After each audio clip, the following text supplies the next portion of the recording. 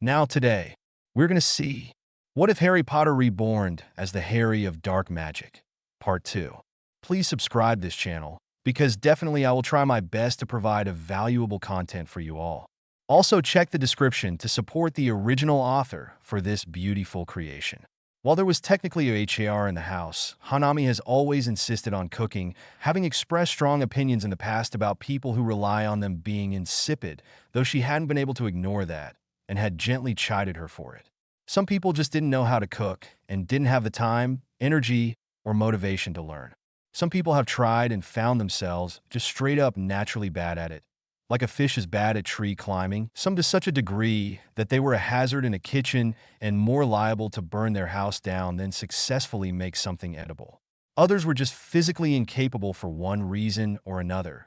Children who were old enough that their parents deemed it acceptable to leave them to robots if they could afford to purchase one, the humanoid one specifically, which she personally found incredibly negligent but young enough that they couldn't cook themselves, or those not so disabled, physically or mentally, as to need to be in assisted living housing but very much could not do things like cook. There was nothing wrong with finding the food they make a bit bland. That was just a fact Heirs were somewhat notorious for. There was also nothing wrong with being personally insulted at the idea that the household she cooks for would eat Heir food instead. It was even perfectly understandable to feel like it was a personal attack to her pride to suggest it, given the lackluster quality of food they're known for. Calling anyone who used or relied on Heirs insipid was a bit much in her opinion, though, and she'd made that perfectly clear when she'd gently chastised her. Hanami had been a little embarrassed at having it all pointed out like that, but she had acknowledged it was a bit tactless of her to apply a blanket statement like that. She still didn't like Heirs, but she'd never had a problem with Hanami's personal distaste for them to begin with. Hanami had understood what she was saying and hadn't worded it like that again, switching to being insulted at the idea of them being served lackluster Heir food and eating it instead of her own. Or rather, it'd be more accurate to say she'd switched to admitting it, since that was always her actual problem with them. The thought had mostly been dragged up, and so had a small chuckle out of her been pulled at the little scornful look Hanami had given the Heir arms that had come out to collect the dishes, clean them, and take them to the kitchen when they're done with breakfast. Turning away with a disdainful sniff, Hanami turns to smile at Mia. "Are there any plans for today, madam?" Mia hums thoughtfully. "If it cools down a bit, I was thinking we could go out sailing a little." Hanami doesn't hesitate a moment. "Should I get a boat on standby in case you do decide to do so?" Mia gazes down into her teacup. "A smaller sailing yacht would be nice." Hanami smiles. "Understood. Does 4 p.m. work?" Mia looks back up. "That sounds fine." Hanami then turns to herself and Yuki. "If you two don't have any particular plans in the meantime, how about going to the beach? Even if you just lie down, I think it would be a nice way to refresh yourselves, no?" Yuki smiles slightly. "Relaxing at the beach sounds lovely." She shakes her head. "I was already intending to catch up on some leisure reading myself, and I've never much liked reading at the beach personally." Mia does her best to hide her disappointment, probably hoping they'd both go, and it could be a bonding experience or something. Same with Hanami. Yuki also looks disappointed, but he's worse at hiding it than them. She watches Hanami sort of push Yuki to go upstairs to start getting ready, telling him she'll arrange his bodyguards as he does in bemusement at her almost sisterly air. Shaking it off, she murmurs that she'll see Mia later and heads upstairs herself, though in her case is to get comfortable for her reading. Her soulmates were so overprotective of her potentially overworking or just working on her vacation in general that they convinced her to link them to her terminal so they could check on what she's up to or has done. Others might see it as controlling, and in other circumstances, she could see where they were coming from, but they didn't always have that access, and it wasn't permanent. It was really just a temporary thing as the solution to the fact they weren't physically there to keep an eye on her and make sure she doesn't start working again. She really doesn't mind. They're just trying to look out for her after all. The boat Hanami had arranged for was actually fairly small. She personally wouldn't call it a yacht in any case, since it really only had a comfortable capacity for 6. With the 2 crew, Mia, Yuki, Hanami, and herself, it's at the capacity of what it can comfortably carry already. She's watching the crew prepare for departure, a little fascinated at how smooth and easy they make it seem. It's not the first time she's been on a boat, but she's always found it a little amazing the easy competence professionals like them seem to have. It's not just boats either. She's always had some level of admiration for the smooth competence of people well used to their jobs that do them both well and quickly. Admittedly, though, she may be purposely locking her attention on it more than she usually would, still uncertain and uncomfortable of particular things from Yuki. Like the way he was attempting to discreetly watch her ride at that moment. She's not sure if it's because she picks up on her discomfort or something else, but Mia suddenly pipes up at that moment. Is something bothering you, Yuki? Out of the corner of her eye, she sees Yuki jolt a little before he suddenly laughs a little. No, it's nothing. I was just thinking that it's been a while since we've gone sailing is all. Mia hums idly. Not since we went on that sunset cruise a year and a half ago, I believe. Yuki chuckles a little awkwardly. Why, yeah. The conversation peters off there, and the boat leaves at that point. Things are quiet for a while, and she just enjoys the scenery and the relaxing boat ride. It's actually pretty pleasant all in all, at least until she spots the submarine with her elemental sight. That is, with a frown, she turns to Hanami and the crew. There's a submarine in the water. At their somewhat puzzled looks, she clarifies. It isn't Japanese. Hanami practically launches herself to the side of the boat to glare at the water in the direction she'd indicated as the crew start hurriedly trying to use the radio. She climbs to her feet and moves over to the edge of the boat on the same side as the submarine as she observes the conversation happening in the command center of the sub. More specifically, the fact the captain wants to take them hostage. In the background, she's aware that the crew are still fighting with the radio, which she's not surprised about since she observed someone in the sub confirm their jamming was working. After a few moments, the crew inform them that they seem to be having issues with the radio with grave expressions, but they don't stop trying in general. She honestly wants to tell them not to bother, but people tend to need to feel like they're doing something in bad situations like this, so she keeps her mouth shut. Though one of them does leave the task to the other and scampers off to switch the boat from just using its sails to its motor and starts trying to turn them around. Seeing them launch torpedoes, she quickly launches decomposition at them, purposely not destroying them entirely, just getting rid of their ability to go off. She purses her lips afterwards, having confirmed when she read the IDOS data a necessity to use decomposition like this, that they were just foaming torpedoes, which may sound like a good thing, but that meant they did, in fact, intend to follow through with taking them hostage. Hostage situations don't tend to work out all that well for the hostages. Using some more magic, she encases them in a box of physical shields and tugs them out of the water to float near the boat. As she does, she contemplates using decomposition on the sub, but she heard mentions of some sort of plan, and there was every possibility of her destroying the sub, accelerating that by the GAU. And it was absolutely the GAU she observed mentions of it. Moving up whatever their plan was out of some sort of reaction, or to try to track down and destroy whatever did away with one of their subs. Finishing up and seeing her mother's odd look, she just shrugs. When we report it, they'll probably want them as evidence, if only to serve as additional verification of the attacker, if nothing else. Mia nods as Hanami starts to use shields and the like in the water as an additional measure against any more attacks. She needn't have bothered. Her spotting and breaking the torpedoes so easily had freaked the captain out a bit, and he'd quickly ordered them to pull back. The whole thing makes her vaguely grateful to have learned Chinese from Heir, since it means she can easily understand them, given the language isn't any different from her original universes as far as she can tell. She does tell Hanami that she doesn't need to, but she stubbornly insists on doing it just in case as the crew finally manages to send out a message to the Coast Guard. It takes an embarrassing amount of time for them to show up. They were more than a little ashamed that they hadn't even noticed the submarine enter Japan's waters, as well as somewhat baffled by both the evidence she hands over in the form of the torpedoes and her instance that they needed to up their patrols. She hadn't heard anything definitive, but the implications of some of the things she heard the crew of the submarine say. She's pretty sure this is just the start of the proverbial storm on the horizon. Unfortunately, rather than taking her persistent warning seriously, they seem more miffed at the idea of her telling them what to do, and while she was personally fully willing to stick around and argue with them until they see reason, Hanami is rather emphatic on getting Mia and Yuki home, as the two were rather tired from the stress of the close call. So she reluctantly lets it go and allows Hanami to chive her off. Normally, Hanami doesn't try to do things like that with her, but she's about 90% certain that insistently taking care of them is her own stress relief. So she lets it happen without a word. Even as she climbs into the car after they're escorted back to shore to head back, she wonders who else she could get in contact with who may be more willing to listen to her. She's still mulling over it when she notices a car pulling into the villa's driveway with elemental sight. Focusing a bit more on it, she perks up when she spots the military uniforms on the three men inside.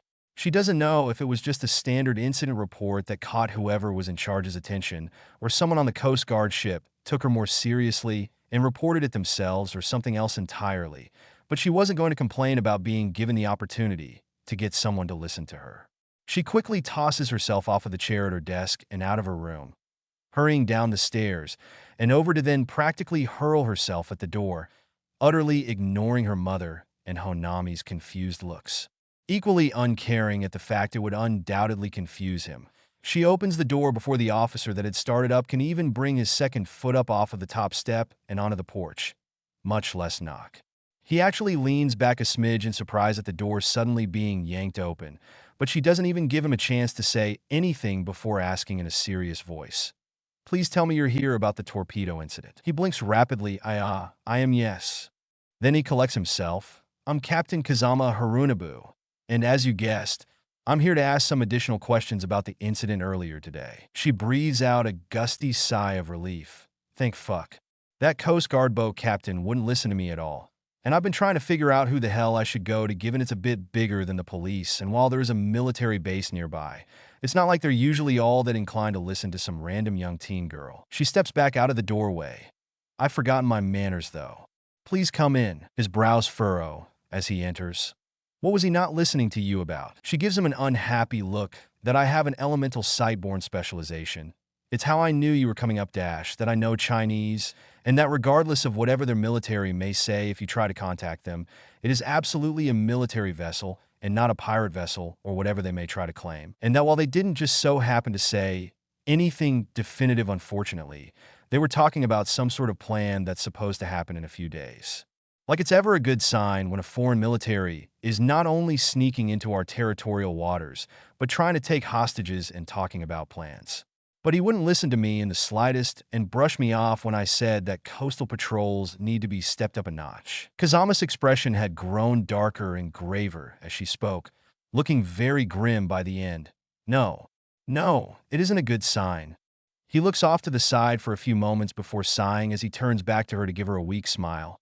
"I suppose that basically invalidates most of the questions I came to ask." Her mother pipes up at that moment. "In that case, I hate to potentially be rude, but we had a rather stressful day. So if that's all you came for, then if you don't mind." Kazama nods his head.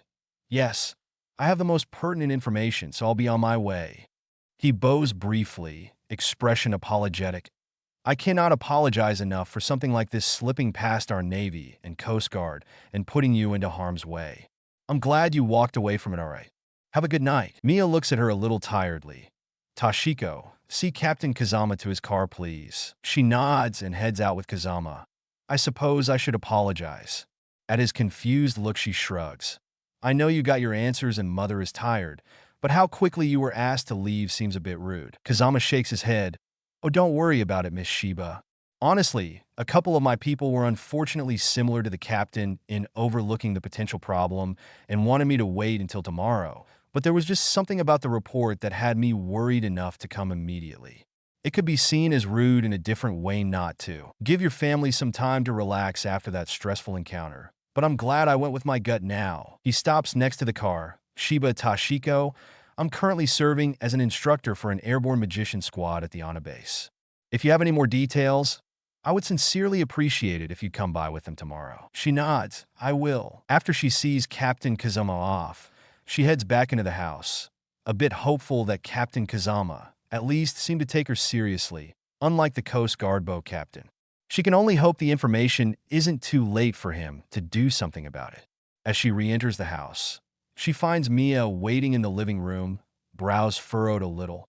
"Was it really necessary to reveal your elemental sightborn specialization?" She gives her a flat look. The Yatsuba trying to keep a born specialization of an ability that some people already have and is only unique in being a born specialization is nowhere near as important as giving a proper warning to the military.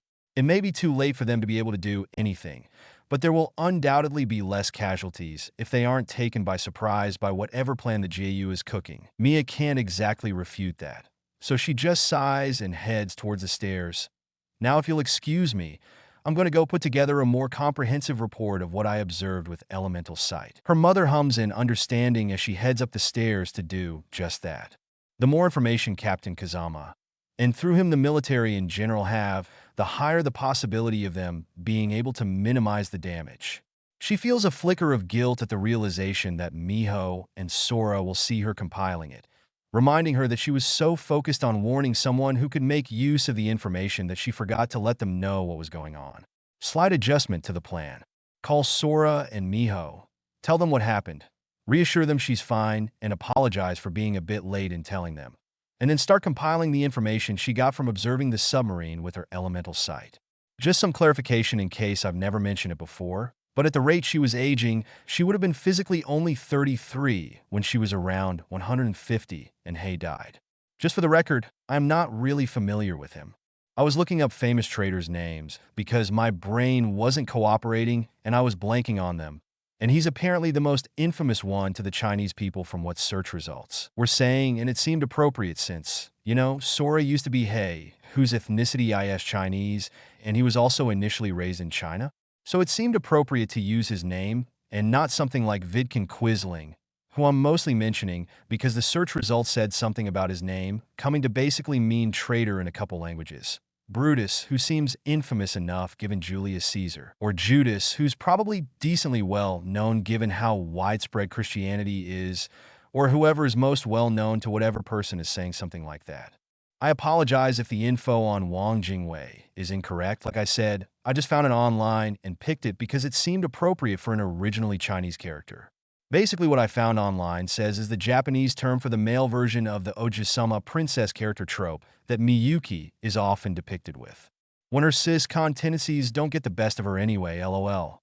Detonation, and, as stated previously, the Archeton is more of a FIC take on canon events.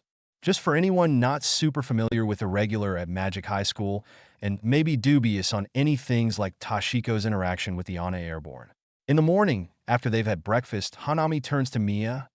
"Do you have any plans for today, madam?" Her mother hums. "Well, after yesterday, going out on another boat is out of the question. And with this storm brewing, going shopping is inadvisable." She sighs. "What do you think, Hanami?" She hums. "What about a Ryukyu dance? I saw one scheduled for today, and apparently you can even try on the costumes yourselves." But she glances over at Yuki, her brows furrowing, then drops her gaze. "The performance is for women only." Yuki blinks rapidly, then shrugs. "I don't mind if Mom and Tashiko go without me if that's what you're asking." Mia smiles. "That sounds lovely." She hums. "I'm glad it sounds enjoyable to you, since I actually already have plans to go see Captain Kazama at the Ana base that we made last night. It sounds like you'll have something to occupy your time with, though." Mia looks a bit disappointed. Likely having hopped for some mother-daughter time, it wouldn't even surprise her if that interaction with Hanami had been staged just so Yuki wouldn't feel purposely singled out for being left behind. "I see. I assume it's about what happened yesterday." She nods. "I gave him the basics last night, but we made something of an appointment for me to come by with more details today, in the hopes there's something they can use." Mia nods. "I suppose I can't rightly complain, given the threat." She nods. "So you could go to the Ryukyu dance? Or try to find something else to do with Yuki." Her mother hums quietly. "It would be silly at this point to leave one of my children behind to go to the Ryukyu dance. It wasn't that odd when I was taking one of my children to an event that's women's only, but," she hums as she gets up, "hopefully you two think of something. I need to get going, though, since my ride is here." The three of them bid her goodbye, and she heads out without hesitation and out to the car she'd ordered. Technically, self-driving cars existed, and it was honestly more common to order those, but in case of emergency, you need to know how to manually drive and have a driver's license proving it. So she has to order one with a driver, since for all that she knows how, given she was born before the invention of the self-driving car in her last life, she obviously does not have a license.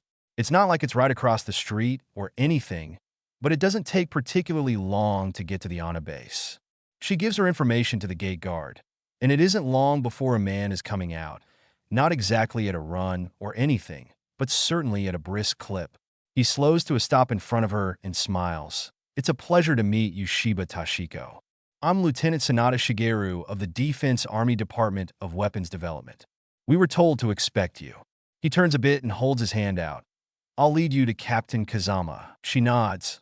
I realize you're probably not allowed to let me go around the base by myself, but thank you for guiding me anyway, Lieutenant Sanada. He smiles back.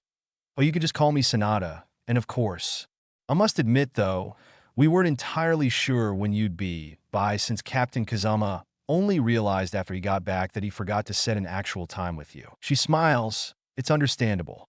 Given everything going on, he was undoubtedly in a rush. Sanada gives a bit of a strained laugh. No kidding. I suppose it wouldn't be a surprise to you, given you're the one who gave him the intel, but the base in general has been rather busy since he came back with your report. She smiles a little tensely. I can imagine. Captain Kazama mentioned last night that he was acting as an instructor. Out of curiosity, has the related training been paused or? Sanada shakes his head. No, he's actually overseeing training right now. Given we haven't yet been able to get to the bottom of what exactly the GAU is planning, nor the timescale, it was decided it would be foolish to put it off. For all we know, that mention of a couple days was just in reference to the setup, and nothing will actually happen for 6 months or more, and halting training and being on high alert for that long would only be detrimental in the long run. They had reached where Captain Kazama was as Sanada was about 3/4 of the way through saying that, and Captain Kazama nods in agreement. Precisely. The base has ramped up its alert level and is looking around to try to dig up any more intel, but for the time being, other than things like that, it was decided it would be business as usual for the time being. She unfolds her arms that had been sort of hugging one of her terminals, one that's basically a cross between what she call a tablet and a laptop, the latter of which is probably why they just call it terminal like regular computers. In that case, I sincerely hope there's some sort of clues you can glean from this. She holds it out to him, and he starts scrolling through, his eyes going wide before he looks up in confusion. Where did you even find the time? She shrugs as she glances off to the side. Everyone was so focused on the loop casting that Tokakuro Mahana published, that the nearly simultaneous spell she published went by practically unnoticed. It allows the caster to essentially project an image from a memory they're focusing on into a terminal, which when used in conjunction with a specific software will then create the image, allow one to edit it, then save it when they're done. Getting a terminal to make a digital drawing entirely from memory, in other words. That was a lie. She developed the spell only last night, given that it was simple enough that with Rowena taking care of the program that was needed, it was easy to bust through it quickly, then get in touch with Maya to tweak some records. I just used it and concentrated on my memories of the sub as best I could. She leans up into her toes to swipe away from the scrollable compilation of images of the sub, both exterior and interior, over to a document. I also wrote out transcripts of any conversions I witnessed. As you can see, I translated them myself, but I also included the original Chinese, just in case you have your own translator you'd like to comb over it for anything I may have missed. She drops down off of her toes, then gives the stunned Kazama and Sanada, who had edged over and leaned over to get a look himself at some point, an apologetic look. I don't know how helpful it all is. Sorry if it really isn't. Kazama laughs as he hands the terminal off to Sanada with a quick, forward that out to where it needs to be, then smiles at her. Don't be ridiculous. This is incredibly helpful. Just confirming that it's the GAU is unbelievably good. It's in no way your fault that you can't materialize answers out of thin air. Sanada nods happily as he hands her terminal back, apparently done sending it off. She glances away. Yeah, I know, but that, she finds herself staring at one of the 50 or so training soldiers with furrowed brows. They were doing some sort of exercise where they were climbing up ropes that went about 5 stories up, then jumping off and using deceleration magic on themselves. She suddenly snapped back to focus by Kazama calling in confusion. Miss Shiba? She jolts. Sorry. She flushes. I literally can't turn my born specialization elemental sight off. I got a bit distracted by how odd his spell work is. Kazama glances over in curiosity. You mean Kawaguchi? He has been struggling with it a little, but his deployment time for the deceleration spell is within the acceptable range. And to be perfectly honest, since we can't even figure out why he's being slowed, since it's not just his normal casting time or something. She blinks at him a little rapidly. It's because he's breaking the spell up, isn't it? Kazama gives her an odd look. What? She tilts her head as her eyes widen. Did you not notice? She glances down. I mean, I'm not trying to be rude. It's a genuine question. With the fact I literally can't turn off my elemental sight, I sometimes misjudge how much other magicians can perceive since some things seem so obvious to me. Kazama smiles. It's fine. And no, I can't say we've noticed him breaking up the spell, as you put it, any more than is to be expected. She shrugs and tucks her hair behind her ears. He's adding unnecessary parameters to the spell. You're using the spell fixed deceleration, right? Kazama nods, and she shrugs. I doubt I need to explain how the spell works to you in general. He's breaking up the target parameter. That is, instead of treating his body as one object, he's breaking it up into pieces to target head, torso, arms, and legs. Kazama gives her a surprised look, then turns back to the training, which he'd seemed to have left to a subordinate up until then. Kawaguchi, come here a moment. The man turns in surprise, but lets go of the rope he'd just been about to climb and starts over. Yes, sir? She watches idly as Kazama asks him about the target parameters of the spell, and chuckles lightly in disbelief at the fact she was correct, then shakes his head and explains the problem to Kawaguchi before shooing him off to try again with the new instructions. Kazama watches a bit intently, then shakes his head again when the casting speed noticeably improves immediately. No wonder he was a bit slower, and sometimes a bit wobbly when he dropped. He doesn't get a chance to get any further before the other soldiers start getting a bit rowdy, hollering questions as to what on earth he told Kawaguchi that made him approve so much immediately. Kazama glances at her, holding up a finger to the men, and murmurs to her, "Up to you. The truth or a bluff. This isn't a need-to-know situation, and born specializations are personal information." She smiles and shrugs. I don't mind. Nodding in understanding, he drops his hand. Then he grins at them as he shakes his head in amusement and calls back, I didn't really do much of anything. Little lady here has an elemental sight-born specialization and spotted his problem immediately. All I did was call him over to confirm and correct it. But just get some laughter and some good-natured teasing questions about how they can improve tossed at her.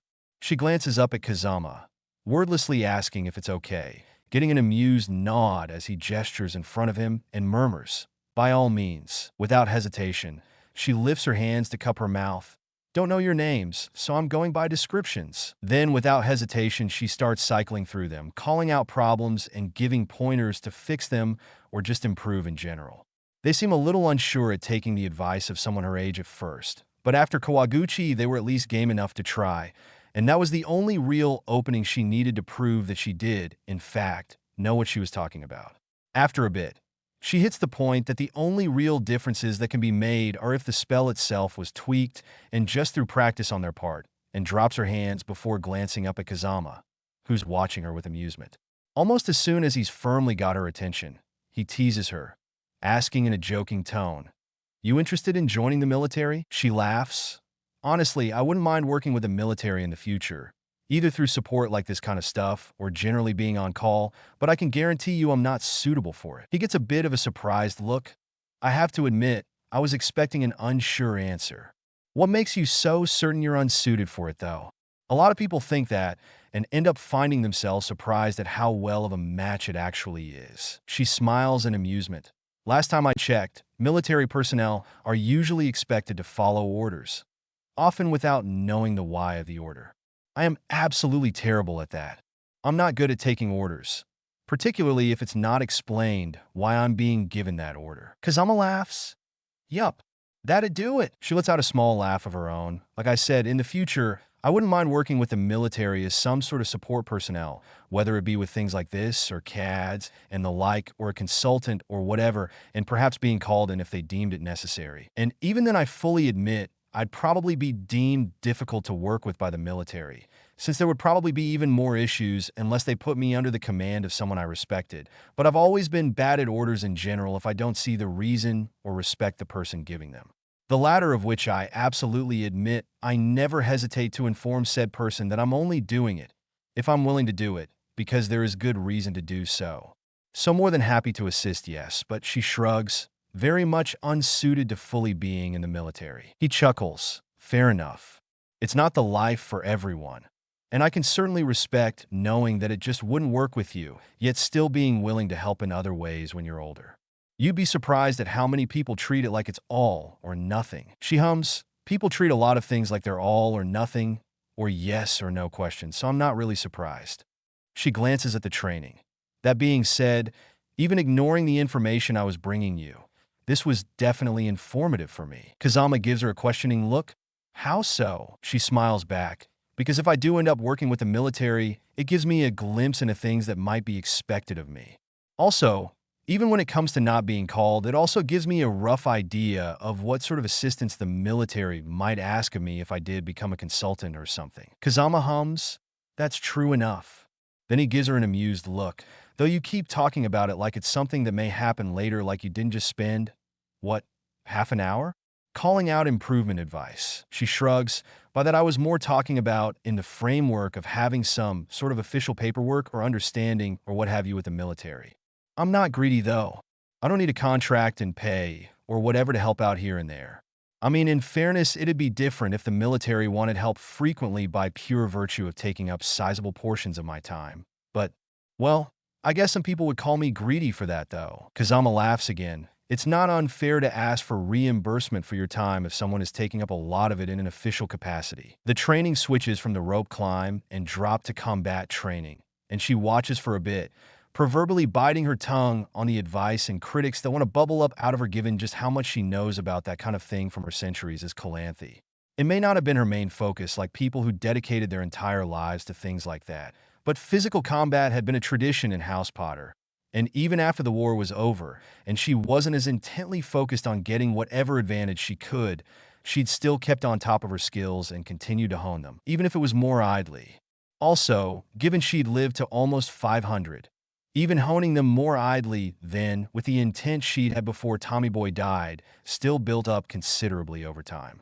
Eventually, though, she loses the battle on holding her tongue, unintentionally murmuring out, I suppose it's a good thing he knows he's weaker on his left side, but he overcompensates and overextends. Kazama gives her a surprised look. Are you good at combat as well? I figured with the help you gave earlier you were more technical support, but now that I think about it, those comments about being okay with being called on implies you meant for combat. She gives him an amused look. My combat skills are just as good, if not better than the technical skills I showed earlier when I was helping. Kazama laughs. Good at support and combat? It must be awfully boring just watching then. Did you want to join? It'd also fall in line with you getting an idea of what might be expected if you ever had any sort of agreement with the military later that had you on call. Then his tone gets teasing. If nothing else, I have to admit I'd like to see if they're really on par with the support you gave earlier. And who knows, if you're even better at combat, maybe you can teach them a thing or two here as well. She laughs. I'd be happy to join in if it's all right with you. Kazama shakes his head in amusement, quickly getting the men up to speed on her joining. She's quickly matched up against someone, and Kazama glances at her before the beginning of the match. Miss Shiba, just to let you know, you don't need to worry about going easy or something. Sergeant Taguchi's boxing skills were on a national level back when he was a student. She nods, but all that actually tells her it's how much she needs to hold back. Taguchi slowly starts edging closer, but while caution is a good thing, even that needs to be measured. Even if he meant it as a joke, if she was going to spar with him, she was going to make sure they learned things. For Taguchi, from what she observed of his fighting earlier, there weren't many major issues, and it was just a matter of practice. She goes for the biggest of his problems to drive a lesson home. She doesn't just leave him to figure it out either, calmly telling him just that even caution needs to be in moderation. It can work in your favor to make an opponent overestimate themselves or even just get impatient, but it can also make you let opportunities slip by you. Taguchi suddenly hesitates a little, her calling out tips earlier probably making him a bit more inclined to listen to her despite the age gap. Given that she'd noted while she was watching that magic to enhance physical capabilities wasn't off the table, she increases her speed and closes quicker than a blink, dropping him to his knees with one well-aimed punch to the abdomen. It doesn't knock him out like some media likes to portray, but given it makes the body basically shut down, only really capable of gasping for a little bit, unable to really defend yourself, it may as well. Taguchi, whoever shouted hurries over to start checking him over, even as the surrounding soldiers murmur in surprise. She turns and bows to Taguchi to show respect to a downed opponent. She may still be mostly British in mentality, even if she's not going to turn traitor to her current country just because she happened to be born in a different country in another life. But that doesn't mean she's not familiar with the customs, given she'd had formerly Chinese and Japanese soulmates. She was very familiar with the fact it would be incredibly disrespectful not to. Kazama seems to get a little flustered at that. Corporal Hibaru, another man steps forward instantly. Sir, the man who had been seeing to Taguchi and one other quickly get him out of the way. And Kazama eyes her thoughtfully even as he barks at Hibaru. Do not even think of holding back. Go with your full power. The corporal pounces at the same time as he answers. Yes, sir. Hibaru is fast. She'll give him that, but if anything, he's the exact opposite of Taguchi. Even as she blocks the torrent of punches and kicks with the minimum effort required to conserve her energy. Just as calm as when she spoke to Taguchi, she gently chides him as well. Being too aggressive is equally as bad, you know. It may even be worse, given it burns through your energy so quickly.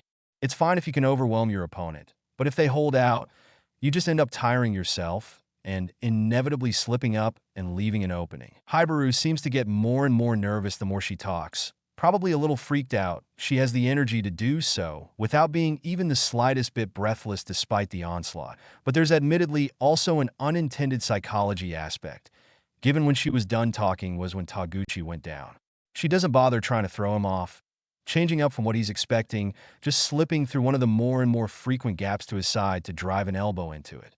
Hibaru groans a bit in pain at the blow, staggering a little, and Kazama calls out sharply again. That's enough. Hibaru practically flops onto his butt, and immediately someone scampers to his side to start treating him. Blinking up at her, he holds his hand out. Not blaming him for not going for the customary bow given the pain his side has to be in given she'd pulled the blow, just enough not to do any damage that won't fade to nothing but a bruise within a day. She accepts his hand for a respectful shake instead. Almost as soon as they've shaken, other members of the Ana airborne men that had been training practically swarm them, admiration clear as they nearly gush at her. 1. Kazama cuts through the crowd towards her with Sanada. The latter looks at her with his own admiration. You weren't kidding about being even better at combat than at technical skills. Corporal Hibaru is one of the strongest in the unit, you know. Before she can even answer, Kazama shakes his head. You said it, Lieutenant Sanada. I really didn't expect this degree of skill. Did you receive some form of special training, Miss Shiba? She shakes her head.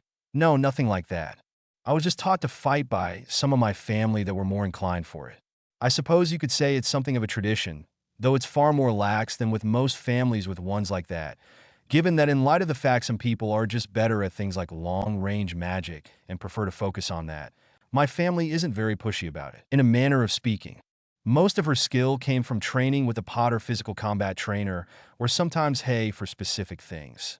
Given the first had copies of her family's memories of their skill, in a way she had been trained by them, and Heir was her husband later in life, and spouses were family. So that part was just straight up the truth, no if you look at it a certain way or anything like it needed. Kazama hums, looking a little dubious, but he doesn't push the subject. But at this rate, the honor of the Ana Airborne Corps will be crushed. Will you consent to one more match? She smiles lightly. Certainly. There's some murmuring from the soldiers around them, a bit nervous to fight her after she took down Hibaru so effortlessly.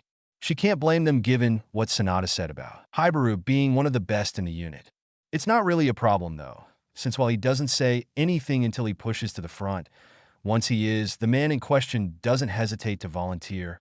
I'll do it if that's agreeable to you, sir. Kazama smiles. Lance Corporal Higaki, I should have guessed. You're about on par with Corporal Hibaru. I have no qualms with you being Miss Shiba's opponent. If he's compared to Hibaru, he's probably usually more of an aggressive opponent, but he seems rather cautious when they get some space to spar. Not to the same degree as Taguchi, but he definitely seems to be studying her intently as he edges forward a little. He seems to make up his mind how to attack, though, given that a second later his magic becomes active before he suddenly launches himself at her like a cannonball. She does manage to dodge it, but having to jump to the side quickly upsets her form enough that he seems to see an opening and pounces. There are benefits of having so much experience, though, and one of them is that she manages to respond, though she is on the back foot. She makes some distance between them and holds her hand out. Kazama seems to sort of pick up on things. Higaki, be more careful. She smiles, You're a bit too on the aggressive side like Haibaru, but you've certainly got a better balance between caution and aggression in general. You are, however, a bit too single-minded once you have a target. Higaki seems to falter a little at her comment. Undoubtedly, that psychological effect again, given what had happened the last 2 times she spoke to her opponent. Nevertheless, he activates his magic to launch himself at her. But she hadn't been holding her hand out for no reason. Right as he kicks off, she launches a grand demolition at him, as well as a wave of pure psions. Unfortunately for him, given how much of his momentum was driven by magic, and not that he'd just used it to increase the power of said kickoff, he immediately slows. Additionally, since he was supplementing his reaction speeds and the like by controlling his body more through magic than the regular electrical impulses and the like, the wave of pure psions creates what's known as psion noise, interfering with it and then halting him in his tracks right as he reaches her. It made it all too easy to sidestep him and knock him out of the fight with a single blow, strong enough to throw him away where he falls into a sprawl. She bows, then approaches where he was staring up at the ceiling like he was trying to figure out what happened, and offers him a hand. He blinks at it rapidly for a moment before accepting it and letting her help him back to his feet. She smiles. It's also dangerous to rely too much on magic, but I'm sure you've realized that yourself just now. He tosses his head back and laughs. Yeah, you definitely drove the lesson home. I don't think we properly introduced ourselves. I'm Lance Corporal Joseph Higaki, Anna, Airborne, Sakishima Air Defense Corps of the National Air Force in Okinawa. She tilts her head as her smile widens a little more. Shiba Tashiko. It's a pleasure to meet you. He nods. Yeah, it is. You can just call me Joe. Tashiko. She laughs lightly. Joe it is then. He beams, but before he can say anything else, Kazama approaches with a laugh of his own. I must admit, I was mostly joking when I said maybe you could teach them a thing or two, but that's mostly on me underestimating you. She turns her smile to him. I sort of figured, but if I was going to be sparing with them anyway, Kazama chuckles as he shakes his head.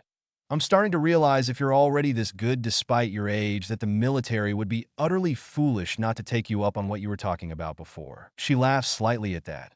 Well, in fairness, I'm definitely what most people would call an old soul. Kazama laughs lightly. Things had sort of snowballed from there. Kazama leaving overseeing the training to a subordinate and inviting her for some coffee to discuss the training and spars with her. She'd given him some pointers to pass along, both in general and individually from the training she saw before she ended up sparring with some of them, and that had somehow led to her being shown Sonata's lab and discussing CADs with him.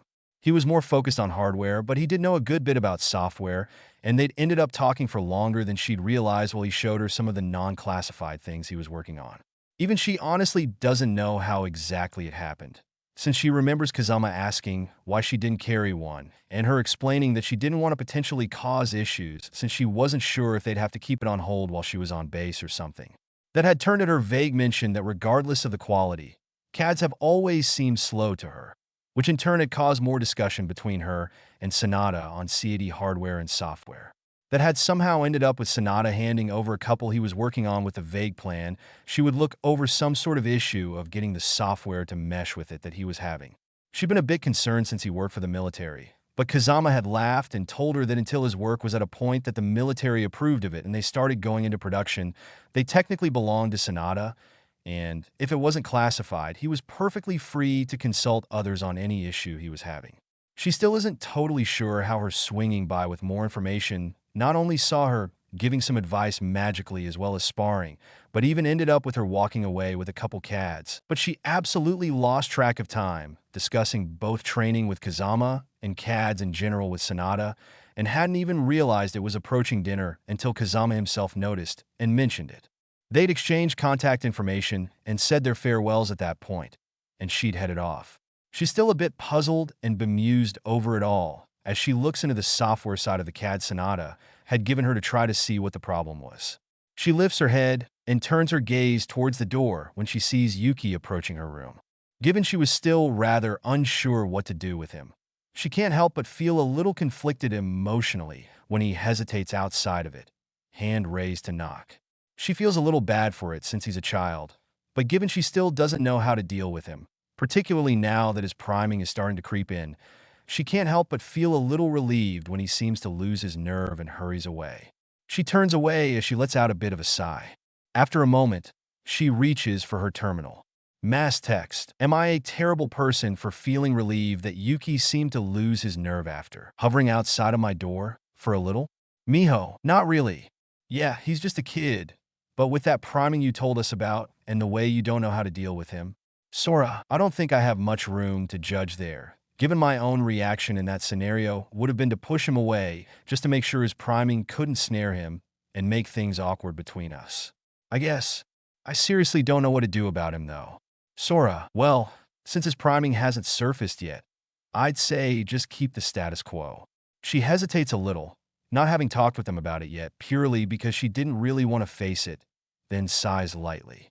About that, I'm pretty sure his priming is starting to creep in. Miho, Sora, that are you sure? I haven't read his mind or anything, but he was giving me weird looks after that incident with our sperm donor, and he keeps staring at me. And mostly with attempted discretion at that. Sora, well fuck. Miho, you haven't mentioned it before though? To be honest, I guess I was hoping that I was reading too much into it, and if I just didn't acknowledge it, it'd go away. Miho, that's fair. Miho, what a mess. Sora, no kidding. I think I'm gonna go back to working on these CADs I was given and firmly ignoring it for now. Miho, you aren't supposed to be working. It's not work if it's stress relief. Sora, I can't even argue with that. Fair enough. Have fun, I guess. Love you. Miho, don't totally agree with it, but Sora isn't wrong. Anyway, love you. Love you too as well. She sighs and scrubs at her face, then puts actions to words and goes back to the CADs. It's been 2 days of awkwardly ignoring the way Yuki seems to be getting more and more of a gleam in his eyes when he looks at her. 2 days of giving her mother looks while she steadily refuses to meet her gaze. The awkward atmosphere at breakfast is broken when the alarms start blaring. Practically every electronic capable of it screaming warnings to everyone that Japan is being invaded by submarines from the West Sea and that the Karama Islands are under attack with no formal declaration of war. She sighs tiredly.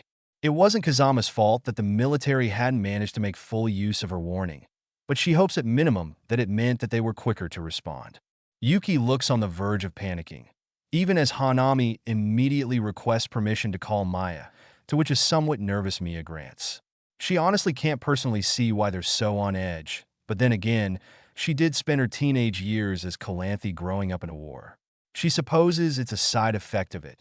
But while she isn't calm between her concern for the people and quiet rage for starting a fight towards the invaders, she certainly wasn't anxious like the other two in the slightest as she reads the information on the terminal. Her terminal starts ringing suddenly. When she lifts it, she sees it's Kazama calling, and she answers quickly. Toshiko speaking. Kazama seems a bit relieved, but also a smidge confused. Toshiko, I suppose firstly I should thank you for the information the other day. We may not have been able to prevent the attack, but I honestly don't even want to imagine how unprepared we would have been without it. She smiles tensely. Given how close together they were, it's not surprising the military didn't manage to circumvent it, given they didn't have enough time really. I imagine that's not exactly what you're calling about, though. Kazama hums in agreement. No, not exactly. I was calling to offer you and your family shelter at the base. She flicks a look at her mother. I'm personally inclined to take you up on that, but I need to speak to my mother about it first. Would you prefer me to call back? I'm sure you're busy. He doesn't hesitate. Yes, please. Even if you're turning it down, I prefer to hear back, so I don't have to worry that the enemies have slipped through and your family had some sort of confrontation with them. She nods habitually. All right then, I'll call back soon. He hums an understanding and the call ends. She turns to her mother. That was Captain Kazama from the Ana Airborne Base. He was offering for us to take shelter there. Mia hums in thought, but before she can even say anything, Hanami comes back. Madam, I have Lady Maya on the call for you. She holds a mobile terminal out, and Mia accepts it. Maya? There's a pause, presumably from Maya responding, and she contemplates observing the data of the sound waves through elemental sight. But before she can make some sort of decision, Mia responds. I see. I guess you've been using your influence. But won't that be dangerous? There's another pause before Mia responds again. I suppose. All right. Thank you. Without a word of goodbye to Maya, which isn't very surprising given the tense relationship between them, she hands the mobile terminal back to Hanami, who glances at it then tucks it away when she confirms Maya isn't still connected as she speaks. Madam, what did Lady Maya have to say? Mia doesn't hesitate. She has arranged for us to take shelter with the defense forces. She hums, I suppose that's why Captain Kazama called so suddenly, since I didn't think I'd left such a strong impression to be considered a military asset or something. And presumably why he sounded a bit confused. Mia nods, and Honami's brows furrow. What did she say about the danger to convince you, if I may ask? Mia sighs. She pointed out that we can't trust someone who doesn't declare war and just launches a surprise attack will comply with the rules of war. Hanami flinches slightly at the implications and turns grim. No, we really can't, can we? She looks back at her mother. So I should call Captain Kazama back and accept taking shelter at the base then? Mia nods. Yes, and request a pickup if possible. She nods and steps away to call Kazama back. She's somehow not surprised when it's Joe that comes to pick them up. Sorry to keep you waiting, Tashiko. She can't help but smile a bit at the enthusiasm as her group starts to make their way to the Jeep that he'd pulled up in. Don't worry about it, Joe. If anything, I feel somewhat apologetic at pulling you away from whatever job you were doing before this. He flashes her a smile as she climbs into the passenger seat, since Hanami was focused on trying to keep the nervous Mia calm, who was in turn doing her best to keep Yuki from freaking out. So it makes sense for them to share the back seat where they could be close to one another. Nah, don't worry about it. I don't have a particularly unique job, and there are plenty of other soldiers capable of it, but there's only one of you and of your family. As he starts to pull away, he rephrases it a little. To put it another way, there are plenty of Japanese families, obviously, but people are unique, and you can't just swap any of them out for you and yours. Whereas it's not like I'm the only one or one of a tiny handful that could do my job. She hums even as her brows furrow a little. Even so, it must be frustrating to be pulled away from defending against an enemy attack just to escort a few civilians. Joe gives her a glance, his smile not wavering. After what you showed when you came by, somehow I'm not surprised that you get how it can be sometimes. At our core, though, a soldier's job is to protect the people. Usually the source of the frustration comes from having to focus on certain ones in particular instead of being able to defend more in a more general sense. But I don't mind being ordered to escort you and your family first. She glances at him. I'm glad then. Then she sweeps the empty roads. It looks like the evacuation happened rather quickly. Joe nods and flashes her another smile. Given we were poised to respond more swiftly than usual and help smooth things along because of your warning, arguably that's thanks to you. She hums, if it minimizes casualties, then I'm glad it was still useful, even if it wasn't early enough to prevent the attack in the first place. He nods in agreement, and they actually end up talking the entire ride. She's not sure if he notices as well or not, and it's part of why, but the ease they speak to each other with seems to help Mia and Yuki center themselves. It honestly doesn't feel particularly long to her, but given how on edge Hanami seems to be, she can only assume they were out in the open and twinging Honami's guardian training a good bit, which probably makes it feel like forever to her, and even the other two. In fairness, though, she was used to much higher stress situations from her previous life. She was concerned about the soldiers and anyone who may have been too close to the initial attack point that evacuation would have been more complicated for. But other than that, this is practically a walk in the park for her in comparison. When they reach the base, Joe turns off the Jeep and hops out to lead them to where they're supposed to be waiting. After getting a few hallways in, she glances up at him. I don't know how close we are to our destination, and I wouldn't want to hold you up from heading out when we get there, so I'll just say this now. Thanks again for escorting us, Joe, and good luck. She flashes him a smile. Don't die. I'll be very upset if you do before you get the chance to make full use of the advice I gave you. He laughs and playfully salutes. Yes, ma'am. It isn't too much longer before he drops them in a room with a few other civilians taking shelter, 5 in total, and hurries off. She plants herself nearer to the door. The CAD Sonata had handed over to her to look over in each of her hands. She'd only had them on her because she'd worked out the problem and was carrying them so she could swing by to drop them back off, but she'd left her personal C80 in her room when she went down to breakfast because she was trying to integrate some things she learned from the ones from Sonata, and it wasn't really functional at the moment. She doubts Sonata will mind given the circumstances, but she does still feel a little bad about using them when that was never the intention of her having them. Worst case scenario, she valued keeping people alive over keeping secrets, and she would use her Calanthe magic if necessity. Well, that wasn't the only reason she was standing by the door. She didn't want to make the nervous people even more anxious by pacing, but old instincts from when Calanthe was a teenager, partly reawakened by the training the Yotsuba had been giving her, both as a guardian and later as a member of the family, had snapped the rest of the way awake by the attack, so she was too wired and wound up to sit. She snaps her head up, and Hanami shoots to her feet as gunshots ring out. She flicks a look at her. Tashiko, that was... She nods.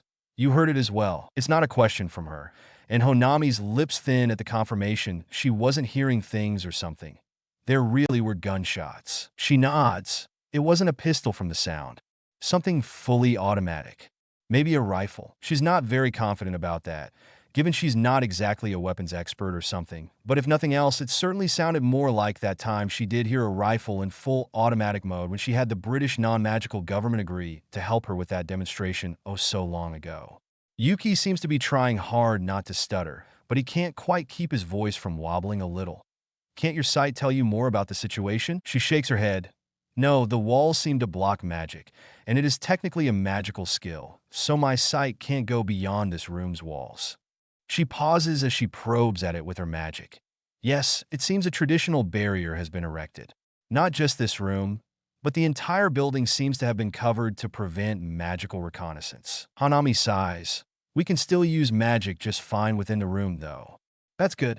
It would be bad if we couldn't defend ourselves properly if necessary. She opens her mouth to say something back, but before she can, a nervous male voice from the other group speaks up. Hey.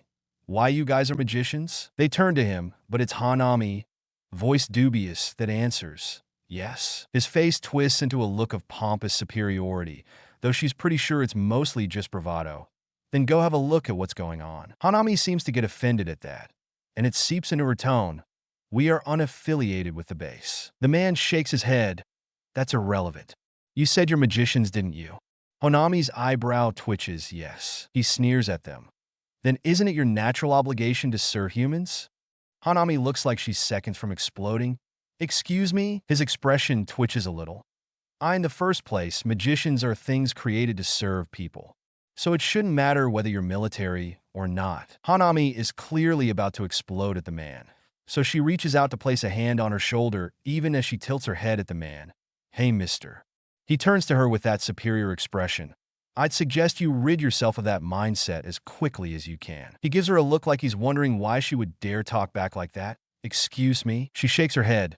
There's really no excuse for people like you. She calls up all of her experience as Lady Potter-Black to level him with the coldest look she's capable of. Just because she wasn't about to blow up like a bomb like Hanami doesn't mean she wasn't. Furious at his words. It's more a matter of advice, because I can tell you right now, she starts to turn away. Unless they join something like the Defense Forces, no magician has any obligation to you or your safety. And unless you clean up your attitude, it would make most magicians inclined to abandon you first if they were volunteers of some sort or otherwise not under anyone's orders and had to cut down on what they were covering because they're stretched too thin. He flinches hard at that and looks away as he tries to make himself smaller, his hands shaking, but just to twist the knife in further. She tacks on, besides, 80% of magicians are natural, not engineered. She finishes her turn to her mother. I'm going to head out and see if the Defense Force is in trouble, and if it would be prudent for you, Hanami, and Yuki to relocate. Mia looks a little troubled.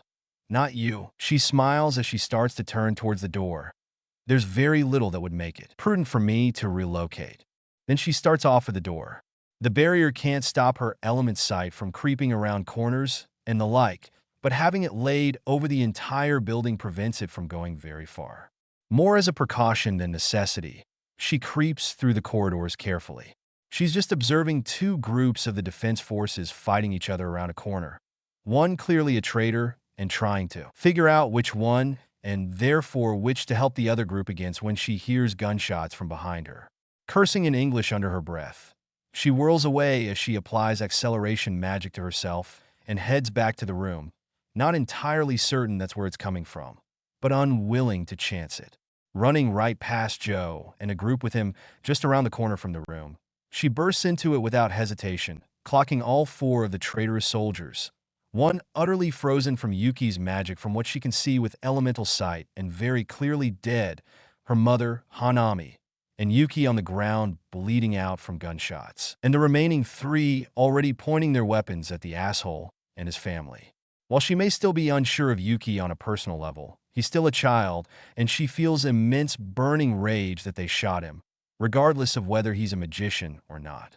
Without hesitation, she uses decomposition on them, reducing their bodies to dust and killing them almost absently even as she quickly moves towards her group, scanning their bodies with her elemental sight as she does.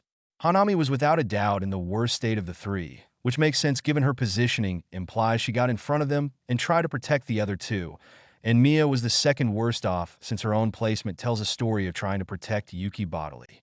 Her instinct is to go for Hanami first since she's worse off, but she knows she'd be upset if she prioritized her over the other two, even if there's plenty of time for all three. Regardless, it makes her reach for Mia with her regrowth first, then Yuki.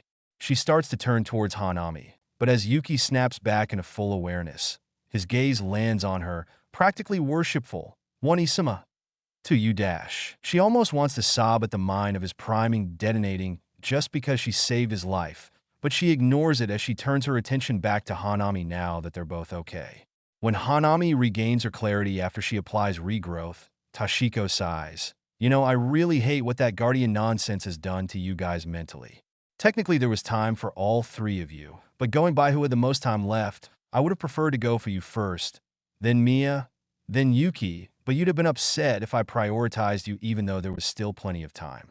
Only a few minutes technically, but that's practically a world of time given how quick regrowth is. Hanami looks away with a small smile. Even so, you aren't wrong that it would have upset me, so thank you for using regrowth on them first. She nods even as she turns to her mother. Are you all right? Your magic calculation area and the strain on your body was healed, but Yuka did say they were still a little weak after so many years in that state and you were at risk and likely would be for a while. I don't see anything wrong, but Mia pauses, seeming to evaluate herself. Then after a beat, she replies, I think I'm fine. I'll just have Yuka give me a checkup later, just to be sure. She nods, but doesn't get a chance to say anything else before she hears Kazama's voice call out. Miss Tashiko, Lance Corporal Higaki, says you ran by him. Are you all right, or? She shouts back. The situation is under control. You guys don't have to worry about being shot at. They enter, a bit cautious at first, but they quickly relax when they see there really is no danger. Kazama frowns at her. I do apologize. We offered you sanctuary. And yet, she shakes her head. Poor leadership is the most common reason for traitors, but it's not necessarily the inherent reason whenever traitors appear. And from what I saw the other day, I sincerely doubt it's actually your fault. Kazama still looks upset. Even so, if there's anything I can do, just let me know. Mia pipes up before she can. For one thing, you can tell us what the situation is. Kazama sighs as he rubs at the back of his neck. The attack is from the GAU. The defense is, well, we're technically making progress, but it's not going great to be frank. We're pushing back, but the cost of it isn't very sustainable. Though just telling you, that doesn't seem like enough of an apology to me. She doesn't hesitate. If you can take the rest of my family to somewhere more secure and give me permission to help out the defense forces, that would be more than enough. He tilts his head a bit confused at the second one. Of course I can take them someplace more secure, but no offense, Miss Tashiko. But what could you do? She smiles tensely as she gestures at the frozen body. It may be easier to just show you, but first you should check for yourself that I'm not lying that he's dead. Kazama nods one of his men over to the frozen corpse, and her mother stirs. Tashiko dash. She doesn't even glance back.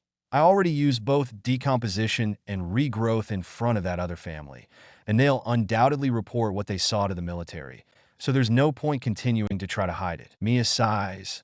I suppose. The man Kazama had checked the frozen soldier quickly reports the fact he is, in fact, dead, and Kazama glances at her. As she brings her right hand up, facing the frozen body, he turns his gaze back to it. His jaw drops when it vanishes in a little more than dust in an instant with that small flame from some of the gases in the body meeting the air. Then, just to let him see that one too, she locates it in the IDOS log and regrowths it back together. He turns back to her in surprise and she shrugs. Along with my elemental sight, I was born with specializations known as decomposition and regrowth, though it'd probably be more accurate to call them deconstruction and restoration. As long as I have enough psions, I can destroy anything I can see. And with the additional caveats that a living thing can't be dead, and it has to have been in the state I'm trying to restore it to within the last 24 hours. I can also restore anything I can view with elemental sight. Quite frankly, if the defense is going poorly, I don't think you're in a position to turn down the offer of help. Kazama had looked like he was trying to wrap his head around the astonishing information she'd just dropped on him. But at the last, he looks distinctly unhappy. As much as I'd like to say otherwise, we really can't, his brows furrow. But Tashiko, you're a child. Why do you even want? She glances over at the frozen body in disgust. They cross lines that are unforgivable to me. He tilts his head. Because they attacked you, family? If this is some quest for vengeance. She shakes her head. It happened to be my family, but it's more in that they shot civilians and children.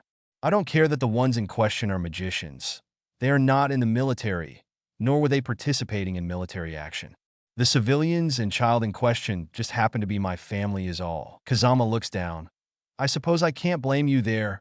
Such actions are despicable. He takes a deep breath as he straightens up, looking at her seriously. Very well. But I have to make one thing clear. Even if you aren't in the military, if you're joining the operation, you have to abide by the rules of war.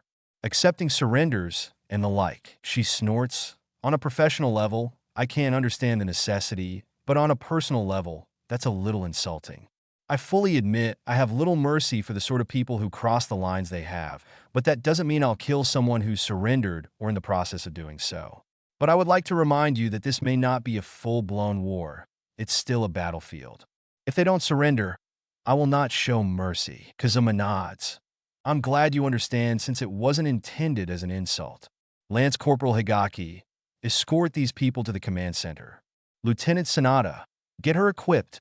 Airborne, we move in 10. She steps off with Sanada to get equipped, not glancing back at Mia and the others even once, trusting Joe to see to their safety.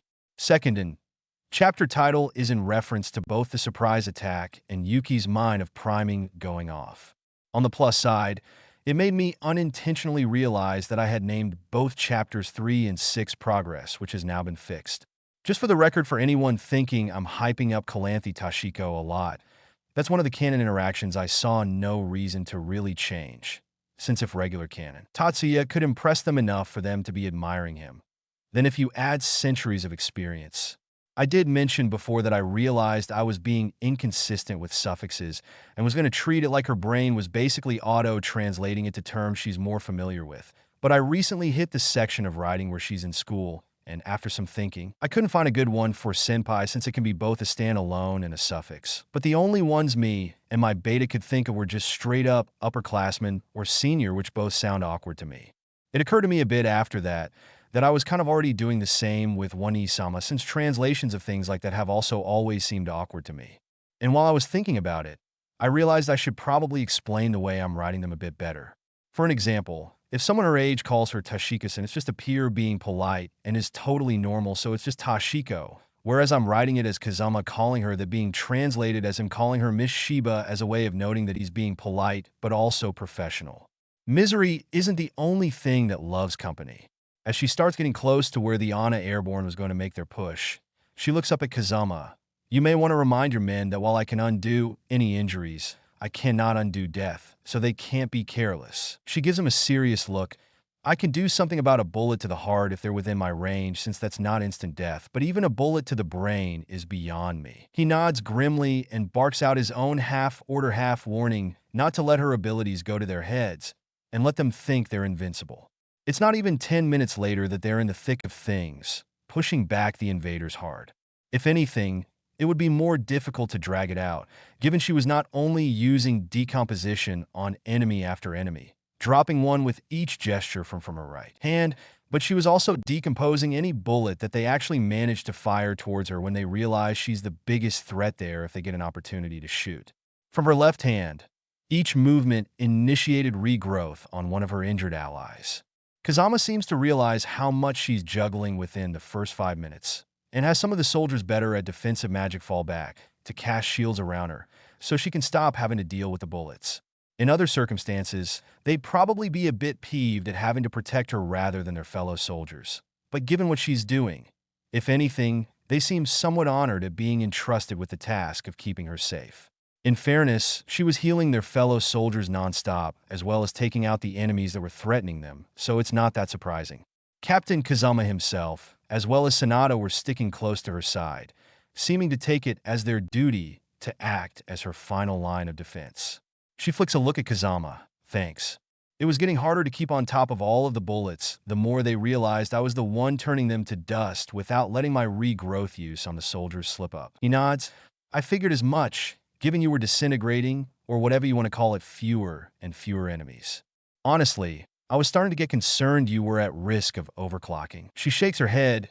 It was just the number of targets for one or the other of my abilities. I'm not even at 50% usage of the magic calculation area in charge of my born specializations. But with so many different things to focus on, he nods. Just leave dealing with any of the bullets they manage to fire at you to us, and focus on destroying the enemies and healing the soldiers. We won't let a single round through. Now will we, men? That last part gets a rather fervent agreement, and she chooses to trust that they know what they're doing and starts ignoring the guns fired at her. Every now and then, a lucky shot will break through a shield, but it's easy to use regrowth on whoever was holding that shield before they can even start to fall due to the hit. The only time she uses decomposition on any bullets at that point is on ones that are on a trajectory to score a headshot on someone on her side if they land. In time, and with other forces driving in the sides towards them, they push them all the way back to the water's edge. It was still more of a one-sided slaughter than a real battle, but the fact it seems to be missing most of the characteristics that one would expect in one, the explosions, the blood, the bodies, seems to make it difficult to comprehend for the enemies as they just keep fighting, seemingly without even thinking to try to retreat. There wasn't even really noise, since the enemy had been decimated enough that she'd told the people that had been shielding her priorly that there were few enough things to juggle, that it was more efficient for them to shield their fellows just in case something slipped by her, and had subsequent taken over dealing with any bullets fired at them. It was the only noise on the battlefield, given that her allies had even stopped firing themselves at this point, seeming to have realized that at this point, it was more of a waste of ammo since she'd get to whoever they were shooting at in time, and were mostly there as backup to prevent things from getting more complicated by her potentially being surrounded, and to secure anyone who has the sense to surrender. If anyone would actually have the sense to do so anyway. Their command finally tries to order a retreat. She supposes the lack of the characteristic of a normal battle hadn't totally numbed them to what was happening, given they practically start fighting over who gets to climb into the amphibious assault craft first. But she's not about to let the morally corrupt cowards just turn tail and run. So with a sweep of her right hand, she disintegrates the landing craft. More than one of them scramble away, as though it's some sort of virus that will spread to them, even as they glance hurriedly between where they had been and her, while the others just kind of whip towards her with wide eyes. She tilts her head, then says in fluent Chinese, "Given that you've finally realized the futility of fighting," one of the men in the Ana Airborne that speaks Chinese and has been trying to call for them to surrender up until now quick steps over to Kazama and starts murmuring the translation in his ear. "I suppose this is when I give you the option of surrender or death." She lifts her right hand vaguely as she said it, threat clear, and it seems to be the straw that breaks the camel's back, given they start just hurling their weapons into the water, as hurried as if they were hot metal that was burning them without even waiting for the okay from their commander, and throw their hands up. She glances up at Kazama, who steps forward and starts ordering his men through sorting through them and securing them. She doesn't drop her hand, though, as she observes, and Sanada flicks a look at her. "You can relax now, Miss Tashiko." She shakes his head. You never know when someone's going to showcase just how stupid they are. So not until they're in cuffs. He nods. I don't think there's much chance of that, but fair enough. They are trying to keep their voices down, and other than Kazama's commands, it's actually pretty quiet. It seems to be enough to make their voices carry. And honestly, just the way the Ana Airborne relaxes, just a smidge more at the reassurance that she was watching and had their backs in case of any funny business, makes it perfectly worth refusing to fully stand down for a bit longer in her opinion. As things start to really get into motion, and Kazama steps back to stand beside her and keep watch while his men work through the captives, a communications officer hurries up. Message from HQ. A detachment of the enemy fleet is approaching from Maguni. 2 high-speed cruisers and 4 destroyers. It's too late for interception. Their artillery is estimated to come into range in 20 minutes. We have to get away from the coast as fast as possible. Kazama turns grim. Get me a communicator. Sir, the surrendered forces, apparently understanding Japanese, seem to hold their breaths collectively and turn to their commander. But he gives no indication of resisting, and no one makes a break for it. She listens idly as Kazama speaks into the communicator. This is Kazama. Could some torpedo boats? No anti-ship aircraft are available either? What shall we do with the POWs then? Understood. Handing the communicator back, Kazama takes a deep breath and gives the Ana Airborne a firm look. In 20 minutes' time, this area will fall within range of enemy guns. All units take charge of the prisoners and evacuate inland. She frowns. There isn't time for that, especially without transport, and that's before even taking into account the POWs. Kazama gives her a grim look. There's no other choice. Now is there? She flicks a look at the POWs, then draws one of the CAD Sonata had loaned her to look over, which the man seems to recognize and asks before she can use, "Is that one of my CADs?" She glances back. "Yeah, my own is currently out of commission because I was going to finish up some software work I started last night this morning. I had them on me because I was going to bring them by today, and given the circumstances, I figured you wouldn't mind me borrowing them a little." He flashes her a smile. "No, not in the slightest. I was just a little thrown." She nods, then casts a soundproofing barrier spell, as well as one to blur out their lips so no one can read them around the three of them, not bothering to chase Sonata away, since she has no idea if there's some sort of lockdown on his creations that needs his approval to remove. She pauses at what she's about to reveal, then sighs. "Bring me that CAD, the sniper equipped with range-extending sequences that Sonata showed me in his lab, and I can sink them all before they're even in firing range." Kazama opens and closes his mouth a couple times before he seems to find his voice. "Beg pardon? How could you possibly?" Then she turns back to Kazama. "I'm going to start by asking you this. If you know full well how to throw a dart, but have never seen a dartboard and just had the idea of the bullseye explained to you, you wouldn't struggle to hit it, would you?" He blinks. "Well, no. If you already know how to throw a dart and aim it," she nods. "It's relevant because it's a similar situation here.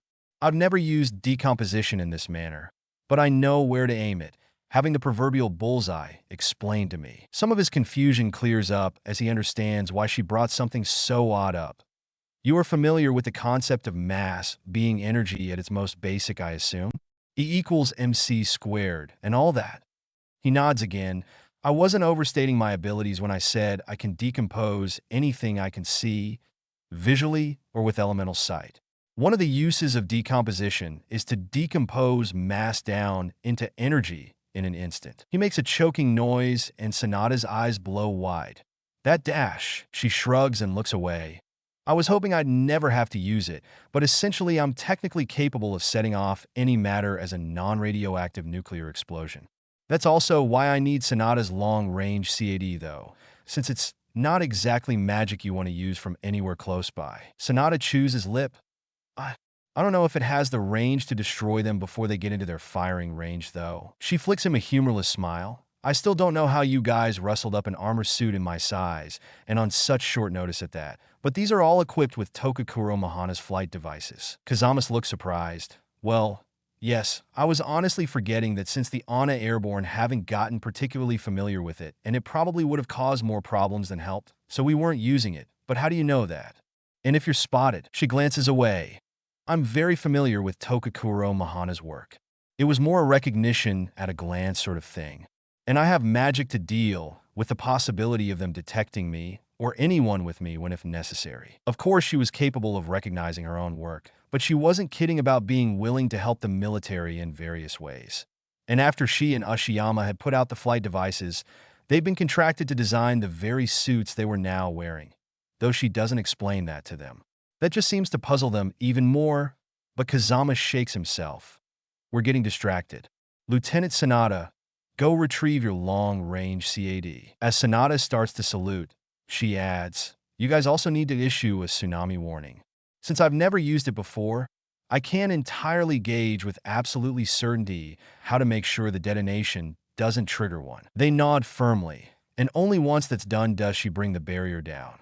And now that he's sure there's nothing else, Sonata activates the flight device on his suit and tears off even as Kazama changes up his orders to just focus on finishing up getting the prisoners secured quickly and getting off the beach and a higher ground to avoid the potential tsunami that may be incoming as soon as possible. He doesn't mention in the slightest that she may cause the tsunami, just that it may be occurring, which honestly only makes the prisoners pale even more. She hadn't even though they could physically get any more cooperative, but apparently the dual threats of her and a tsunami potentially hitting soon that they need to get away from manages to muster the thought to be impossible from them. He sends them off less than a minute before Sanada comes back with a long-range CAD, though he doesn't touch down, just hovers for a moment, face uncertain before he glances at Kazama. Sir, we aren't going to just let a middle schooler take off all on her own to deal with this, are we? Kazama gives him a firm look. I had absolutely zero intention of having her go entirely alone. Even if you ignore everything else, given the burden she's shouldering, it would be criminally neglectful of me not to make sure she has backup if she needs it. Sanada's face becomes relieved as he lands and passes the CAD to her, which she immediately starts working on, before he turns to Kazama and snaps into a salute. Sir, I would like to request to go with and serve as potential backup for the two of you as well. Kazama nods. Permission granted, Lieutenant Sanada. Then he turns his gaze to her and grows confused. What are you doing? She can't blame him, given she's pulled the bullets out of the clip and is decomposing and regrowing them. Distance doesn't really matter in the information dimension in the sense we're used to in the physical world, but the further away something is in the physical world, the more data you have to shift through in the information dimension to find something. I'm basically coding them with my psions by doing this, though, which makes them a kind of beacon I won't be able to lose or struggle to pinpoint, at least until it dissipates. She slides the clip back into place and turns her gaze to them to see their expressions start to gain understanding. In simple terms, it's like making them a flare at night. Really hard to miss. Kazama nods. That makes an awful lot of sense. I'm a bit embarrassed I didn't think about it myself in retrospect. She flashes him a smile. Then she turns to the ocean. I should probably do a test shot to know what the range is first, though. She glances at Kazama with a questioning look, and getting the hint, he nods. Permission granted, Special Officer. As she brings the sniper up, she can't help but feel a flicker of amusement. She told the captain she couldn't see herself joining the military because of her personality, and she'd absolutely meant it. And yet, she'd been given that rank before they went out. It didn't mean she was fully in the military. The rank had basically been created for when civilians needed to be mobilized to avoid all the issues of them not officially being enlisted. It was essentially exactly half of what she had said she was willing and suited to do for the military, that is, the half about being called upon when necessary. Shaking the thought off, she focuses on the CAD part and the modifications she'd made on the fly to improve its range-extending capabilities, activating them, and surprising Sanada with the obvious changes to the spell work which she'd managed to do by altering the coding, using various decomposition and regrowths. Since there weren't enough lines of code, in some cases she takes advantage of the fact some experimenting had revealed that while it does nothing if done to the physical world, when applied to digital information, it makes the system glitch out and duplicate it if she uses regrowth on a line, but decomposes her regrowth, getting rid of its current state simultaneously. It doesn't work in the physical world, but digitally it causes a glitch, having both versions existing simultaneously, which makes a more permanent duplicate. It easily gives her more coding to be able to modify. Finishing up the spell, she fires over the water. Tilting her head, she lowers the muzzle out of her firing stance as she tracks it with elemental sight. After a beat, she nods. All right, I know the range I'm working with now. Plenty far enough away from the blast, too. She turns to the older man. If I use a different angle rather than fire head-on, I'm confident I can do it at 20 kilometers. Kazama and Sanada both nod, determination taking over their faces, even as the captain gives her a humorless smile. Then it's good we can go to them. That's within their firing range, and we certainly don't want them getting close enough to fire on the island. She nods in agreement. Do we radio them to give them a chance to surrender first, or? Kazama sighs. There's not much point, to be honest.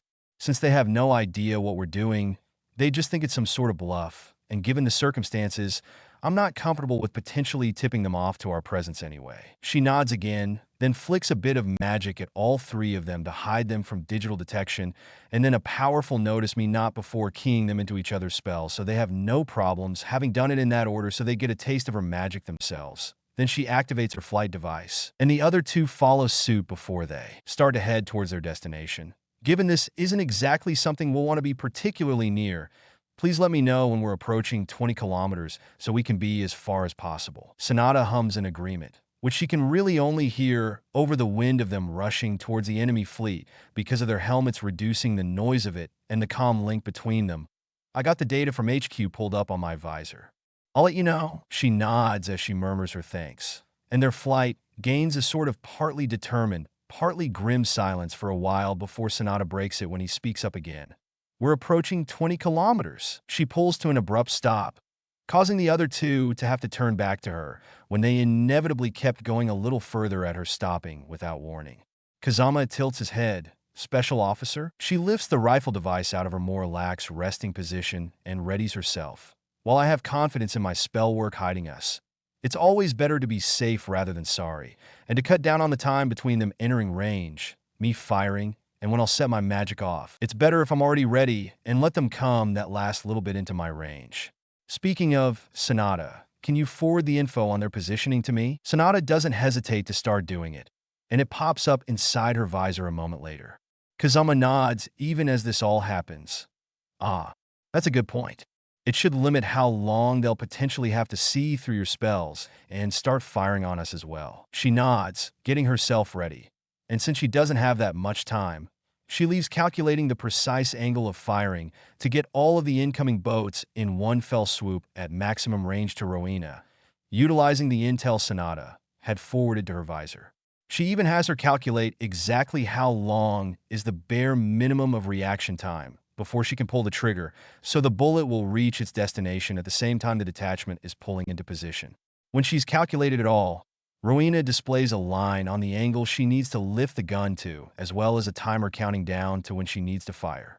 She adjusts until she's lined up with the red line, which changes to green to indicate she's lined up correctly, then just holds her position as she watches the timer count down. The moment the red timer switches to green and a go flashes over it, she pulls the trigger. She quickly switches from holding it in both hands to just one as she lifts her right towards the bullet, even as she tracks it, waiting for it to be in position based on the optimal location information Rowena has pulled up on her visor. There's a heavy beat, the brief moments between when she's committed to the action and the proverbial guillotine drops as the bullet moves at breathtaking speeds, given the addition from the acceleration magic before the bullet gets to where it's supposed to be, or where Rowena undoubtedly added in her reaction time, and it's at the point she's told. She needs to act for it to be in the correct position, and she uses the ability her family had dubbed material burst for the first time in her life. They don't have to worry about potentially damaging their eyes from the light, given the visors automatically keep the light level filtering through at a consistent level. So she stares at it in a mixture of sorrow at the fact she had to use it, that they didn't get a chance to surrender, and a potentially misplaced sense of satisfaction that such immoral monsters that think it's okay to fire on civilians and children have been dealt with. She sighs as she turns back to Kazama and Sonata. It'll probably take a few moments for the static to clear from the satellite feed. I'd prefer to stay, just to make sure it's been dealt with properly, if it's all right with you, sir. Kazama nods. It would be wiser to confirm. Then he stares at her a few moments before turning away. I'm sorry you were put in a position to have to use something like that. She hums a bit tiredly. You and me both, but I'd rather have to do it than to stand back and let an unknown amount of people die. Kazama nods in agreement, and a solemn silence envelopes them as they settle into wait. She feels unbelievably tired at the joint funeral service for the victims of the attack 2 days ago. Yuki is standing solemnly next to her, though Mia and Hanami seem a bit more stoic. She wonders idly if they just have better control of themselves, or if the Yatsuba have stripped them of their ability to care. The entire thing just fills her with sorrow, each name on the temporary sign that will inevitably be replaced with a permanent monument feeling like a personal failure, even though she realistically knows it isn't. It doesn't stop her from feeling that way, though. They reach the front of the line to place their respects, and as she lays the flowers she brought down, she can't hold back a murmured, I'm sorry, I couldn't save you. Yuki peers up at her. Wani-sama? You had other things to prioritize, and even you can't be everywhere at once. She closes her eyes, forcibly reminding herself that for one thing, he's not even a teenager yet, and for another, The priming going off means he basically worships the ground she walks on and thinks she can do no wrong. To an outsider, Yuki undoubtedly sounds like he's just being reasonable, but Yuki could be fairly callous in her opinion. She blames it on the way the Yotsuba focused on him so much, probably unintentionally driving in the basis of their ideals, even with the fact he'd shrugged off their poison regarding her specifically. She couldn't say how much of it was their mother's priming, but it all accumulates and comes together in him treating her saving innocent people or not as less of a moral duty and more of an honor on the part of those that are saved. She takes a deep breath as they move away to let others behind them come up. No, I can't be everywhere at once, but there is a moral obligation to do one's best to save the innocent, and those with moral fiber inevitably feel failure at those they could not. Of course, I feel guilty for those I failed, particularly for those who are children like you. Yuki's face darkens a little, presumably at her wording making it clear, as she's been doing sort of on purpose for the past couple of days, that her saving him had nothing to do with him specifically, but was more a product of what he was, namely someone she would currently deem an innocent since he hasn't crossed lines yet, though she honestly doesn't have faith in his ability to stay an innocent, and an innocent child at that.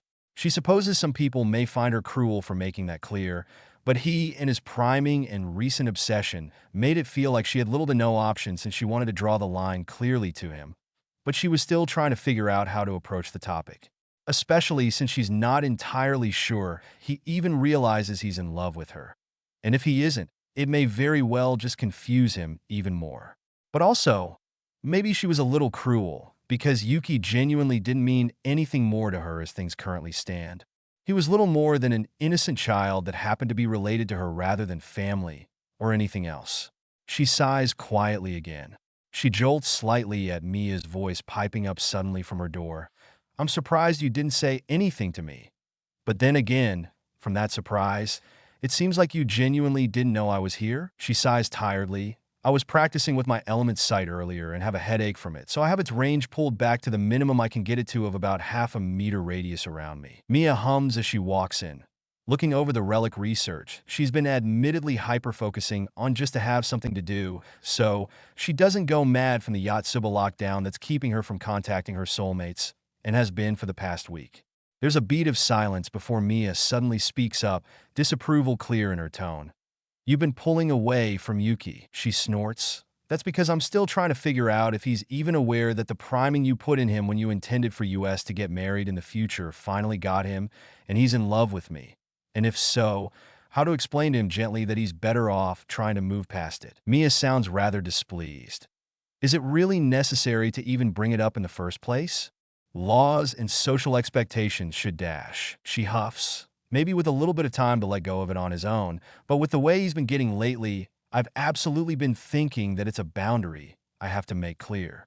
And it's better if it's made perfectly clear as early as possible that it's better for him if he just moves on so he doesn't hold out false hope, since regardless of whether the question is can I or will I when it comes to returning his feelings, the answer is a resounding no. The tiny sucked-in breath lets her know that she may not have to have that conversation, even though it's far from how she wanted to break it to him. Something that's confirmed when she reluctantly expands her elemental sight range again and sees Yuki, hands covering his mouth, tears in his eyes, pressed tight to the wall next to her open door.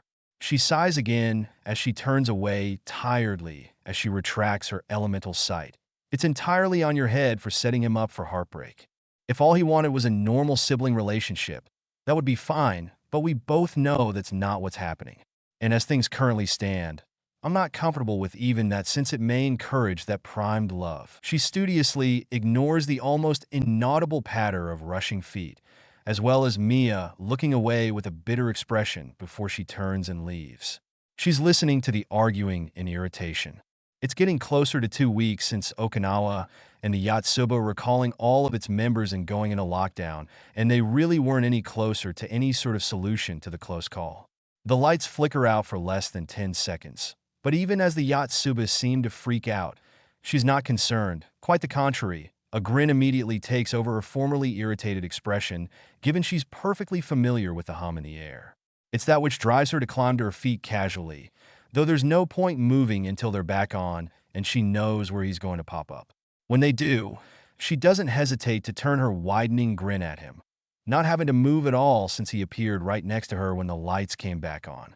Before she can say anything, Ayako lets out something of an aborted yelp, and she glances over to find her staring in fear at the mask. Don't look at its eyes. Then she turns back to Sora. You didn't have to come, you know. Sora, in his full hay gear, temporarily magically resized for his currently smaller form, which makes her stupidly glad she'd included that in its capabilities, even if it was more of a what if he gets shrunk down / de-aged by a contractor ability / magic thing at the time, since a standard spell temporarily cast either wouldn't work or potentially damage a dash. Snorts in vague amusement. Yeah, I kinda did. Miho was freaking out because you were out of touch. Her smile fades a little. Sorry about that. After Okinawa, the Yotsuba recalled everyone and basically went into lockdown for the time being while they... She lifts her hands to make quotation marks while she speaks the quoted words sarcastically. Discuss how to deal with the close call of members of the Yotsuba, almost getting caught up in a surprise attack. He shakes his head, which I suppose I can sort of understand. Then his tone becomes amused. But that's why I'm here, because you aren't allowed to disappear off the face of the earth for almost 2 weeks with no warning or explanation, and subsequently Miho basically demanded that I check on you and storm the proverbial gates to get you out if I had to. Osamu, noticeably a bit shaky, undoubtedly it's someone slipping into the so hidden and impenetrable Yotsuba village, manages enough bluster to sneer out. Like a single man, a mere boy at that, if your height is any indication, could take on the Yotsuba and walk away the victor. She can hear the mean grin in his voice as he but purrs out like the big kitty panther he is at heart. I can't. The lights flicker off for another second, and when they come back on, they can all see the icicles that had climbed up from the floor to stop less than an inch away from practically every throat in the room, with the only exceptions being the kids in general and adults she was fond of. Are you sure about that? You could easily make out a pin hitting the floor in the quiet as the icicles inch that little bit closer. Sure enough to bet your life? She snorts and elbows him in the side. Quit toying with them. I swear you're like a cat playing with mice. He snickers. They started it. Maya chuckles lightly. Should I take it that this is the Sora I've heard so much about? She turns with a smile. Yup. Yuki looks a little troubled. And Sora is? She laughs. My boyfriend. Yuki flinches ever so slightly at that. It's not open polygamy, but we do have another shared partner in our girlfriend Miho. She gives the gaping Yotsuba a bit of a mean grin as she purrs out in what Hei had once deemed her dragon voice. My boyfriend, who may not be capable of decomposition and the like, but arguably is just as dangerous as me in general, for the record. She wasn't even really lying about that. BK 201's power was, as I had figured out right before she got rid of the Heaven's Gate, not electricity exactly, but molecular manipulation. So while he didn't have decomposition, he could theoretically do a lot of its most dangerous applications as well. Mitsuga gives her an angry look. In which case, I assume you're how he knows where the Yotsuba village is? Sora snorts. Don't flatter yourself. The only thing Tashiko did was confirm where this little hidden village of yours was. Miho and I had already figured it out. And no, I'm not telling you how. She chuckles. Not that I have any shame about telling them if I had. They already know this as well as why, but I have more loyalty to Sora and Miho than I do even to kids and the like. She shakes her head as she turns back to Sora. Anyway, the obeisance? He shrugs. Hoshi is napping. She hums an understanding, but doesn't get to say anything before Maya pipes up. Well, even if good reasons are given to keep the lockdown mostly in place a while longer, I suppose the communication jamming in the barrier's borders should be stopped.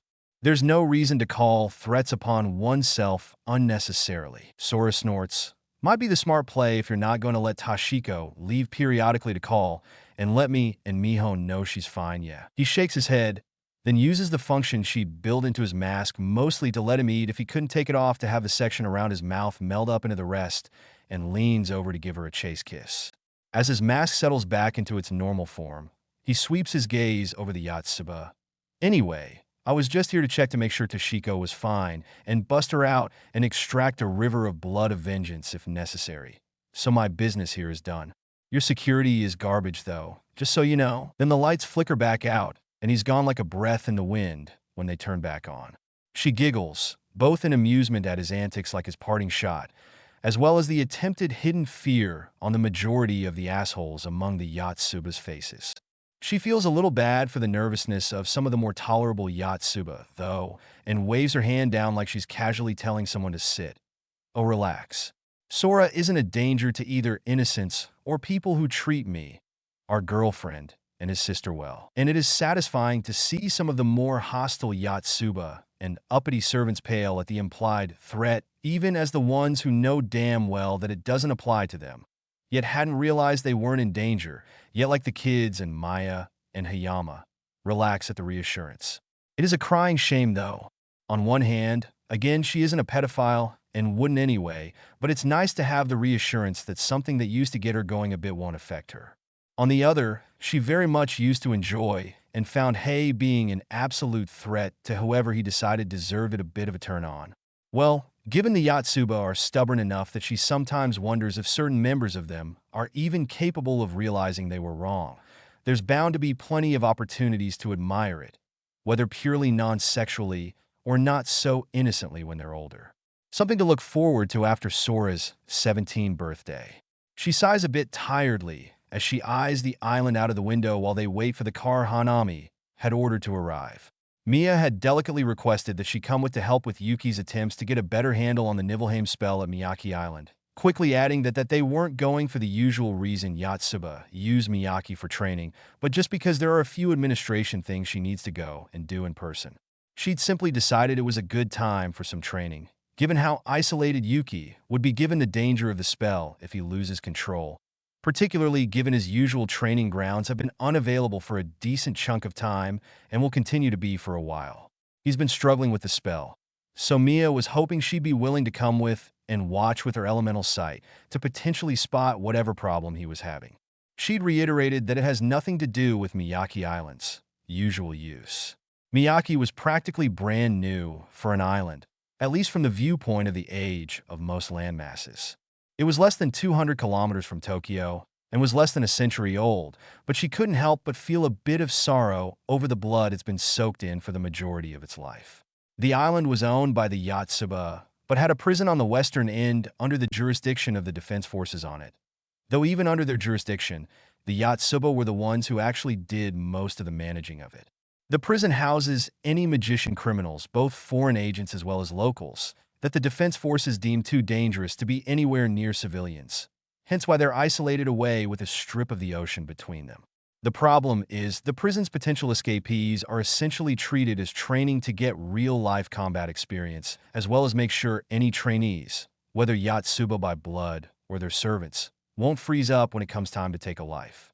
To try to escape Miyaki prison is to sign up for an execution as well as waive any right to surrender.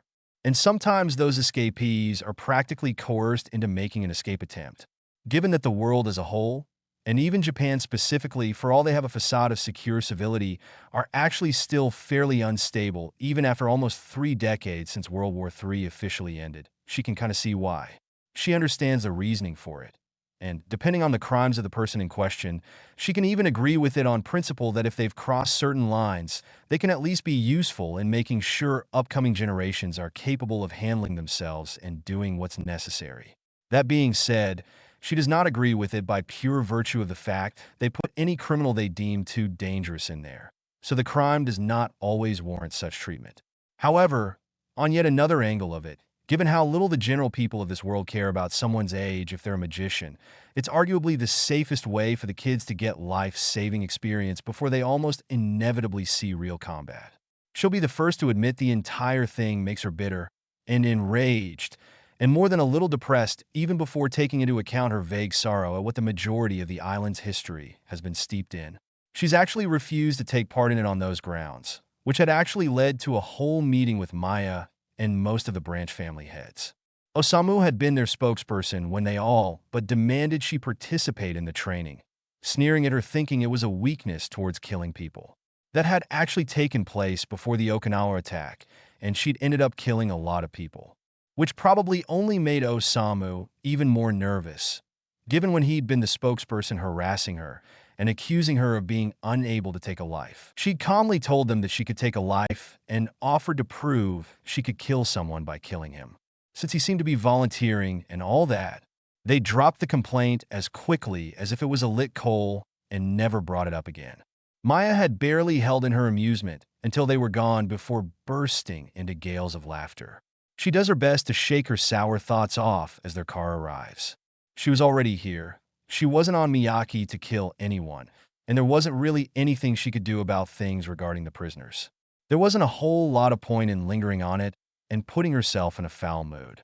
After having been deposited into rooms in the building for higher-ups, they head out to get in the practice Yuki was here for.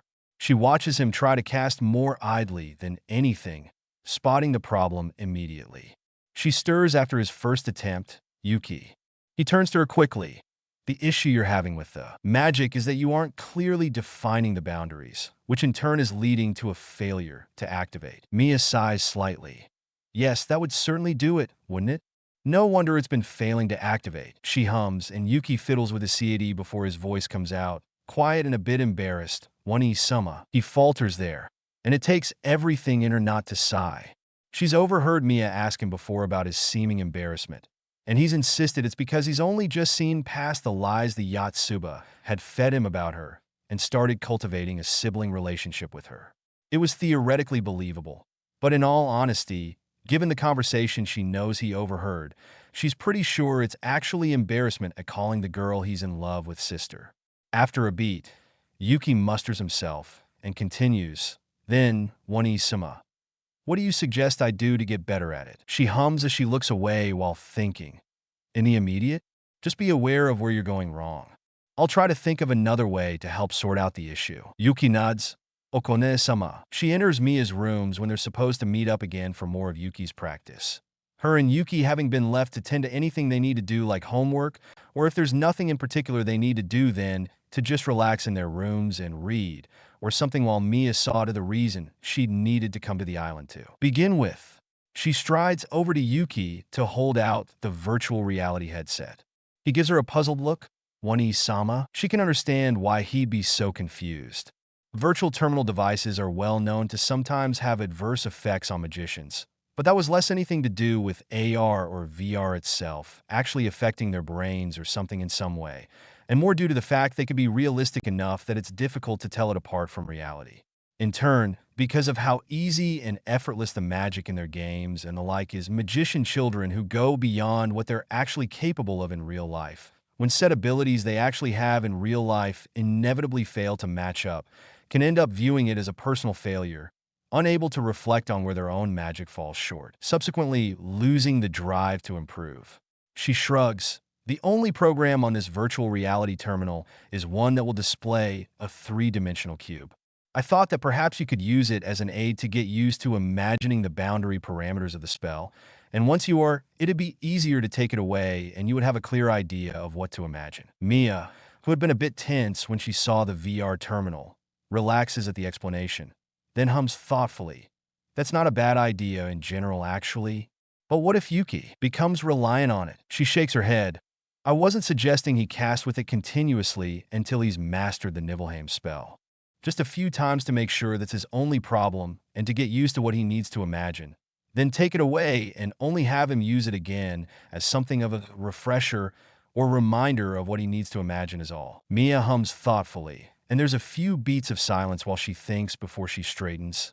If there's no intention to let him use it too much and potentially become reliant on it, I see no drawbacks. Very well, we'll try this with today's practice. It's been a full day since she thought to let Yuki try the VR terminal to try to help him get used to what he's supposed to be imagining. Mia had let him keep it for a while as he practiced Nibelheim itself, but she's not surprised when she suddenly speaks up. Yuki. He turns. Mother. She holds her hand out. Your only real issue at this point is the boundaries of the spell. She'd spoken to her about it last night, so that wasn't guesswork on her part. Please give me the terminal and try casting without it. Yuki suddenly falters, but reluctantly takes it off and hands it over before turning away to try again as he takes a deep breath. His hand is shaking a bit as he extends it to cast, CAD clenched tight in it, and he almost fails the spell, but at practically the last second it scrapes into a functional form and is successfully cast. Yuki drops his hand with a rough-out breath, then turns to her. One-sama, you have elemental sight, right? Why did it almost fail? What was I doing wrong? She shakes her head. It's not so much a matter of doing something wrong. As far as I can see, It's just that since you haven't gotten used to it, your mind was so focused on setting the target parameters that your interference strength took a hit. That's all. She looks away lazily as she cards her fingers through her bangs. It's more a matter of the problem you've been having now, so your mind is hyper-focusing on it. It's just a matter of practice at this point. Yuki looks down. Oh, okay. Mia smiles at him ever so slightly. Try again, Yuki. You've done it once successfully without the VR terminal. You just need to get used to it. He nods and turns to cast once more. But mere seconds after invoking it, she sees his control over the spell snap and throws an immediate decomposition at what's left of the rapidly disappearing magic, even as she simultaneously uses regrowth on the local air to rewind it from its frozen state back to when it was normal temperature. It all happens fast enough that there's little more than a frigid breeze for a split second. She frowns lightly at where Nibelheim had almost rampaged out of control. Strictly speaking, the magic sequence of Nibelheim itself would disappear, and was already in the process of disappearing like any magic sequence would if the caster loses their grip on it. The problem was that because Nibelheim plummeted the temperature within the boundaries of the spell, even if the spell itself disappeared, the freezing cold air wouldn't and would rush out as it tries to equalize with the rest of the air. Mia lets out a shaky breath. That could have been bad. She looks over at her.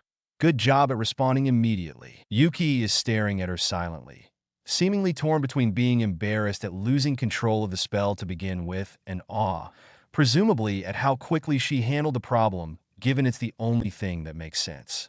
She sighs tiredly at the look in his eyes.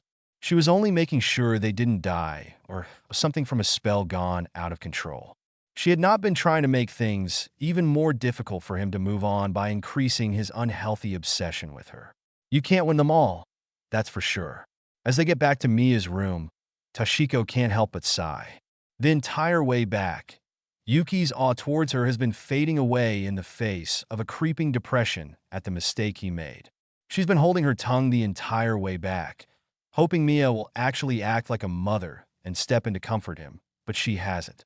Nor does it appear to be a matter of waiting until they're back to her rooms, given the first thing she does is frown in disappointment at Yuki. Stepping in before Mia can say anything, she turns her head to Yuki as she barely holds back another sigh.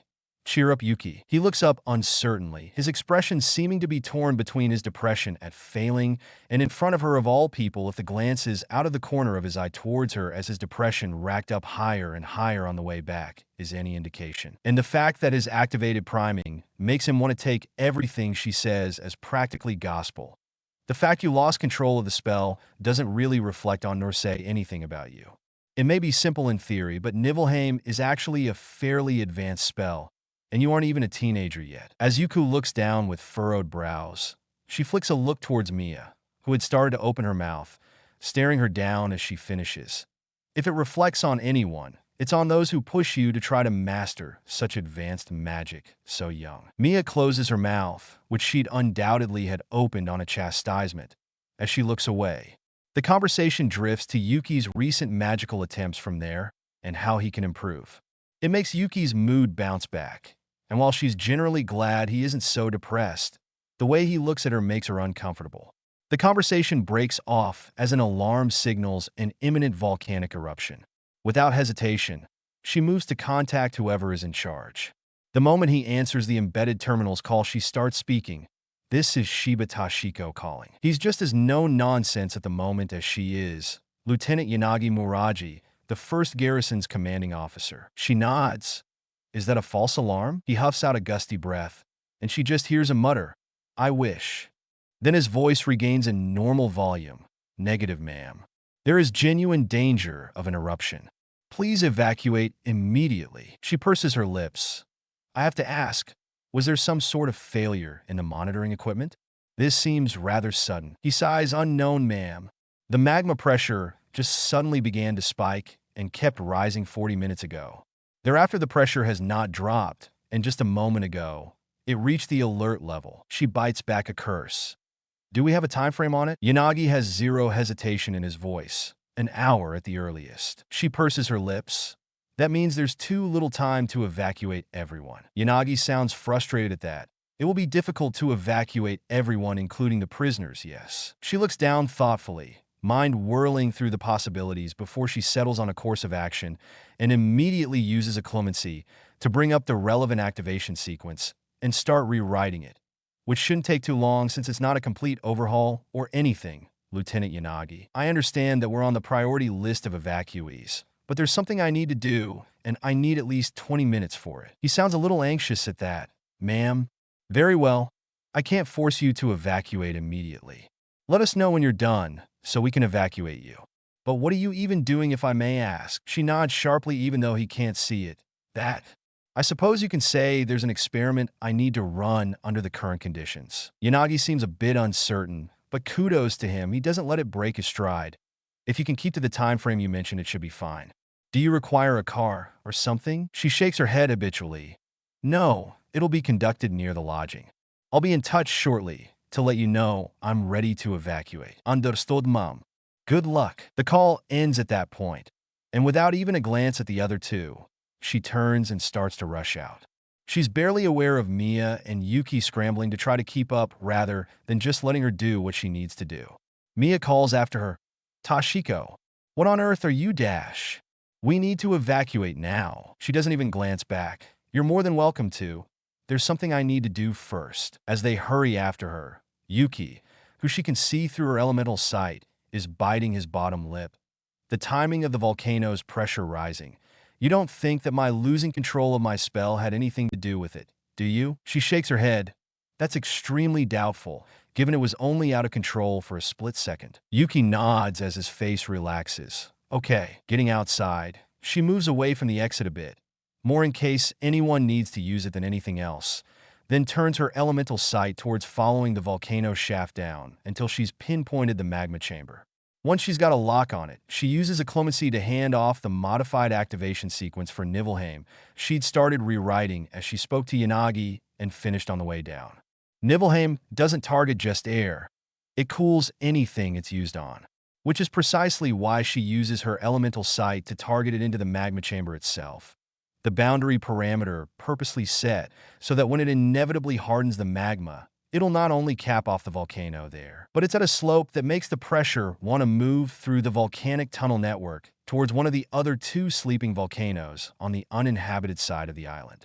The first time she'd heard about them, her immediate reaction had been to wonder why on earth the prison had been placed near the only active volcano of the three. But that was entirely because the other two had only recently calmed down and had actually been much worse back when they'd been building the prison. And while there were talks of potentially moving the facilities over there, they can't predict when the volcanoes will wake back up, and if they start to do it only for them to become active again, there would be a lot of money sunk into it with little to nothing to show. Double-checking her work and crossing her fingers that having the pressure force towards the other two will cause it to at best equalize and at worst set off one of the ones nowhere near anyone. She activates the rewritten Nibelheim sequence. She watches with her elemental sight with bated breath as the magma hardens and the pressure starts to get forced into the network between the three as it is now the path of least resistance. As she watches it rush away, she realizes from the direction that it's actually fairly blocked off from one of the volcanoes. Not entirely mined, just that it was far from the path of least resistance, and much like water, magma and thermal pressure will go towards that naturally. She's relieved to see that it isn't the eastern volcano that's blocked off, since if one of them has to go off, that one is absolutely the best choice. Given the landscape of the volcano and the island means it basically flows directly towards and into the ocean. As an entirely unintended side effect, though, the hour Yanagi had told her they had vanishes in a heartbeat as the eastern volcano immediately erupts, despite the fact it wasn't anything like being cooled by water in the magma chamber when she initially redirected it. So the pressure shouldn't have increased from any steam or anything. She drops her hand, even as she braces herself against the faint shakes and rumbles from the eastern volcano's eruption. Crisis averted. That's enough for her for now. New beginnings, and heading into the beginning of the enrollment arc, which we're time-skipping to, we initially follow canon with minor differences. Partly to introduce irregular at Magic High School characters, partly to set some things up, much like with the reminiscent stuff, the Jiu attack and the volcano eruption, where Kazama was introduced and some other setup occurred. She tilts her head. Inevitably, if the volcano doesn't go completely dead, the magma will eat through the portion sheet hardened to push the pressure towards the other two. It wasn't a massive problem. Even later it shouldn't be, since it should be as simple as checking on it every now and then. It would probably require elemental sight, but an idea occurs to her, and she tugs out her mobile terminal, opening up the necessary program and starting to type quickly without hesitation. It honestly shouldn't be that complicated of a spell, especially since she's replicating and enhancing an already existing technology in a spell. So she already knows the way it needs to work, she just needs to write out the sequence to do it, so it shouldn't take that long. She's hardly been typing for a few seconds before Mia is hurrying up to her side. "What was that rumble? What did you do?" She absently tilts her head in her direction without looking away from her terminal or pausing her typing. "You've been having me watch Yuki cast Nibelheim for days now. I'm perfectly familiar with its sequence now. I just cast it in the magma chamber to at worst try to delay the eruption, but preferably redirect the pressure to the other two. The best case scenario I was hoping for is that it would cause the pressure to equalize between them and delay an eruption, and even potentially slowly let off said pressure from steam vents and the like itself without any eruption. My second best case scenario was what I got instead. Namely that the pressure and the eruption it was causing was diverted to the eastern volcano out of the two, since while there aren't any facilities near either, that one's lava spill is basically a straight shot to the ocean. I don't know if it was already starting to wake up and build pressure, or if the blockage from hardened magma was weaker over there, or what, but as an unintended side effect, it caused the eruption to happen immediately instead of in an hour. The rumbling was from it going off. There's a dead silence for a few moments before Mia asks in faint disbelief, "You redirected a volcanic eruption?" She hums idly, "Yeah. There shouldn't be any danger, but it'd probably be safer to evacuate just in case anyway." Mia sighs. Yeah, that's probably the smartest course of action. The evacuation helicopter they had been loaded onto only had Yanagi on board with them. As he was in control of the flight magic powering it, and also in charge of flying it in case that failed, it really was just them. After a few beats of silence, real silence, since ambient noise from the helicopter flying is filtered out, Yanagi glances at her. "Miss Shiba, does your experiment have anything to do with the volcano eruption happening early? And where it wasn't supposed to happen at that?" "You don't have to answer. It's more for my curiosity than anything." She's still typing away at her mobile terminal at speed. The aim of the experiment was to redirect it to one of the other volcanoes. Setting it off early was an unintended side effect. She tilts her head, "But if there are any recording devices in the helicopter, I need you to turn them off for now. Also, I need you to call Kazama, since it's mostly him I'm looking to talk to." Without hesitation, Yanagi pulls out his mobile terminal and starts manipulating it, and she tilts her head in Mia's direction. "Mother, given my intentions and the fact Maya will undoubtedly want to negotiate secrecy with the military, it'll be easiest if she hears for herself what I say, so you should call her. Also, Yuki, can I borrow your mobile terminal, please?" Yuki is perfectly enthusiastic. "Of course, Wani-sama." Mia is rather idle in comparison. "I'm already doing S. Hello, Hayama. Please put Maya on the phone." "Hello," as well, Maya. Tashiko is about to break some secrets to a handful of military, and she figures since you'll want to talk to them to make sure it's kept need to know, it'll be easiest if you just hear what she says yourself instead of getting the news later. Yanagi waits patiently for her to finish, then holds his terminal towards Tashiko on video call mode, showing Kazama, who nods in greeting. "Hello again, Tashiko. I've been told you asked Yanagi to call me because you needed to talk to me." She nods even as she continues typing on her terminal with one hand. "Yes, but it is technically a Yatsuba secret, and I'm sure Maya will want to negotiate and need to know within the military, so are you alone?" Kazama nods again from what she can see in her peripheral. "I am." In response, she holds up Yuki's mobile terminal displaying a video call with her Mahana robot. Kazama and Yanagi both jolt. "Tokakuro Mahana?" From the call, Mahana tilts her head. "Yes and no. I am the face associated with that name to those who know it to begin with, but technically dash." She sends a mental signal and Mahana's face plating opens up, showing she's a robot. Then her real body continues. "Mahana is a humanoid home helper that I control remotely with magic. Magic which I haven't shared even with the Yatsuba, so there's no point asking for the record. Anyway, an AI deals with micromanaging things like making it seem like she's breathing or walking to a destination. But if you talk to Mahana, you're actually talking to me. After giving them a few beats to take in Mahana, she ends the call and hands the mobile terminal back to Yuki as she continues. The reason I'm not looking up, sorry about that by the way, is because I'm currently developing a spell that will help scan below ground, similar to ground-penetrating radar, but better. It should make it easier to monitor things like volcanoes and get more heads up on when they're going to erupt. If there's a nearby volcano that it's safe to do so like here, you could then have another magician do something similar to what I did to redirect the eruption to the other volcano. If that's not an option, when you see the pressure rising in a way that indicates it'll erupt in the next few weeks, you could do something like drill down nearby and have magicians excavate, using magic from a distance into the volcano's underground network. And if that itself doesn't cause the pressure to move that way and start going up the shaft you drilled, then you would have somewhere to use magic to redirect it safely to. Given disaster prevention is within the preview of the Defense Force, and it would require magicians which are mostly assigned to the 101st, I wanted to get in touch with you to give you heads up so you guys can start preparing. Looking for magicians good at the necessary magic and the like. Given it's not a combat-related job, you wouldn't even need to take from the 101 Estes combat forces, nor would they need to be good at combat. Just make them support personnel instead of combat personnel, and you should be golden. She shakes her head. Anyway, I don't think this will be too complicated, especially since similar technology already exists, so it's more a matter of translating it into a spell and enhancing it, so it should be done anywhere between a few hours to a few days. If it's more complicated than I'm thinking, it'll take a few months, but that'll just give you more time to get started on getting everything in order. After I am done, we'll have to run some tests to make sure everything is working right. And unless you want to view the testing, I can get back in touch and send the magic sequence then. Kazama shakes his head. Oh, don't worry about not looking up. You're working on something vitally important to the safety of Japan. And I'd actually like to view the testing if you don't mind. She tilts her head towards Mia, who sighs. Given you've already told them about you and Mahana, and they can probably work out related things themselves, barring maybe Ashiyama, that's fine. Kazama's voice turns curious.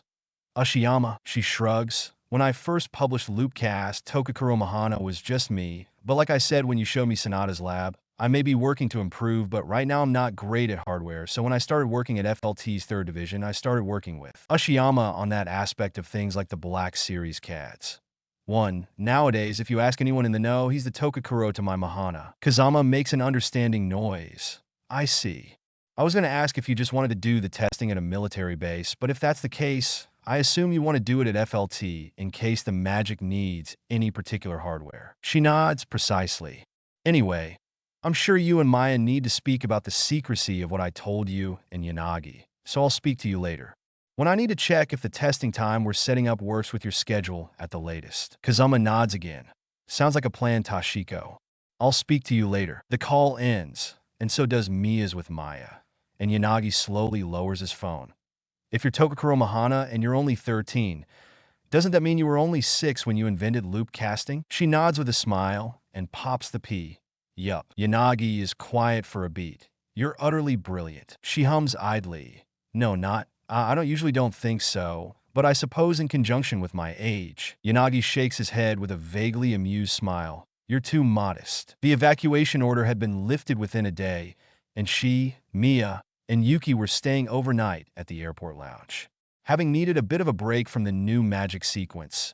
Even though it should absolutely be done by tomorrow at this point, she was rewriting the magic sequence for Nibelheim a little more extensively. Mostly it was just the tweaks, smoothing out inefficiencies she'd dealt with before casting at the magma chamber. But due to the near disaster that had happened with Yuki's last attempt to use it, she was also changing it a little. She was basically just adding a bit to it to restore the state of gas molecules in the air at the end of the spell. It wouldn't undo all of the spell's work, since it only affects the air, so anything frozen would stay frozen. It's just to prevent it from going out of control due to the sudden cold spot the caster creates and the inevitable chaos as things try to naturally equalize. Mia and Yuki were watching her work in interest. She honestly doesn't know why.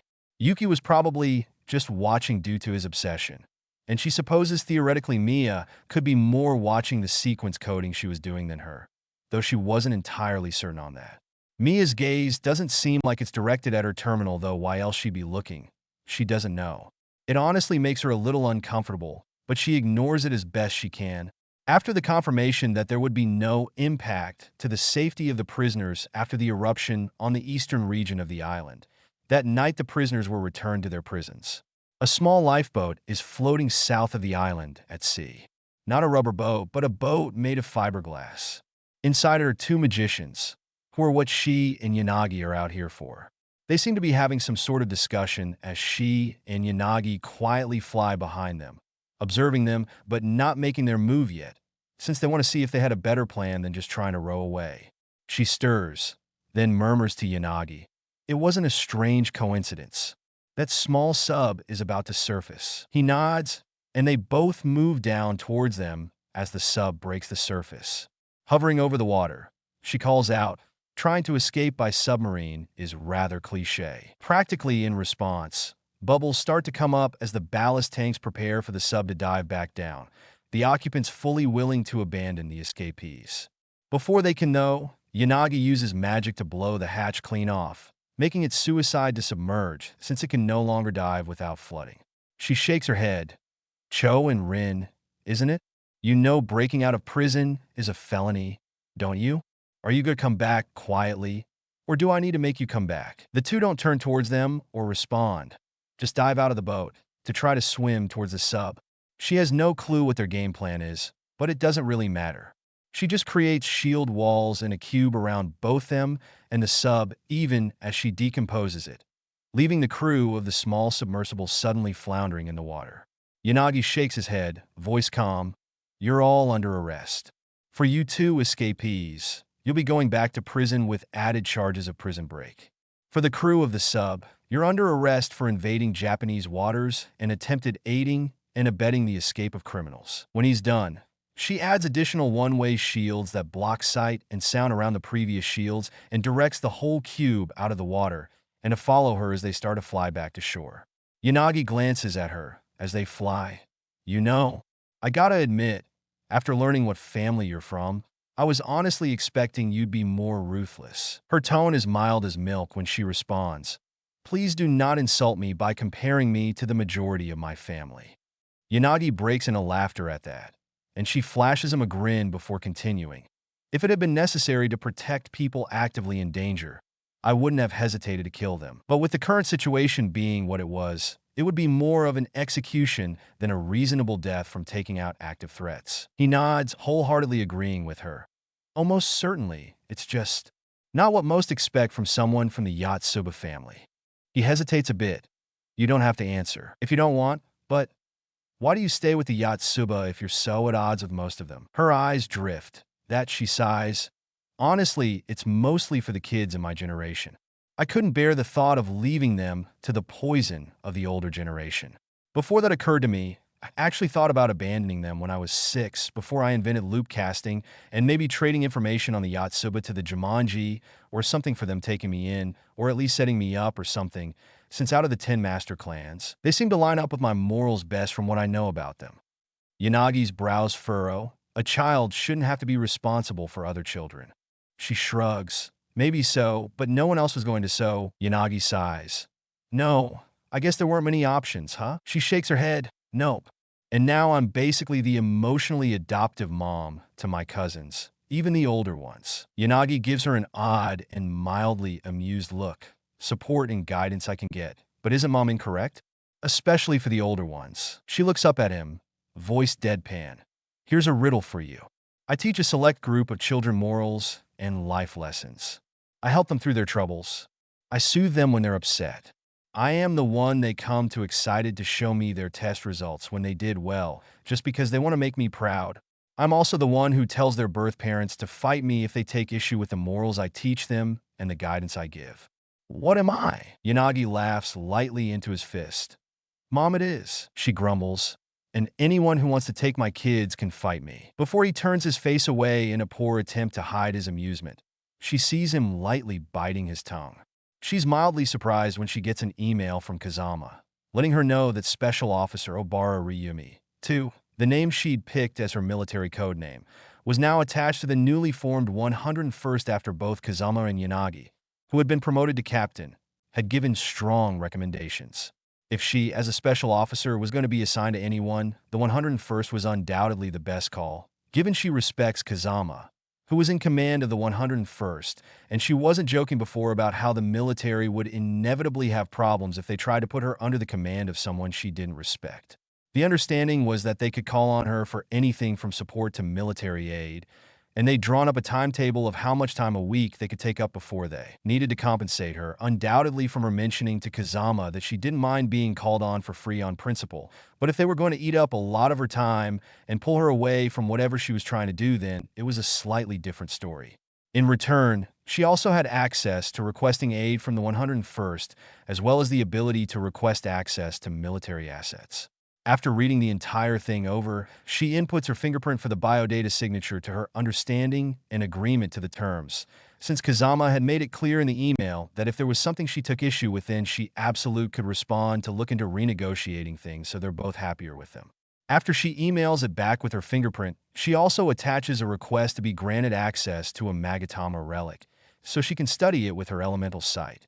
Kazama doesn't hesitate to respond and let her know that he'll look into acquiring the transfer of 1 to the 101 Estes care temporarily and the necessary permissions. She smiles as she leans back. She's still been rather stumped on how to store magic sequences to develop something herself, but if she can get her hands on a Magatama relic. She tilts her head back to gaze at the ceiling as her mind already begins to shift her plans around. She'd started trying to come up with backup plans given how little progress she'd made towards magic sequence storage, but if she can actually examine a Magatama relic and work it out, she can revert back to her main plan. Even more, she may be able to develop the magic sequence storage earlier than expected and shift around the timing on things. She can't be too hasty and count on it coming earlier than expected, but there's nothing stopping her from drawing up an alternative to the plan if it does come about earlier than she was initially planning. It takes everything in her not to start cackling when she sees Mia, Hanami, and Yuki's baffled and confused faces at the news report. Inevitably, the talk around it going around collecting dead satellites and using them as resources had only gotten more and more traction as it kept doing it, even after it seemed to finish up building onto itself. Though, she did very much notice that Japan didn't admit that she straight up told them that she, and therefore the satellite, were technically Japanese. She was a citizen after all, and while they had no claim to its ownership at the moment anyway, they did technically originate from Japan. Funnily enough, the Great Asian Union, the GAU as it was abbreviated, and the New Soviet Union, or the NSU, which her brain honestly still struggles to wrap itself around how either managed to come out on top locally in the WW3, given just how weak China and Russia had been revealed to be around the same time in her original universe. She had initially thought maybe they were just inherently different from the versions of those countries in said universe. But given the way the war had started off on such a bad foot for them, well, she genuinely doesn't understand how they made that turnaround. The only possibility that made a lick of sense to her is that as the war dragged on, the smaller counties around them got taxed and were too tapped out after a certain point and ended up absorbed as a result. She shoves her brain off of the almost standard confused mental rabbit hole for her. When it comes up 3, her original funny thought was on the sheer humor in the fact that the GAU and NSU were known to do so much shady crap, so often that it was easy as all hell for Japan to basically shrug when asked about how close to its shores it was launched from and just say that for all they knew, it was something the GAU and NSU did, since they had as few answers as anyone else. That was sort of a lie, but not totally.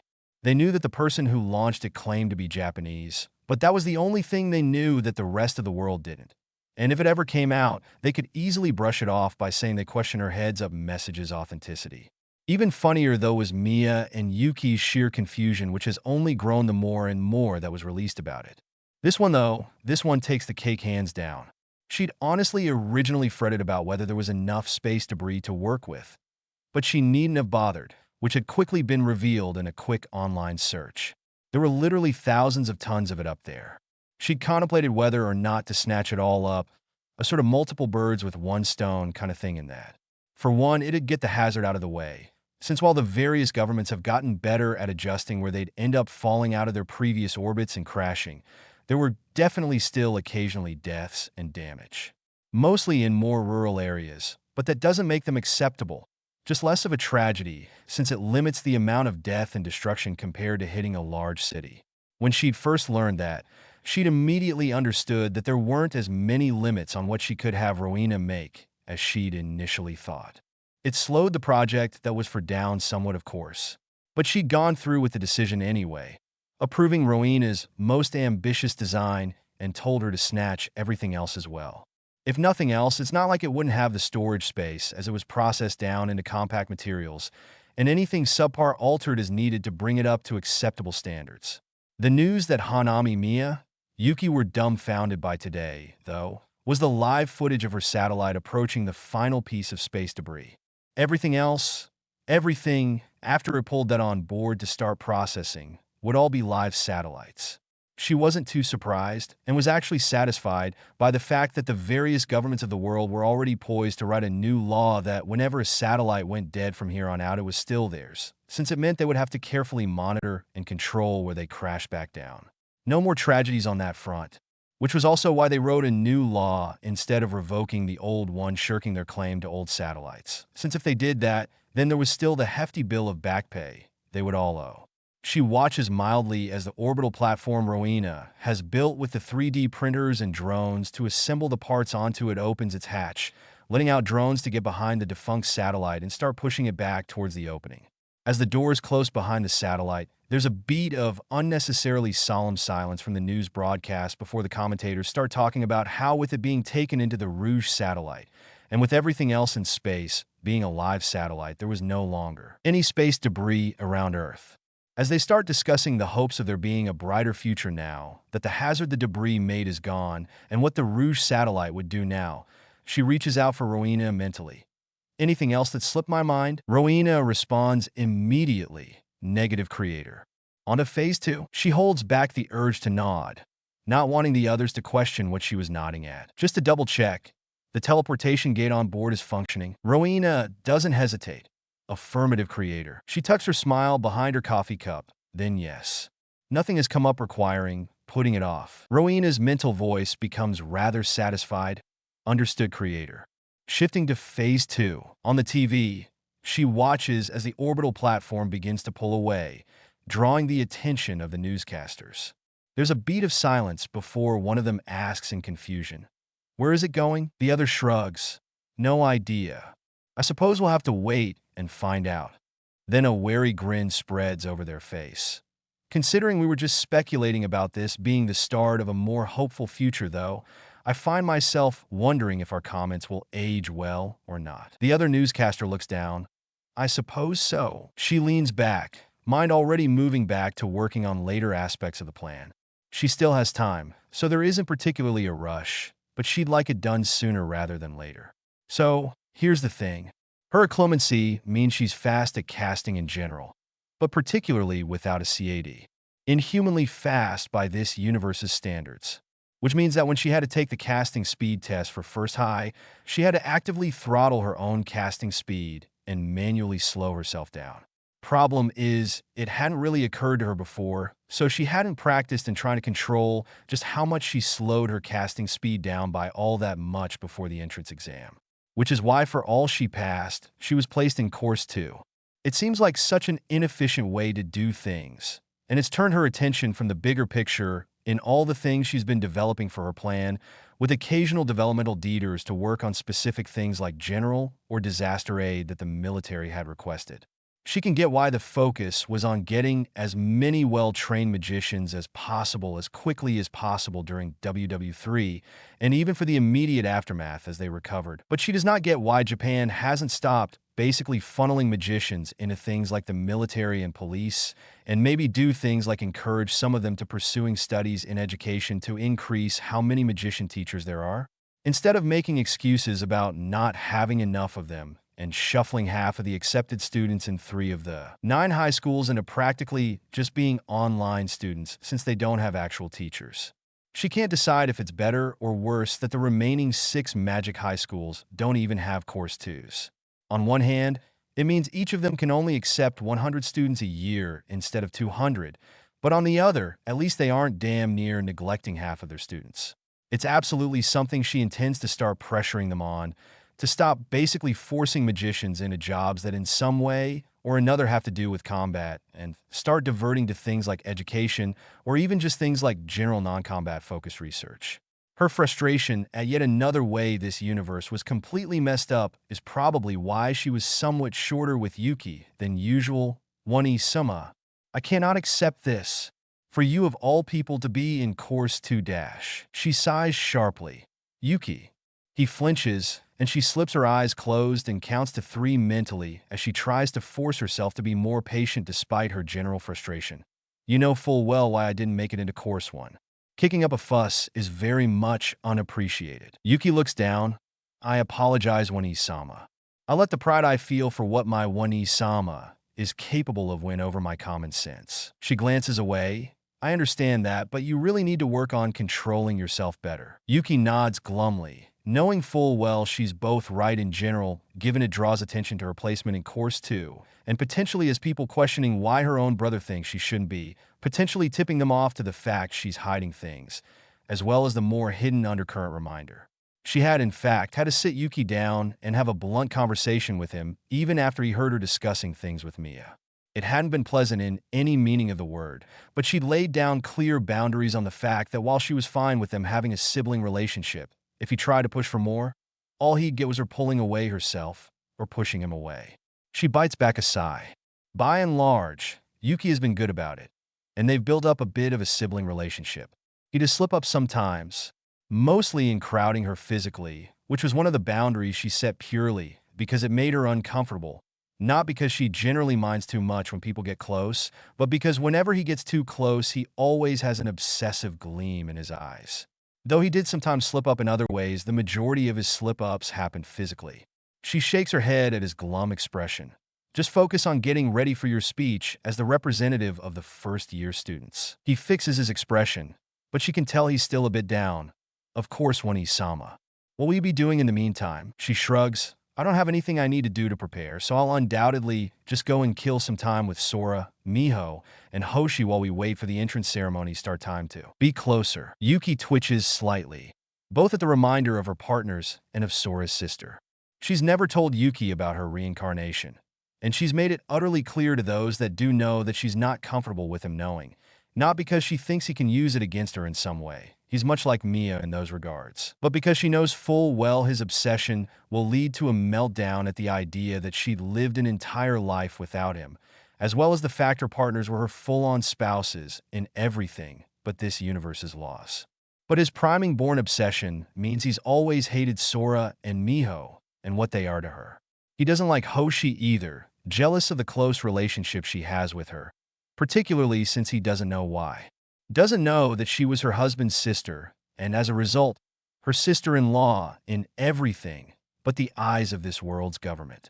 While they don't really care what he thinks of them, feeling vague pity for him, but otherwise not thinking or feeling anything in particular towards Yuki, she had made one of those boundaries she'd laid out for him, be her intolerance of him, speaking ill of them. Honestly, he should be grateful towards them. She'd have cut him out of her life just on that alone. Not wanting people who hated her soulmates and her sister-in-law in her life, but they had outright argued with her to give him more of a chance, since it wasn't really his fault in general, given it was a result of his priming. He doesn't even know that though. As such, she's not surprised that it twitches and isn't very genuine when he smiles at her. I see. I'm glad One-sama won't be sitting around bored with nothing to do while you wait. She hums idly. You should get going. It's getting rather close to when they asked you to be there to start preparing. He nods. Of course, One-sama. I'll see you after. She gives another vague hum, and knowing full well he struggles to walk away from her, she turns to leave herself instead of waiting for him to. As she gets to the other 3 who are waiting a bit away, both as a matter of what privacy she and Yuki can get out in the open in the school, and also because they just didn't want to have anything to do with whatever he was pitching a fit about now, Hoshi glances behind them.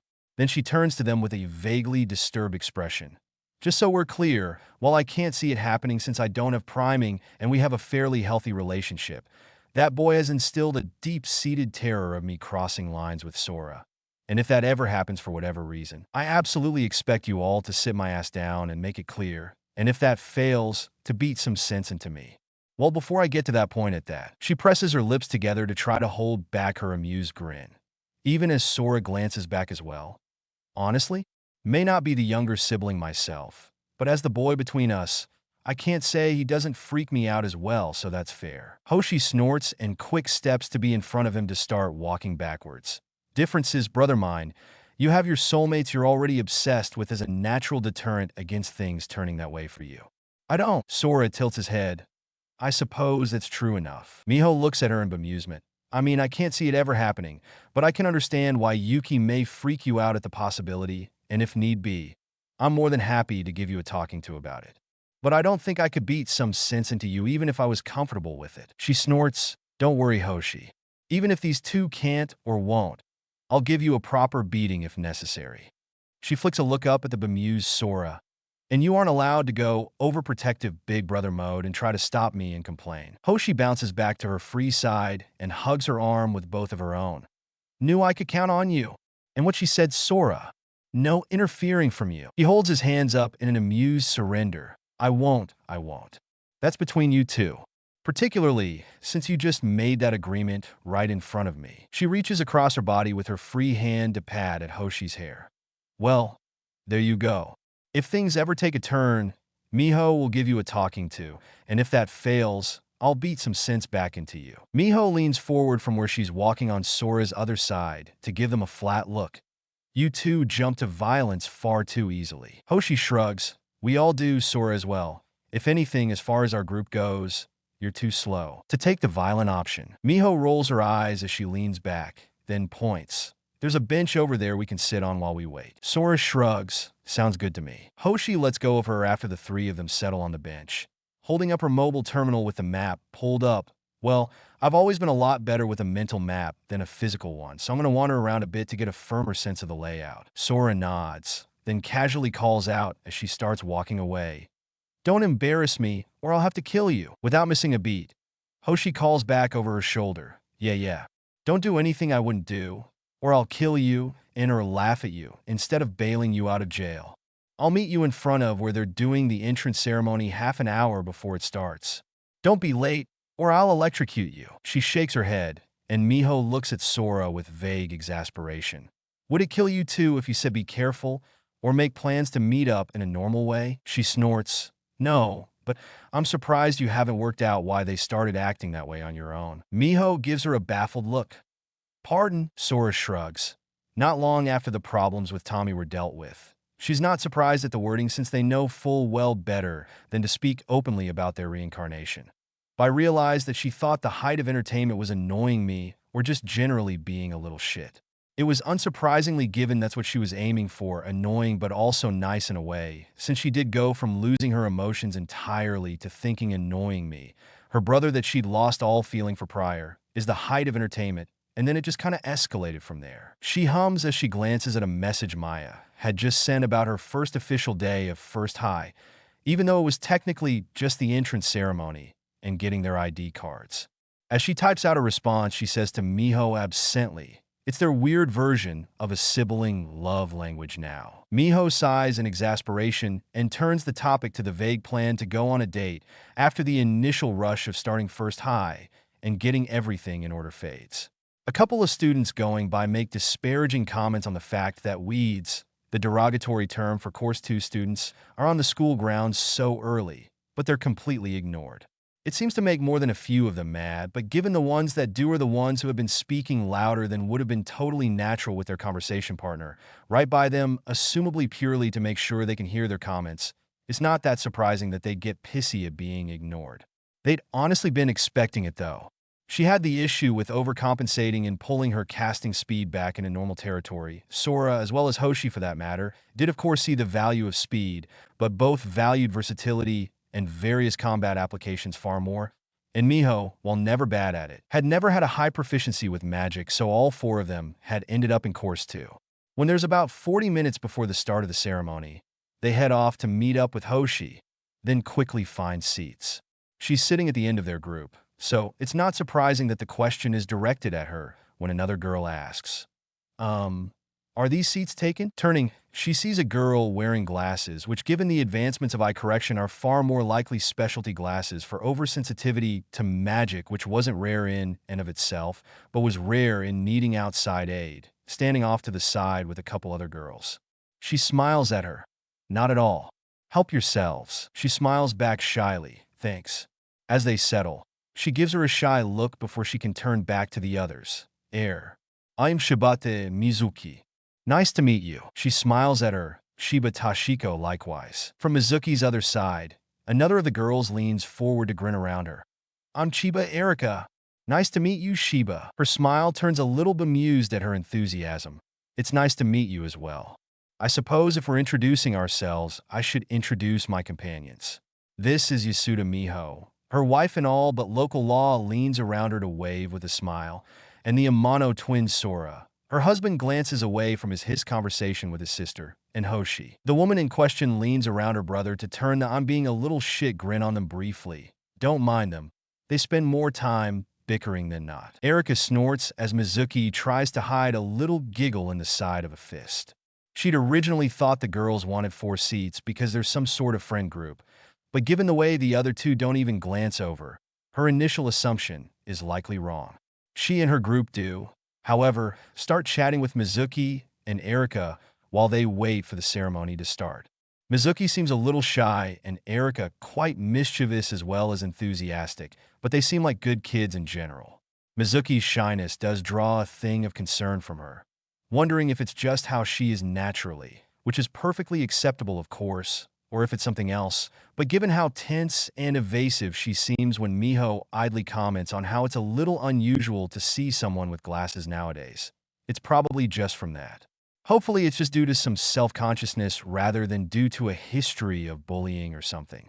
Very few do, though she's not self-righteous enough to claim that there aren't some assholes out there, racists and elitists and the like, that could do with some bullying of their own. But Mizuki really does seem like a good kid and certainly doesn't seem like the sort to low-key deserve it. After the entrance ceremony and them being issued their IDs, and learning that by pure dumb luck they were all in the same class for, she's not really surprised when the other 2 girls that had shown up with Mizuki and Erika walk off without a word.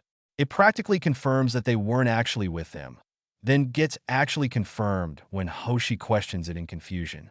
That leads to Erika explaining that Mizuki had memorized enough of the map to know where to go since AR terminals are banned from the school, but the other 3 hadn't gotten it down firmly enough and had gotten lost, so she kind of collected them while she was getting a firmer idea of the school layout. After they realize they're in the same class and the other 2 leave, Erika turns to them. What should we do? Go take a look at our homeroom as well. She glances at the other 3 and Miho tilts her head. It probably wouldn't be a bad idea to get a firm idea of where it is if nothing else. She nods. That's a good plan. I do need to wait for Yuki though, since originally we said we'd meet up after the ceremony. Mizuki peers at her curiously. Yuki as in freshman representative Shiba Yuki?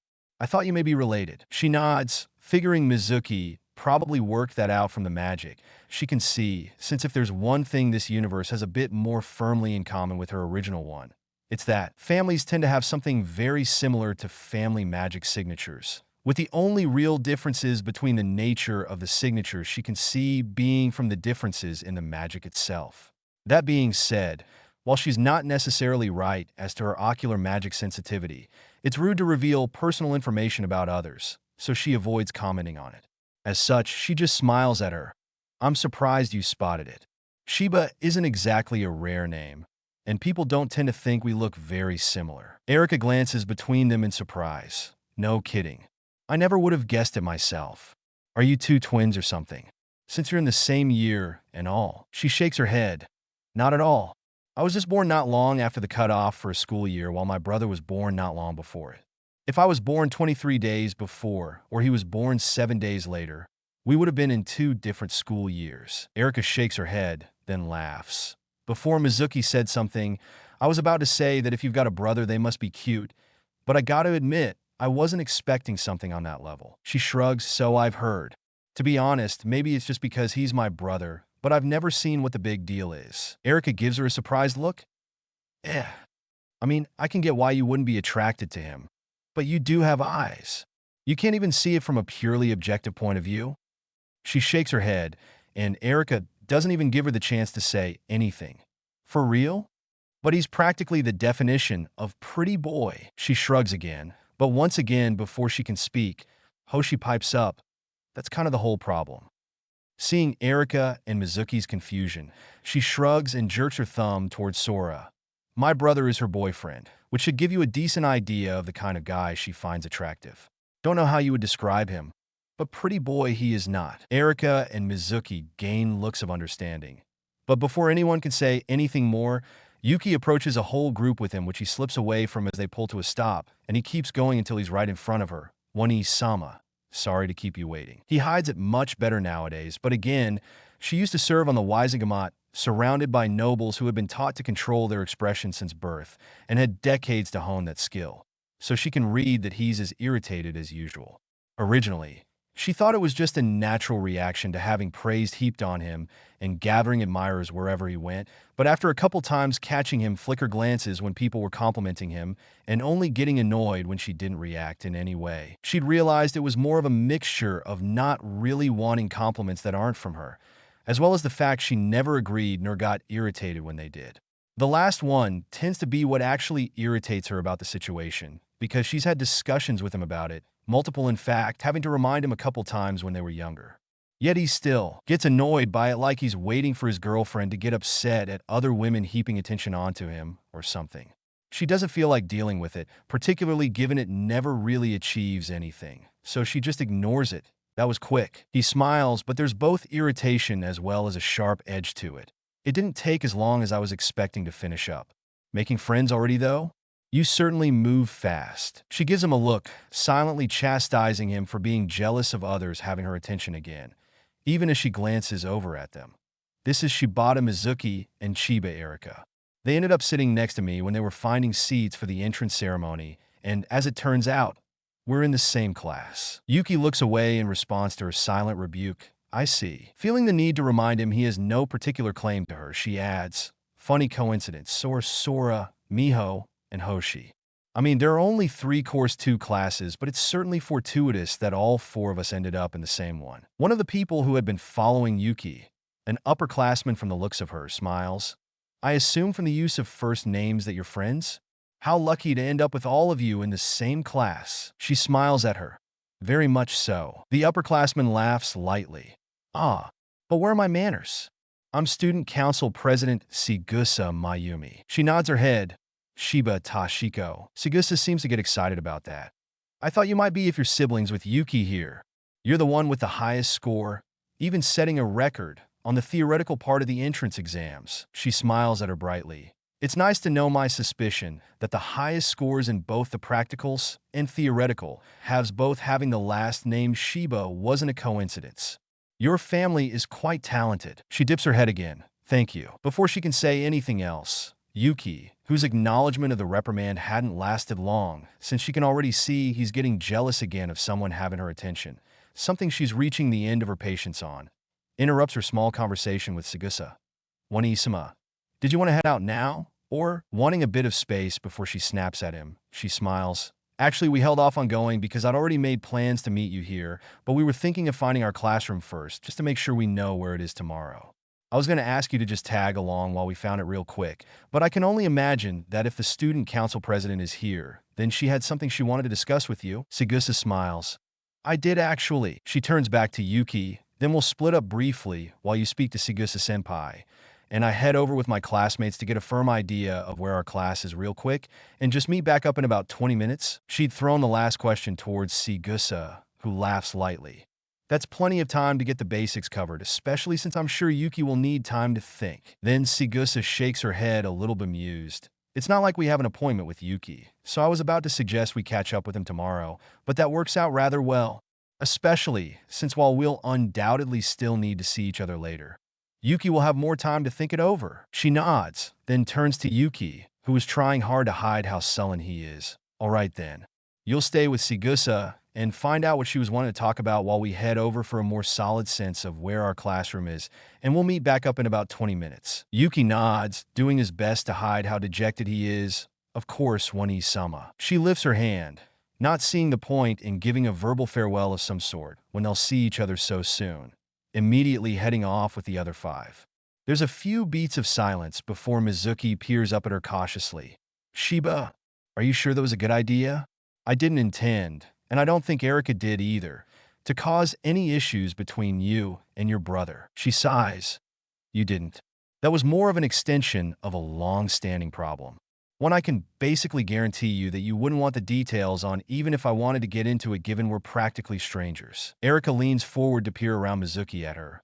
Well, I guess it's good we didn't start anything unintentionally, but that kind of came out of nowhere to be honest. She shrugs. Short version?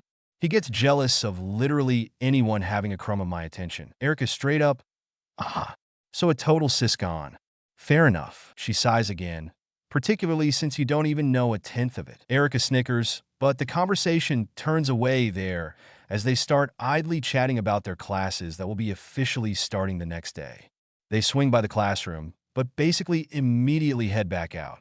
Having a better idea of where they are, it's slightly faster getting back to where she was supposed to meet with Yuki than it was to get to the classroom to begin with. And he's already waiting when they get there, looking even less happy but on his own this time. When they meet back up, Erika glances around. You guys up to gonna get something to drink and a bite? She smiles as she glances at the others. Sounds good to me.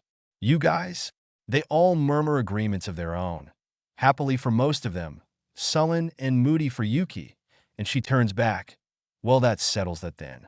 Have anywhere in mind? Erika grins. There's a nice cake shop cafe thing nearby. She gives her a bemused look. You can't remember where the entrance ceremony is being held without aid from your mobile terminal, but remember a cake cafe? Erika nods confidently. Of course. It's important, isn't it? She shakes her head in amusement. You have strange priorities, but lead the way. Erika pouts at her a little for the priority comment, but starts off and they trail with, chatting all the while. The Silver Series CADs from Canon.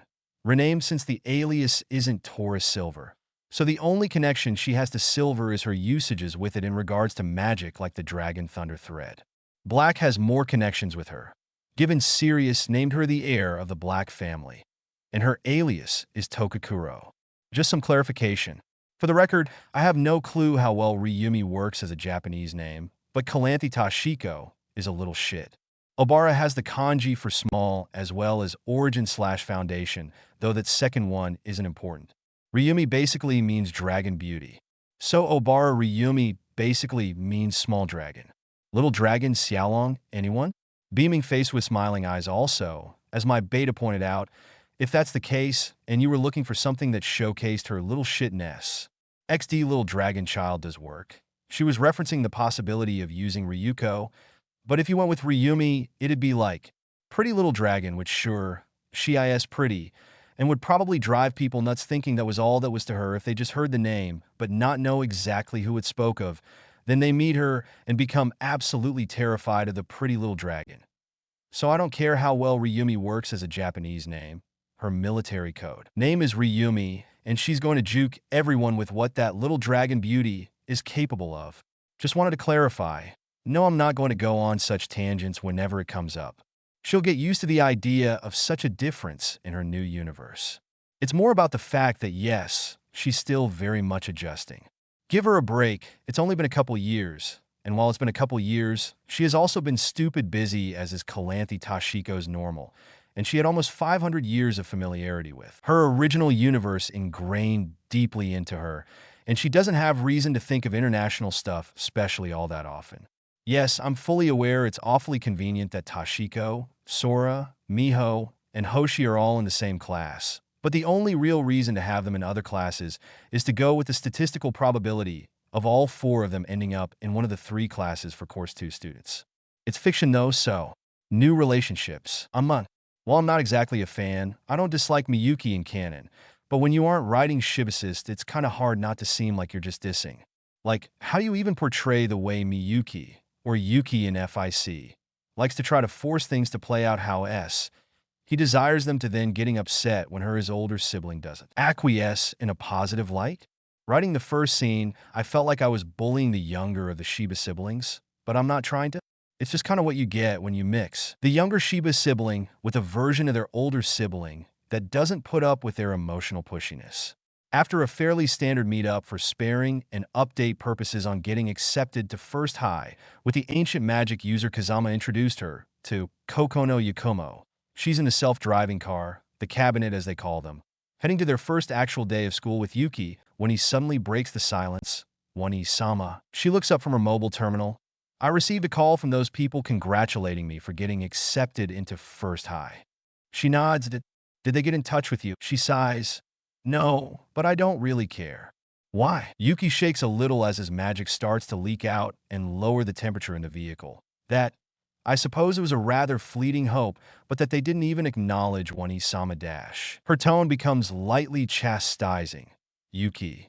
He jolts, picking up on the rebuke, even though it's mild and not snapped, ever sensitive to her disapproval, looking up at her with wide eyes like a deer in the headlights. I know you have some strange hope we'll actually bond as parent and child, but as I've told you before, Tatsuru is not my father as far as I'm concerned, just my sperm donor. Neither of us have any desire for a relationship, which I've also told you before. I really don't care. She glances away. Actually, if anything, I'd be more upset about him suddenly trying to get friendly with me out of the blue. Given he's made his opinions clear on me before, it would be incredibly obvious he was faking it for some reason. Trying to use me or something. Something like that action itself. And the audacity to pull that after everything is practically the only thing he could do to actually upset me. Yuki's brows furrow, unhappy at the firm refusal regarding his hopes of her and Tatsuru bonding. Then he lowers his head. I understand, Wani-sama. She tilts her head as his magic starts to dissipate, silent for a few moments as she just gazes at him. No, I don't think you do. Honestly, we only communicate when absolutely necessary. And if anything, the acknowledgement that we are nothing to each other gives us a rather smooth, business-like relationship when we do have to interact, as rare as it is. It's not the familial relationship you seem to desire for us that neither of us wants. But quite frankly, the emotionless, purely business-like relationship we have is actually much more amicable than the hostility from before. Hostility Tatsuru would likely devolve back into if he was forced into a parental role for me. I don't care regardless. I'm not one for paying heed to the opinions of people I don't care for, but it's the most warmth our relationship really will ever have, and if anything, your attempts are more likely to sabotage what relationship we do have. Yuki flinches, and for a moment he looks like he may cry, but arguably, he did it to himself, holding out some strange hope that she and Tatsuru would develop a familial relationship. Regardless, he nods a little miserably. I understand, Wani-sama. She looks back down at her mobile terminal, holding back a sigh. She's had some snide remarks from people like Mitsugu and Osamu about how heartless she was to Yuki, which was ironic given how little the Yotsuba actually cared about emotions, and she knows full well they're just jumping on anything they can potentially use against her. But he did it to himself. He sets himself up for it with his constant, unreasonable expectations. Does she feel a little bad to be constantly breaking his heart? Yes, because he was her younger brother and they had something of a sibling relationship nowadays, even if it's a bit strained on her end given his constant pushing at her boundaries, desperate for more than what she's willing to give him and unwilling to even try to move on. It is not her fault, though. He constantly does it to himself by trying to impose things she does not want and being dejected when she shuts it down. Repeatedly, in some cases. She wasn't going to concede to his constant, unreasonable pushes, both on a personal level for him or on other topics like Tatsuru just to spare his feelings. Particularly given she does try to break those kinds of things to him gently the first time and only gets blunt when he continues to push. If she didn't know his obsession made him practically unable to try to make her out to be the bad guy, she'd actually be inclined to think he was a master manipulator whose favorite tactic was the heartbroken victim card. She honestly doesn't know what's worse. That she knows full well that Yuki's obsession means there's no way in hell he'd let events play out in such a way for her to be put in a negative light, knowingly, or that it keeps happening, because even after she's told him time and time again, there still seems to be some part of him that tries to basically control her life in the way he constantly pushes for her relationships to be as he desires and all that other nonsense. She settles at her desk, greeting Mizuki and Erika. It wasn't a big deal, obviously, but unfortunately neither of her soulmates nor her sister-in-law were desk mates to her. They were still in the room, obviously, But on some level, she almost wants to pout at the entirely new experience of attending school with them, but not being able to chat with them casually in class due to the assigned seating. She can before and after class starts, obviously, and there will be plenty of time in between during lunch breaks and the like, but even without an actual teacher to have to try to keep her voice down, so as not to catch the attention of, she's not going to shout over at them. If nothing else, it would be rude to people trying to concentrate and disruptive. Deciding to distract herself, she inserts her ID into her assigned terminal and starts brushing up on information that wasn't on the website or in their emails while she waits for the start of class. Her attention is grabbed by the fact the student in front of her is turned in his seat staring at her. She'd noticed from the get-go, of course, but she'd ignored it initially, unsure if he was looking past her at someone he knew or just looking around. It's fairly obvious at this point neither is the case, though, so she casually asks in a polite tone, "Is there a reason you're staring at me?" He jolts, "Sorry. My bad, it's just kind of rare to see, so I ended up staring." She flicks a bemused look at him. "Rare?" He shrugs. "I'm pretty sure it's rare now, right? This is the first time I have seen someone only using keyboard input." She huffs in amusement as she realizes what he's referring to. Probably, but it's what I'm most comfortable with. Which was absolutely due to the fact she grew up in the early 2000s in her previous life, well before anything remotely similar to this world's tech came about. Actually, if you're familiar enough with it, it's the fastest method, although it's also the one most prone to errors and therefore least accurate. She shrugs. No method is inherently correct. They all have their advantages and drawbacks, so it's really just best to go what you're most comfortable with. Well, as long as you can. The rules mean you can't use virtual terminals here, obviously, which gets in the way of things if that's related to the one you're most comfortable with. The boy tilts his head. That's true enough. Then he shakes himself out and grins. "I haven't introduced myself yet. Sorry about that. I'm Julien Hart. My dad's only half and my mom's a quarter, so while I look Japanese, my name's Western, and my specialty is convergent systematic reinforcement magic. My desired course is to hone my body and become either riot police or a mountain corpseman. You can just call me Leo." A flicker of amusement goes through her at his name. There was a certain bit of humor in a reincarnated descendant of Godric Gryffindor, whose house uses thestrals and lions in their family crest, becoming acquaintances with someone named Leo. She smiles at him. "Shiba Tashiko. You can just call me Tashiko. It's nice to meet you, Leo. I'm more of a jack of all trades type than anything." Well, that wasn't entirely true. If it had been her previous life, she would have said she was specialized in combat-oriented magic and runes, but she's honestly never given her abilities in this life a whole load of thought. She just picks up whatever she needs to for her goals. I'd say I'm more of a magic engineer than anything. Which was technically true, given she does spend a lot of time developing magic. As far as what I'd like to do with it, she hesitates a bit, trying to figure out how to word it given it's still a secret before settling on an answer, as she smiles a little at her terminal. "I suppose the best way to put it would be to say, I prefer to look at the bigger picture." Erica, apparently having heard the conversation as she entered the room, bounds up to them cheerfully. "You want to be a magic engineer, Tashiko?" Leo gives her a weird look. "Who's this random guy?" That irritates Erica, and she almost immediately starts bickering with Leo. She huffs a small laugh quietly, turning to look over at Sora, since they're being loud enough that there's no way the entire room isn't hearing it. When she glances over, he looks equally amused, then mouths to her. "Two peas in a pod, aren't they?" She does her best to bite back a smile as she mouths back.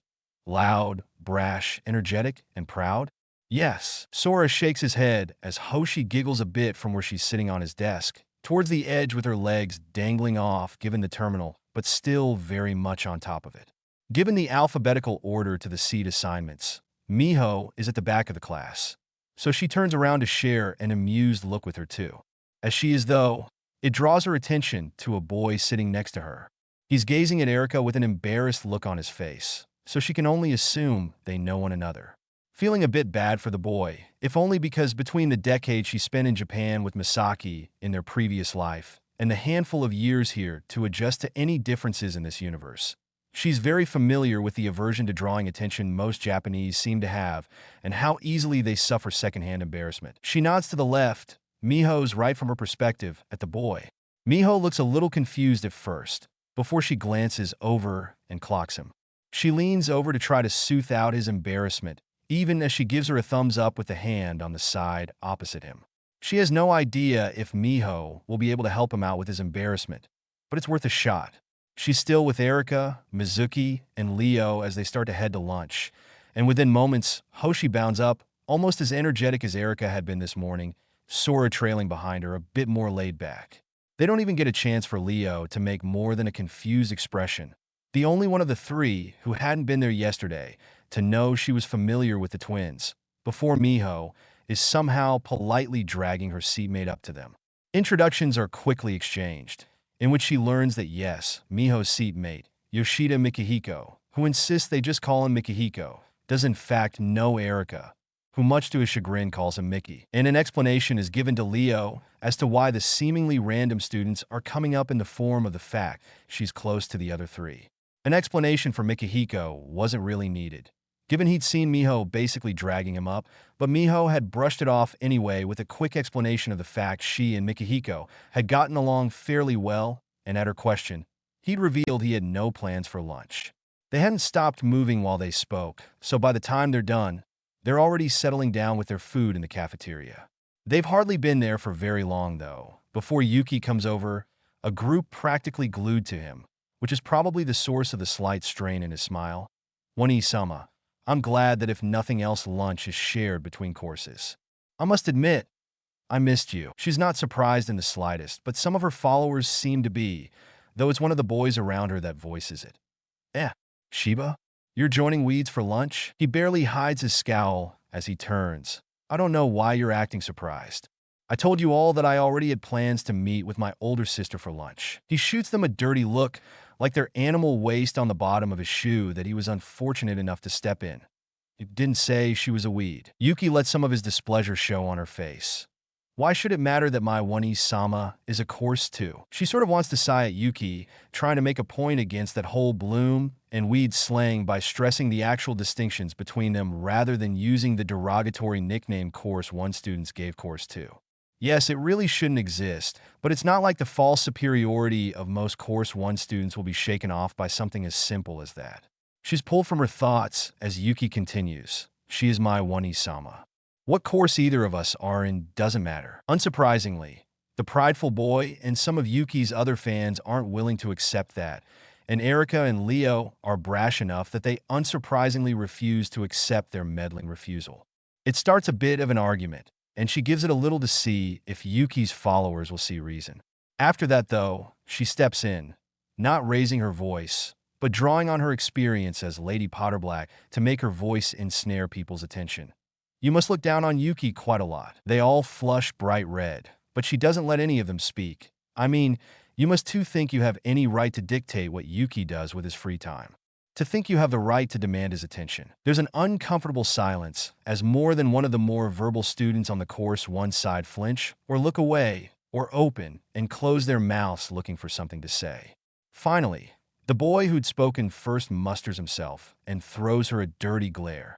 You're awfully rude. But then again, I guess I shouldn't have expected a weed to know manners. She tilts her head boredly, drawing on the Black family's practically patented look of eyeing someone up and down and making a very particular expression that all but screams at even the most socially inept that their value is being weighed, and they are found lacking. It is not an inadequacy of manners to disclose to someone else their own arrogance and social ineptitude. She cranks up the "you are lacking" part of her expression. Then again, I suppose I shouldn't expect someone who seems to have failed to develop past the single digits habit of thinking they can just lay a claim of ownership to whatever and whoever they want, and can subsequently monopolize it to know better. She hadn't thought it was possible for his blush to get any redder, but he proves her wrong as he sputters even as Erika starts howling with laughter. Apparently having at least enough intelligence to realize the longer he stays, the more he'll be humiliated, or maybe not that much, but just a tactical retreat from the humiliation he's already been subjected to. After flicking a look at Yuki and realizing he will not be backing him up in any way, he whirls away and storms off. She doesn't know if he was their leader or if they just don't want to risk being humiliated as well, but the rest of Yuki's unwanted entourage quickly follows him. She does notice a girl with short brown hair in low twin tails and a girl with short black hair with longer bangs looking back with conflicted expressions. But given she doesn't know them, she couldn't even really begin to guess at what they're conflicted about with any accuracy. Yuki breathes out a sigh of relief when they're gone, then gives her a grateful smile. Thank you, Wani-sama. She turns to Erika and Leo and gives a very shallow bow that's more of a nod than anything.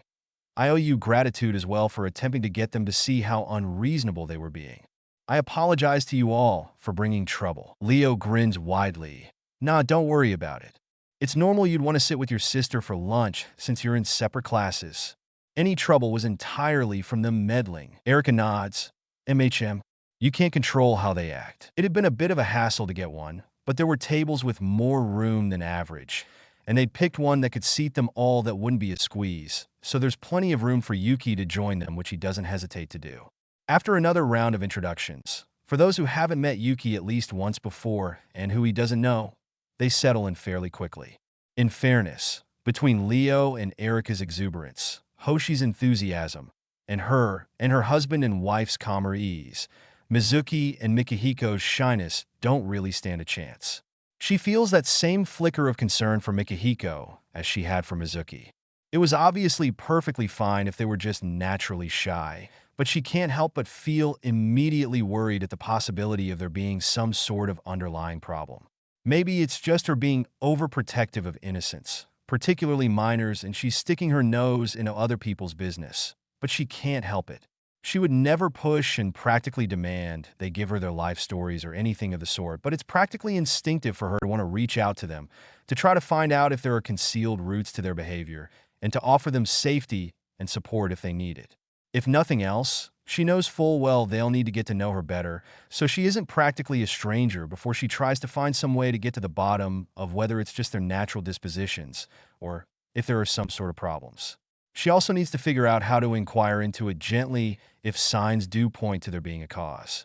If it's some sort of trauma, she doesn't want to unintentionally trigger some sort of relapse if they're already on the road to recovery for the hypothetical trauma. She holds back a sigh, not wanting to give any of the kids the wrong impression of her opinion on their conversation. She may very well just be reading into it too much. In fairness, other than Neville, who absolutely had some trauma from the way his family behaved regarding his latent magic when he was younger, practically all of her friends back when she was mentally as young as she was physically weren't anything like their almost painful shyness. She'd keep an eye on them, see if they exhibited any more signs than what could just be perfectly natural shyness, and obviously she'd back off if it was just that, but they're just kids. If they need help, then Merlin damn it all, but she'll find a way to help them. She's somehow not even surprised that apparently the students from lunch did not, in fact, seem to learn their lesson, given they were now arguing with Erika and Leo, the most confrontational of the group, about Yuki spending time with them now that school was over. Miho, always police at heart, was trying to de-escalate the situation, particularly after lunch earlier, but it wasn't going very well. She didn't know, and frankly didn't care if they were just that desperate for Yuki's attention or if their bruised pride after being so thoroughly dismissed at lunch was riling them. But they were being even more insistent now than they were then. Miho is hiding it very well, but she can tell she's growing more exasperated, both at their unreasonable and arrogant behavior, and undoubtedly at the fact they still don't seem to understand that she's arguably trying to save them from Tashiko herself, finally deciding to step in, and inevitably doing even more damage to their egos. They really have let their egos blind them, though. Given from the glances they keep shooting her with mounting victorious superiority, they don't seem to have realized that, much like at lunch, she wasn't being quiet because she had nothing to say. It was more because she was giving them a chance to be persuaded to see reason before she steps in. She pulls on her experience as a lady for the second time today to cut into the bickering. You do realize that this is harassment? The guy in the lead sputters, but she doesn't give him a chance to recover. You're acting obsessive and demanding when Yuki isn't obligated to give you his time. She eyes him. As I was telling you this afternoon, you really ought to work on your wisdom better reflecting your years. Erika barks out a sharp laugh, and Morisaki turns bright red again, before spitting out, "Shut up. Weeds have no right to interfere in matters concerning blooms." Mizuki, who'd been showing more boldness than she expected of the rather quiet and shy girl before this argument, calmly rebukes that, "We are all just freshmen. You guys are blooms, but right now, just how are you any better than us?" That gets more than a bit of anger from the Course 1 students, and the ringleader gives a disdainful look. If you want to know just how much better, I can show you. He was going to regret that, given with her elemental sight, she can see Sigusa and a woman who had been introduced as Watanabe Mari during the entrance ceremony approaching, probably drawn by the loud argument. Leo, unsurprisingly for the brash boy who said he maybe wants to become riot police as one of his two options, grins at him. Huh, interesting. By all means, show us. The other boy switches his aggressive look to Leo. Then I will. She wants to sigh. The only ones allowed to carry CADs on campus were senior members of the student council and certain committees. But it was after school hours and everyone had already collected their CADs on their way out. That being said, using harmful magic without a genuine need to is not only against the school rules, but even the law. She's weighing up whether she should stop it now or let Leo and the like make their attempt to show them how little they're actually better than them and only intervene if they can't. It's not like she can't easily toss out magic of some sort to stop the attack with ease if it looks like they won't be able to handle it. She can use her Patronus fire if push comes to shove. It's for that reason that she doesn't interfere as the boy draws his CAD and aims it at Leo, who looks rather unruffled. Right as Leo is reaching for the CAD, it's suddenly sent flying from the swing of Erica's police baton-shaped specialized CAD. The ease with which she moved and her confident demeanor makes it clear that it wasn't chance or luck. The other student's CAD was going to get knocked from his hand and go flying, something which is backed up by her equally confident words. At this distance, the body is faster. Leo, who had been just shy of grabbing the CAD himself, gives her an irritated look. I agree, but you were planning to whack my hand as well, weren't you? Erica, currently in more of a relaxed, ready state for any other trouble and with a bit of triumph in her expression, turns her face to Leo with faux innocence. Era, I wouldn't do something like that. Leo's irritation ramps up as she laughs. Don't laugh it off so unnaturally like that. She almost wants to laugh herself, to be honest. Even though she doesn't know them particularly well, she can still tell they weren't lost in their bickering and still very much on guard against anything else. But there's a certain humor in the fact that they were bickering even in the middle of this tense standoff. And honestly, that alone probably takes the Course 1 students' perceived superiority down a peg. As they continue to bicker, other Course 1 students look like they're about to attack, and one of the girls off to the side quickly starts up an activation sequence from her bracelet CAD. It's a harmless spell, just a flash of light like from a flashbang. Likely just her trying to stop the situation from getting any further out of hand. But poor timing means that the older girl she'd seen steadily approaching reached them a couple seconds after the activation sequence becomes visible, and it's broken by a precise bullet of psions. It isn't gram demolition, it only injects a very precise interference of psions into the sequence to disrupt it, and cause it to destabilize, which a magician could theoretically overcome, unlike gram demolition, which blows the entire sequence to pieces. The girl stumbles back in her friend as a sharp female voice rings out with authority. Stop right there! Using attack magic on others for any reason other than self-defense is not just a violation of school rules. It's a criminal offense. The one who spoke was the student council president Sigusa herself. Watanabe, who was the disciplinary committee chief, speaks in a hard, cold voice. You are students from 1A and 1E, aren't you? I will hear you out. Please come along. She steps forward at that. If I may, the only one who attempted to use actual attack magic here wasn't her. She gestures towards the girl, who stares up at her with wide eyes. She was only attempting to activate a spell that would flash a bright light, not dissimilar to a flashbang, just without the noise part, as it wasn't set to be bright enough to cause permanent damage, likely in an attempt to de-escalate the situation. Watanabe gives her a surprised look. Are you saying you can read an activation sequence before it's deployed? She nods. I am. Watanabe's eyes flick over her face for a moment before she suddenly activates her magic. She smiles at the physically older girl, Watanabe-senpai. That smoke bomb will likely only add to the confusion of the situation. The spell fizzles out, and she tosses her head back with a laugh.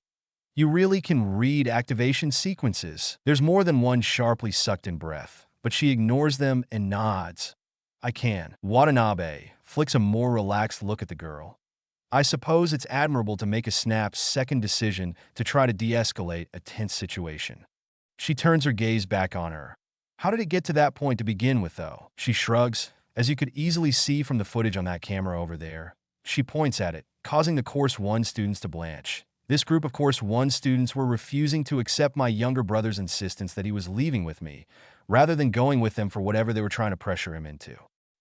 Another gesture, this time at the boy who'd drawn his CAD, was getting snappy about weeds staying out of the business of blooms. Watanabe and Sigusa both give him sharp looks which he cringes away from, and I suppose one could argue that technically Leo provoked him. But all he said was something about if they're so much better than he should show us, and there are dozens of ways he could have done that. He's the one who chose to respond to that by pulling his CAD. As they pointed out, the body tends to be faster at the range he was at, so Leo was about to grab his CAD when Erica knocked it out of his hand with her specialized baton CAD. She points and Erica jolts a little, and she and Leo started bickering. The Course 1 students looked like they were about to attack, and that's when she went to set off that bright flash with her spell. Sigusa sweeps her gaze over them all.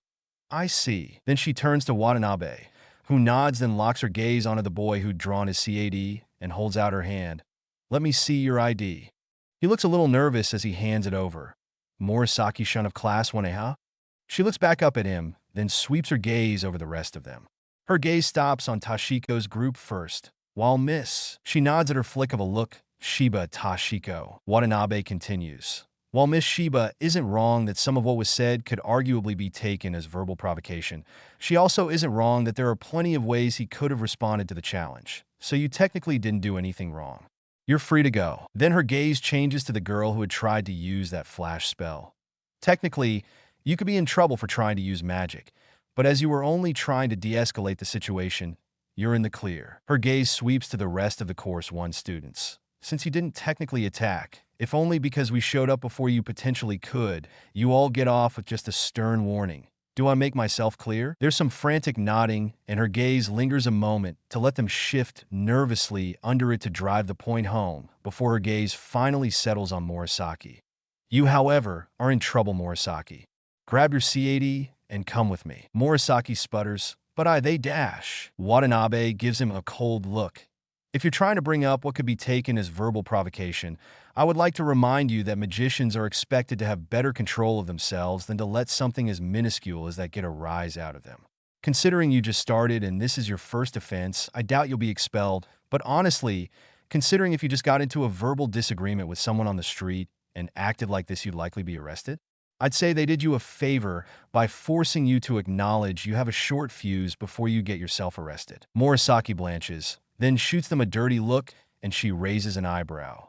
We are not responsible for the way you reacted to what was nothing but a verbal disagreement and arguably provocation. He tenses, but she just eyes him. Those who test boundaries find cliffs. We are not responsible for you choosing to push forward. Watanabe snorts in amusement and flicks a glance at her, and she returns the look. Unless I am mistaken, Morisaki is one of the 100 families. Given that Watanabe is also one of the 100 families, and that as well as their ties to the 10 master clans, she flicks a look at Sigusa. Regardless of what the school chooses to do, you may want to have a discussion with the way he conducts himself, given the way it reflects back on you. Watanabe sighs and nods in agreement before turning back to Morisaki as she accepts a CAD from Miho, who had collected it since no one else seemed to be.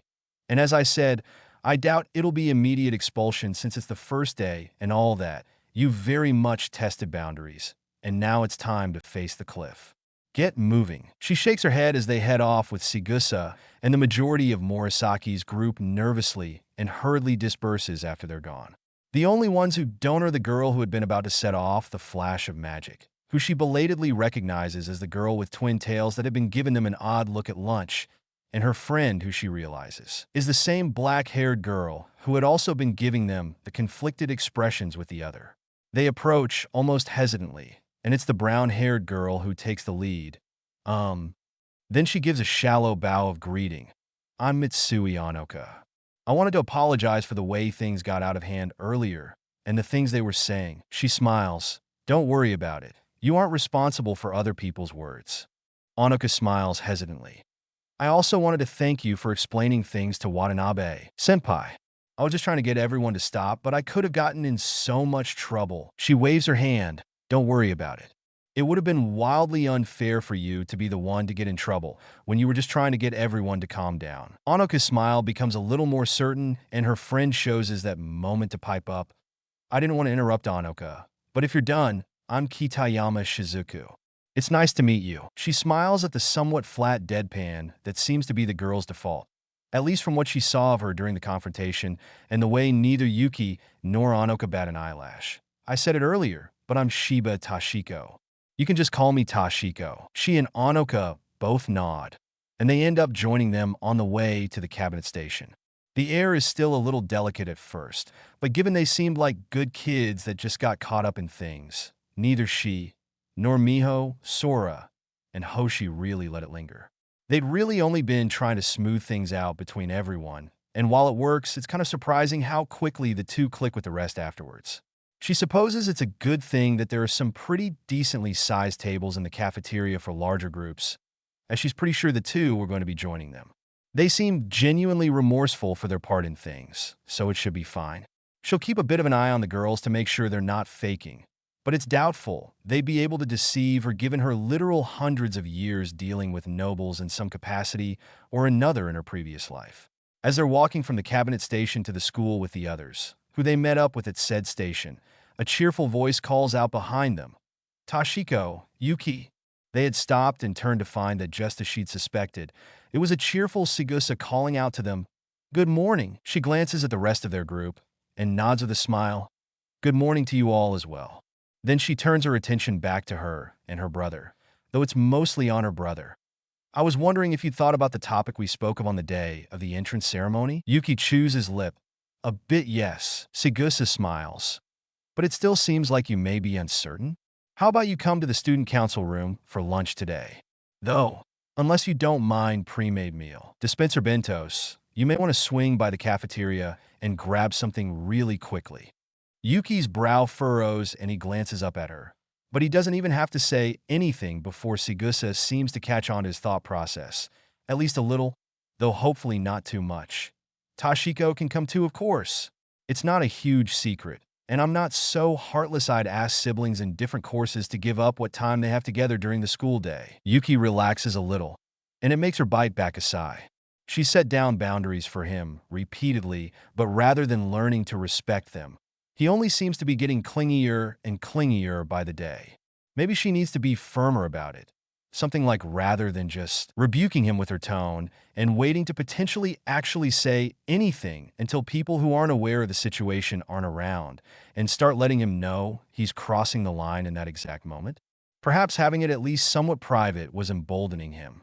As she contemplates it, Sigusa quickly says her goodbyes and heads past them at a quicker clip than their leisure stroll. She frowns after her, then turns to Yuki, deciding she may as well give calling him out on his behavior immediately as it happens a try. "Yuki." He tenses at her rebuking tone and looks up at her with wide eyes to the newcomers of their group's confusion. "If it's just for today, I suppose it isn't a huge deal, but I do not appreciate you just making plans for both of us. You're fully aware I'm in a relationship, and it's rude to drag me away from spending some of the non-class time we'll have together." Yuki flinches slightly, then flicks a displeased look at Sora and Miho, who honestly don't look surprised in the slightest at her changing tactics, probably due to the number of times they've spoken before about Yuki's increasingly poor behavior. "You're already in the same class as them, dash." She cuts him off, "And I share a home with you. Furthermore, while we are in the same class, it's not like we have time to just talk to each other during class." He looks away sharply, and after a small beat of somewhat awkward silence, Erica leans forward with interest. "Well, if you're going to talk about that stuff right in front of us, you can't exactly complain if we're curious. Hoshi mentioned you were dating Sora yesterday, but what do you mean by them? Are you in a relationship with more than one person?" She glances over at her casually. "Yeah, Sora and Miho, actually. It's a closed polygamy thing. I'm dating both of them, and they're also dating each other." Erica gets a look of understanding. That explains an awful lot about why you seem so close to them, but a bit more distant from Hoshi. "I was beginning to wonder if you didn't really like each other and just kind of tolerated one another because Hoshi is Sora's twin, so you both have ties to him as his friend and sister." She grins over her shoulder at her. "Not at all. Hoshi is practically a sister to me as well. Or, while it may not be legally accurate, given I am in a relationship with her brother, It may be easier to say she's practically my sister-in-law. The only reason we aren't as close is because I'm not dating her, unlike I am her brother. Erica nods in understanding, and Anoka pipes up, sounding a bit amused. I can get the analogy for ease of understanding, but isn't it a bit much to call Hoshi your sister-in-law? The woman in question leans forward. Oh no, their relationship is serious.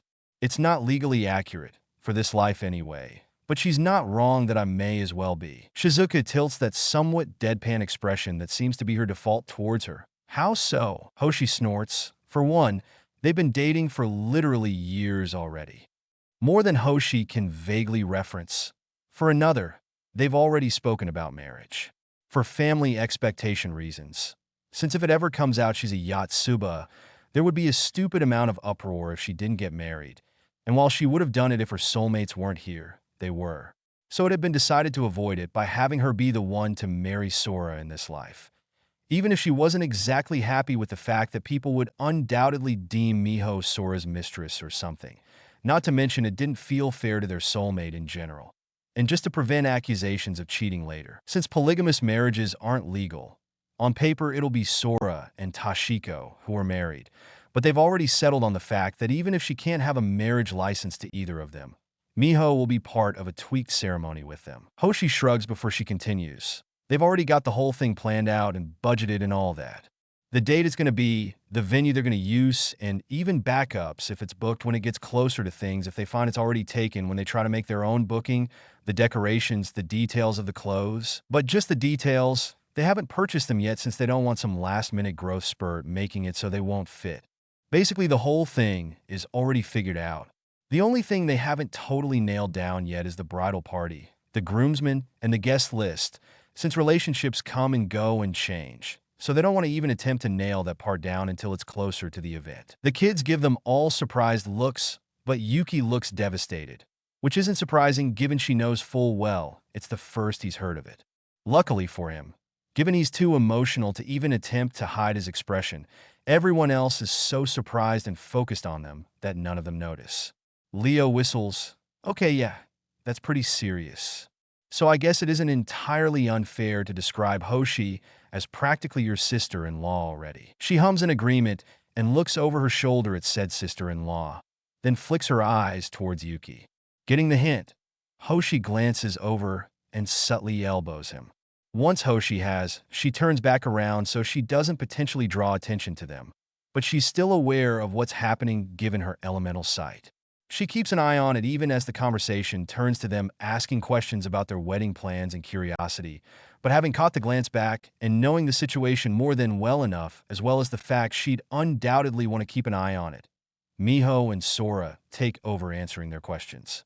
Next to Hoshi behind her, Yuki is slow to respond given his heartbreak. But when he does, Hoshi purposely waits a beat, then wipes her expression to silently remind him that he may want to fix himself if he doesn't want everyone else wondering why he's so hurt by the news.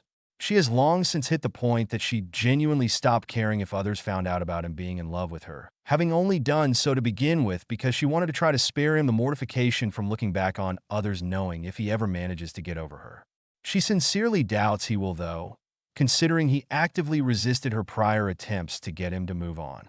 He even outright told her he'd rather die alone emotionally with his feelings, though likely forced by the Yatsuba to legally marry and at least have a child through artificial means if nothing else, rather than move on when she had a blunter discussion with him. She wonders sometimes if he even realizes that the tighter he tries to cling to her, the more he tries to monopolize her attention, the more he jealously tries to separate her from others, the more she wants distance from him. She's meant it every time she's told him she doesn't mind a sibling relationship, but she's also meant it every time she's had to put her foot down and remind him that she will never have a romantic relationship with him.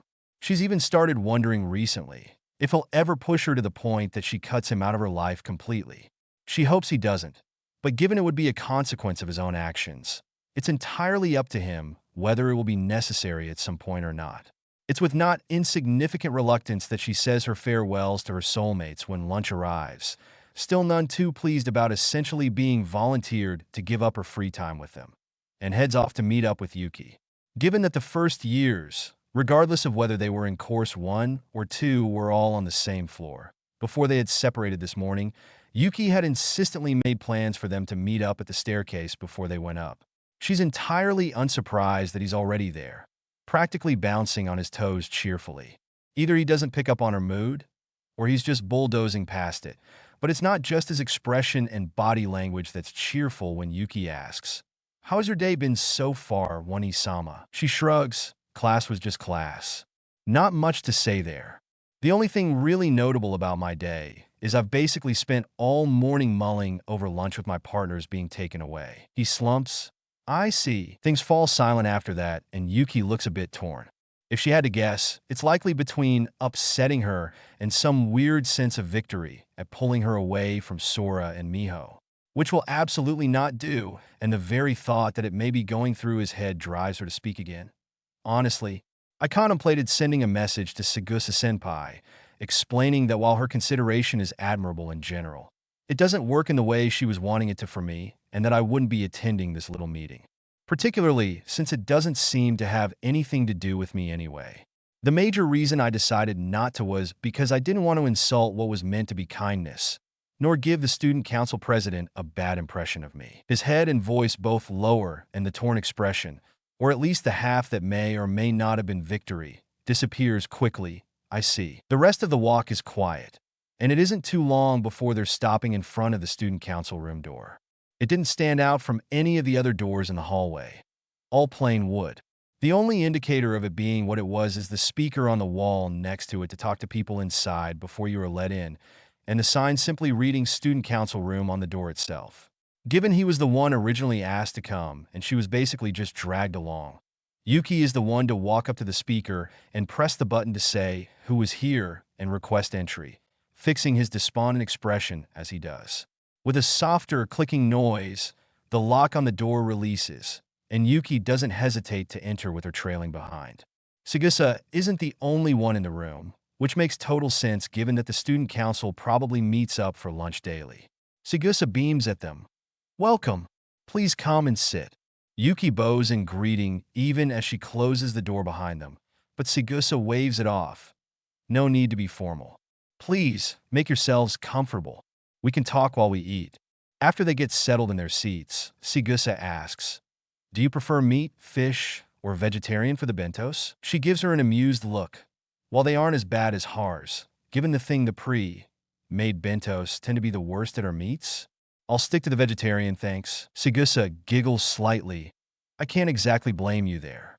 Yuki. He shrugs, "The same please." A girl that had been introduced during the entrance ceremony as the student council secretary Nakaju Azusa, who had been standing off to the side, turns to the almost vending machine-like device and starts getting people's food before moving over to sit while they wait. As they do, Sigusa smiles at where they're sitting to her right. From her perspective, again from the head of the table, some brief introductions happened at the entrance ceremony, but let me go over them again really quick just in case. She gestures to her left. "This is our accountant, Ichihara Susan, also known as Rin." With the air of someone who's had this discussion more than once, Susan sighs a little. "The only one who calls me, that is the president." Ignoring her, Sigusa continues. "After that bit of trouble with Morisaki, I do believe you two know the chief of the disciplinary committee, Watanabe Mari, just fine." Watanabe doesn't say anything, just gives them a nod, and Sigusa moves on. "Lastly is our secretary, Nakaju Azusa, also known as Achan-1. Azusa gave her an unhappy look. Student council president. "Please don't call me Achan in front of the underclassmen. I have my position to think of too." Cheerfully ignoring her, Sigusa finishes off. "The last one would be Vice President Hanzo, though he isn't here at the moment, as I'm sure you noticed. And that makes up all the members of the student council committee." Watanabe gives her an amused look, "Which I am not part of." Sigusa takes it in stride. "Oh yes, Mari is not a member of the student council." "Ah." The preparations are complete. As she'd said the last, the pre-made meal machine, more commonly known as a dinner service model, since unlike a HAR, its job is basically just to fill bentos with already made food rather than making said food, opens the door on the front in indication that it's finished, and Azusa gets up to retrieve the bentos. And Yuki gets up to help her grabbing his own, and Tashiko's to free up Azusa a little bit and getting a brief thankful smile. She's briefly confused about the fact there are only 5, but before she can say anything, Watanabe leans down and pulls out her own bento from her bag on the floor. She'd seen it sitting there with her elemental side, of course, but unless she has reason to be suspicious of them, she's long made it a habit to studiously ignore any data her elemental sight reads as inside people's bags and briefcases and everything in between. After they settle down, Yuki asks in curiosity, "Did you make that bento yourself, Watanabe-senpai?" Watanabe smiles slightly. "Yes, are you surprised?" She doesn't seem to be malicious in the slightest, more just teasing Yuki, who tends to present an ever-polite Kakashi air. He seems to panic a little, which seems ridiculous to her, but she'd prefer if the conversation moves along. If it wraps up quickly enough, she may be able to go down and squeeze in some non-class time with her soulmates.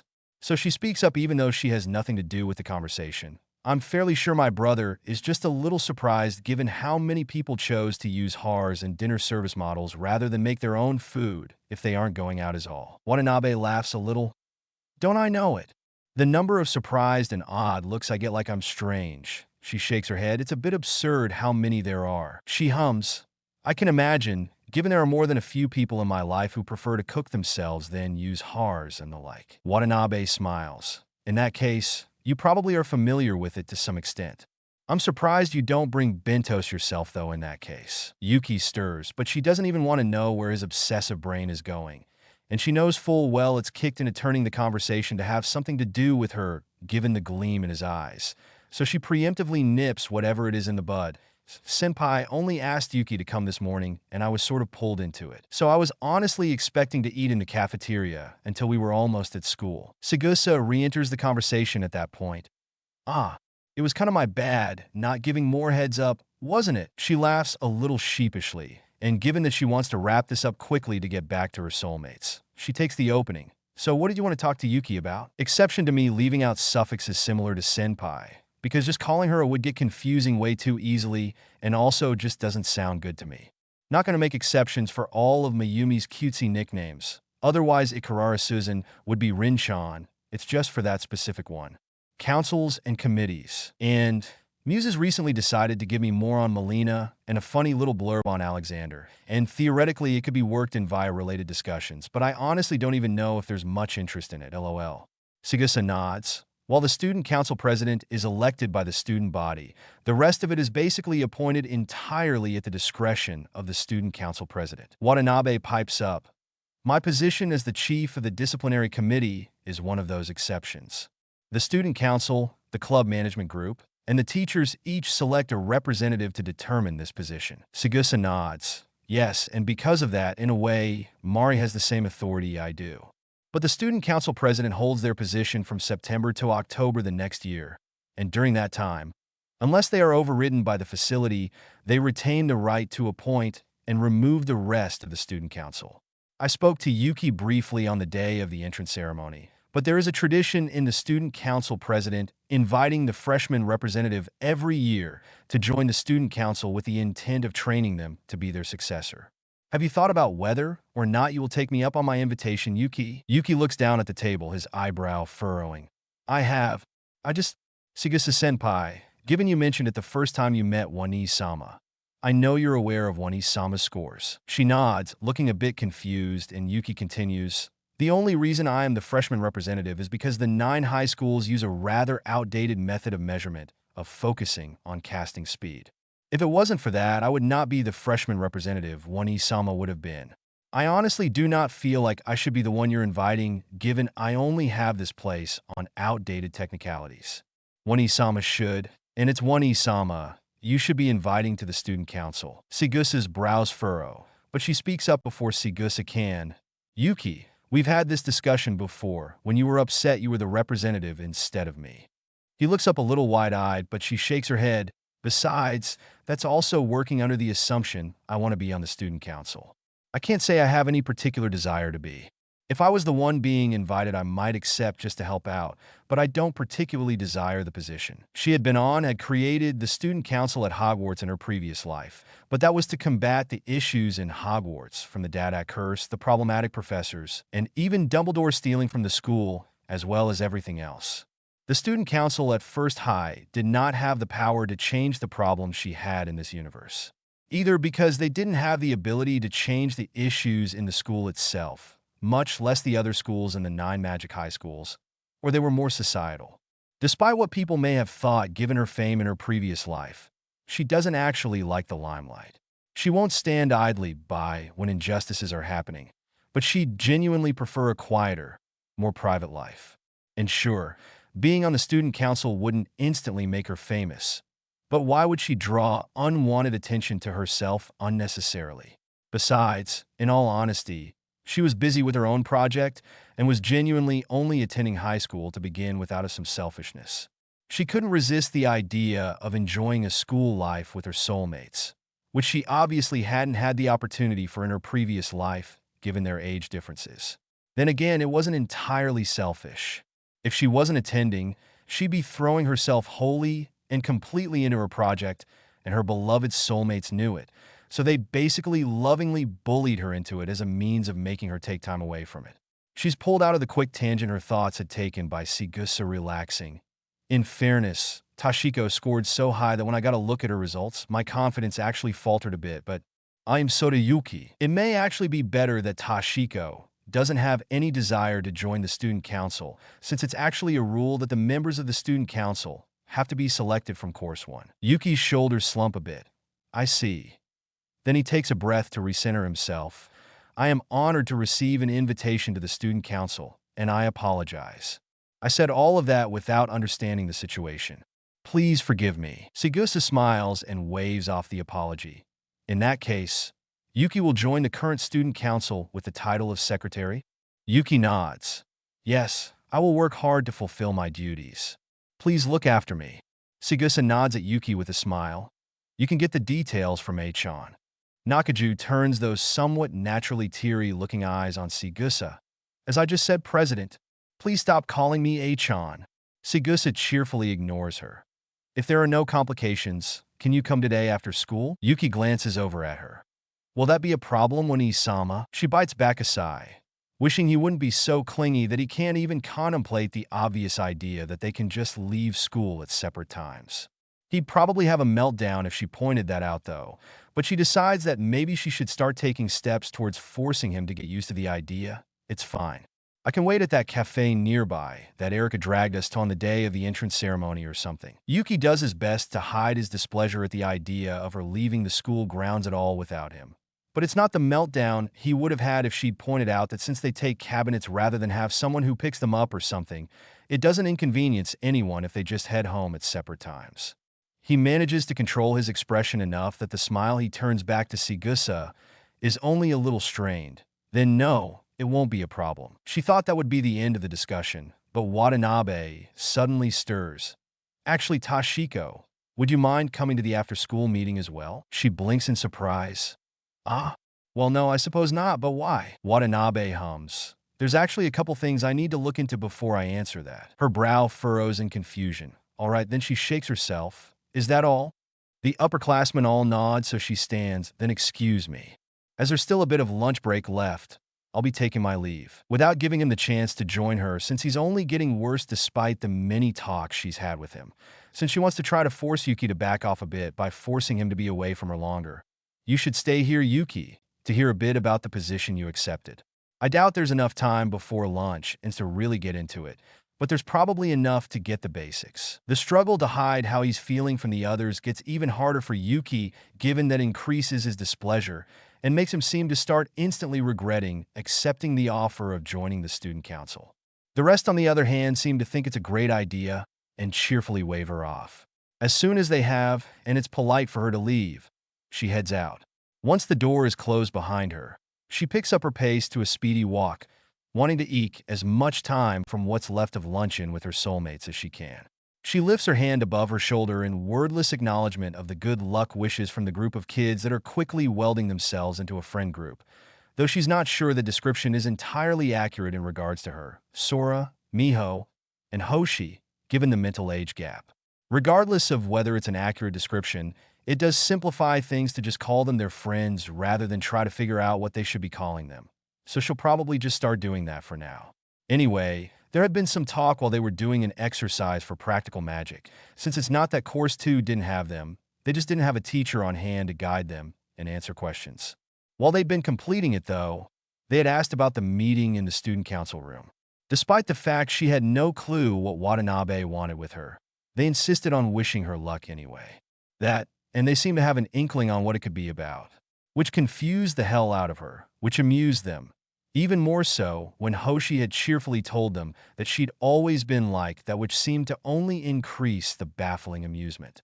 Yuki is excited when they meet up to go to the student council room. Suspiciously so. There isn't any point in trying to pry answers out of him, though. She's all too familiar with that expression, and it's one he tends to make when he wants to surprise her. She doesn't tend to like his surprises, given he doesn't really pay attention to what she wants and tends to just go with what he believes she should have. When they get to the student council room, rather than using the speaker next to the door to be allowed in, Yuki swipes his ID card. Apparently, having already had his access adjusted, it unlocks immediately. The moment they step inside, the gaze of only male currently on the student council immediately locks on her with distaste. Ignoring him, she turns her own gaze to Watanabe as she closes the door behind her. "So why did you want me at this meeting?" Watanabe smiles. "I wanted to look into some of the rules to double-check that there wasn't a similar one as the student council has barring Course 2 students, but there's 3 empty positions in the disciplinary committee. Given how valuable the ability to read magic sequences before they're deployed is, I thought you'd be a good fit." She blinks rapidly in surprise as she sits. Suppose I can see why the disciplinary committee would value such a skill." She tilts her head. "Can't say I've ever thought about joining or ever had aspirations to." Yuki tenses as his expression falls subtly, though the older girl seemed to be more than patient enough to wait to let her finish. Her gaze roams away in thought. The whole point of the disciplinary committee was to ensure the safety of the students, and she's always been protective of innocence, which being on the disciplinary committee will give her the authority to do freely. Also, members were allowed to carry their CADs rather than being more limited on the circumstances. They could be in possession of them on school grounds, which she may not inherently need, but does act as decent cover if she has reason to use her magic. But I suppose I'm not inherently against the idea. Watanabe beams. "Wonderful." Then the only male that had been in the student council room when they arrived, Student Council Vice President Hattori Giwa, from a brief glance at her memories regarding the introductions during the entrance ceremony, slams his hands down and shoots to his feet. "Watanabe-senpai, you can't really be thinking of appointing a first-year Course 2 student to the disciplinary committee, can you?" Watanabe's eyes sharpen. The disciplinary committee recruits first years every year. "You are fully aware of this, Hattori Jubashijo Hanzo." Hattori shoots her a glance. "Don't call me by my full name. You know full well most know me as Hattori Gyubu. And I'm aware, but she's a Course 2 student.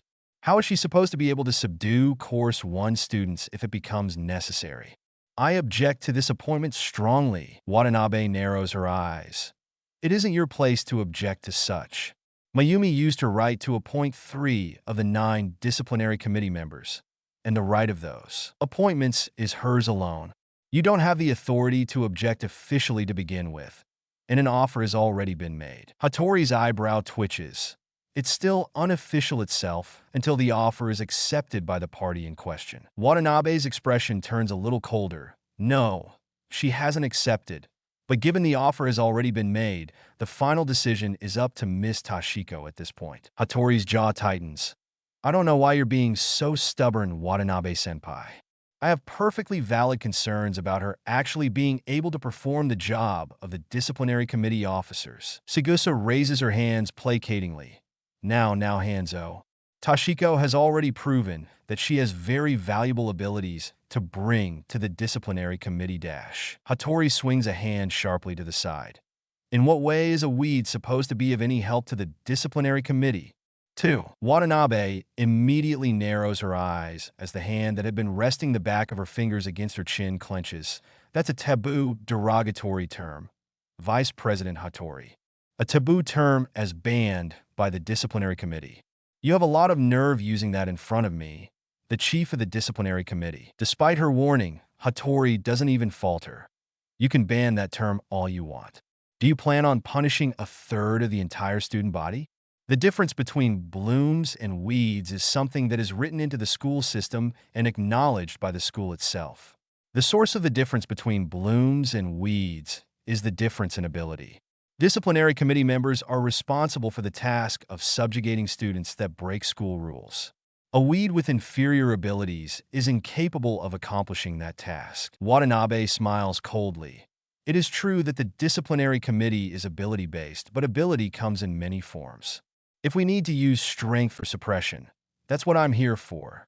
Even if I'm up against 10 or even 20 opponents, I can handle them alone. In this school, the only people that can go one-on-one against me are President Sigusa and club management group leader Jumanji.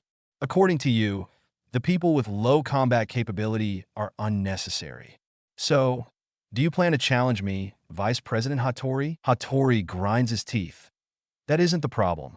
It's in her ability to adapt and handle whatever situations come up, that is. It wasn't very surprising the clearly prideful boy wasn't backing down, given he clearly firmly believed Course 2 students genuinely had inferior abilities purely based on their placement, which inherently ignores the fact the only determining factor in who amongst the accepted students is Course 1 and who is Course 2 is their casting speed.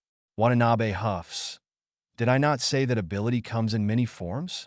Toshiko can read the activation sequence, and thus knows the magic being invoked. Hattori falters. What did you say? Watanabe pushes on mercilessly. In other words, even before the magic has been invoked, she already knows what magic her opponent is using. According to our school rules, depending on the type of magic used, the level of punishment also changes. Unfortunately, if we were to disrupt the activation sequence before invocation like Mayumi did, there is no way to tell what magic was originally used. If we waited until the activation sequence finished, then that would defeat the entire purpose. Thus, it is safer to disrupt magic during the activation sequence. Without any definite accusation of wrongdoing, the only thing we can charge them with is attempted disruption and the subsequent lighter punishment. But with Toshiko, we can properly catch those that have been using stronger magics. Hattori was still flabbergasted, but still managed to muster himself enough again. But if she ran across an actual crime scene and was unable to stop the magic invocation, Watanabe shoots that down as well. In that case, it would be beyond a first-year Course 1 student anyways, and probably beyond second-year students as well. How many people do you know that are able to invoke second and still manage to deny their opponent from invoking first? Besides that, there is still one more reason I want her to join the disciplinary committee. Hattori doesn't even really have a chance to protest, but he seems to be floundering anyway. To this day, there is no disciplinary committee member that comes from Course 2 students. In other words, Course 2 students that improperly use magic against school rules are apprehended by Course 1 students. As you said, there is a wide divide between Course 1 and Course 2 students. Course 1 students can apprehend Course 2 students, but the reverse is not true. This configuration has only served to widen that divide. I do not like it that the committee members under my command are only serving to widen this differential impression, seemingly trying to change the atmosphere. Sigusa pipes up then, quite impressive, Mari. You have even taken this into account? I thought you only cared about Toshiko. The student council treasurer, Ichihara, immediately replies, Please be quiet, President. Sigusa gives her a reproachful look, but Ichihara shakes her head in return, and Sigusa seems to back off on trying to shift the mood. Hattori finally musters himself at that. President, as the vice president, I object to appointing Shiba Toshiko as a disciplinary committee member. While I accept that Chief Watanabe has got a point in her assertion, the original mission of a disciplinary committee member is to uncover and subjugate the school rule breakers. A Course 2 student who is lacking in magic ability can't perform the duties of a disciplinary committee member. Such a misplaced appointment will surely damage your reputation as the president. Please reconsider. Yuki finally seems to hit his breaking point at that, so she quickly opens her mouth before he can. You keep circling back to my placement in Course 2 and ability to subdue perpetrators if necessary, despite being repeatedly shot down with numerous reasons. I meant what I said earlier when I said I didn't have any particular aspirations for joining it, but you're honestly sounding like a broken record at this point, Hattori. If anyone should be thinking about their reputation, it should be you. She tilts her head. It's not a good look for a member of one of the 100 families when they can't come up with different points for an objection when their first has been shot down. Again, repeatedly, since you keep pushing that angle. Hattori stiffens and gives her a nasty look, but she pushes on regardless. Furthermore, your objection is based entirely on prejudice, as the only differential between Course 1 and Course 2 students is casting speed, and that's far from the only thing that matters. Hattori opens his mouth, and she coolly cuts through whatever he was going to say, as anyone with actual combat experience could tell you. That seems to make Hattori particularly mad, and he glares at her. If you're so confident in that and that you can handle being a disciplinary committee officer, then why don't we have a mock duel, and you prove it? Watanabe stiffens. Hattori dash. He turns to her. If you're so confident in her ability, then there shouldn't be any problem with it. He give her a derisive look. Not that I think dash. She doesn't even twitch. All right then. If Watanabe-senpai is all right with using her authority to oversee duels this early into the school year, I don't mind. Watanabe gives her a surprised, searching look, but after a beat, she glances over at Sigusa, who nods. As the student council president, I authorize the formal mock battle match between second-year Class B, Hattori Gyubu, and first-year Class E, Shiba Tashiko. Watanabe nods again. On the basis of the student council president's declaration, as the chief of disciplinary committee, I recognize that the match between the two of you as a legitimate extracurricular activity in abidance of the school rules. The time of the match will be 30 minutes from now at the third practice room. The match will be a private one, and I authorize the use of CADs by both sides. The last one was pretty much a standard in the school for mock duels from her understanding, and entirely to keep such matches from becoming brawls, which would inherently go against the school rules regarding violence. Hattori turns away sharply, likely to prepare, and she watches him go idly, before turning back to Watanabe. Given you authorized CAD use, I'm going to need to retrieve mine from the lockers we're obligated to leave them in, but I've heard that the disciplinary committee has some bracelet-type CADs.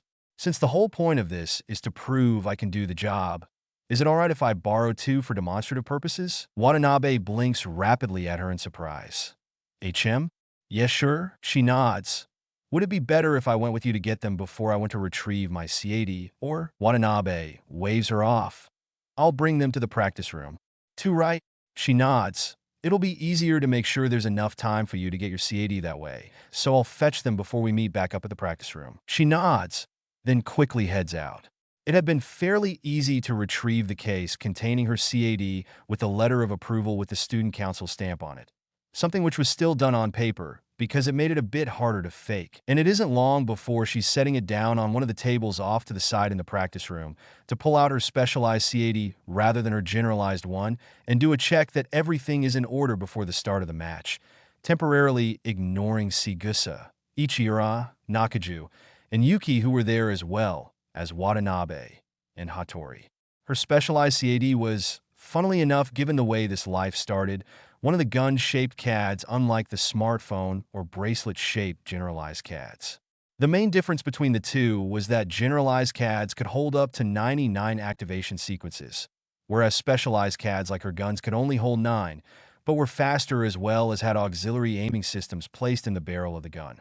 The reason for it was also because it was that very system which made it slightly faster, as it streamlines the coordinate data input into the activation sequence and lessens how much the magic calculation area has to input. If it's a spell that moves in a straight line or is single target, it can handle it entirely on its own using the barrel as the start point, and also the angle and all that for lines and just whatever it's pointing at for single target spells. The magician only had to add anything to it if its area of effect, and that's only in how far the boundaries of the spell extend from what would be the impact point if it was an actually fired gun which it treats as the dead center of the spell. Once she's done and has collected the 2 bracelet-shaped CADs Watanabe had brought and put them on, she heads over to the starting point for her. Given Hattori had been waiting at his own start point, once she's in position, Watanabe starts speaking as she glances between them. All right, allow me to explain the rules. In terms of either direct or indirect attacks, lethal attacks are forbidden. Techniques that deal permanent disabilities to the opponent are also forbidden. Abilities that cause direct harm to the physical body are forbidden. However, direct attacks that do not result in anything greater than bone fractures are permitted. No weapons at any time. Unarmed combat is allowed. If you plan on using kicking techniques, please remove your shoes and change into the school's soft boots. The condition for defeat is when the judge has determined one side is unable to continue the battle. Both sides, please do not activate your CADs until I give the signal. Breaking the rules results in an automatic defeat. I will use my full strength to stop it, so remember that. That is all. She nods in understanding of the reminder of the rules, which had actually been amidst the plethora of information the school had provided and that she'd memorized, but she can certainly understand why Watanabe would give them a refresher just in case. Hattori also nods, and while his expression was more solemn than anything derisive or aggressive, he definitely seemed to be approaching things with a fairly laid-back attitude under that more serious look. It wasn't really that surprising, though, given how much Hattori seems to buy into the end all-be-all superiority of casting speed. As the very thing that separates Course 1 and Course 2 students, he undoubtedly thinks that this match where they are obligated to wait to activate their CADs at the same time is practically already won. Watanabe looks between them as she starts to raise a hand, a bit on the slower side, undoubtedly to give them both time for any last-minute mental preparation. After she has it held straight up, she holds it there for a second before swinging it down quickly in a chopping motion. Begin! Hattori quickly starts pressing buttons on his bracelet-shaped CAD, but without hesitation, she activates one of the few fast-cast ancient magic techniques, which she's been told is called Shikujiu. It helps her close the distance and slip around Hattori fast enough that he barely has time to gain a surprised look of her getting close before she's behind him.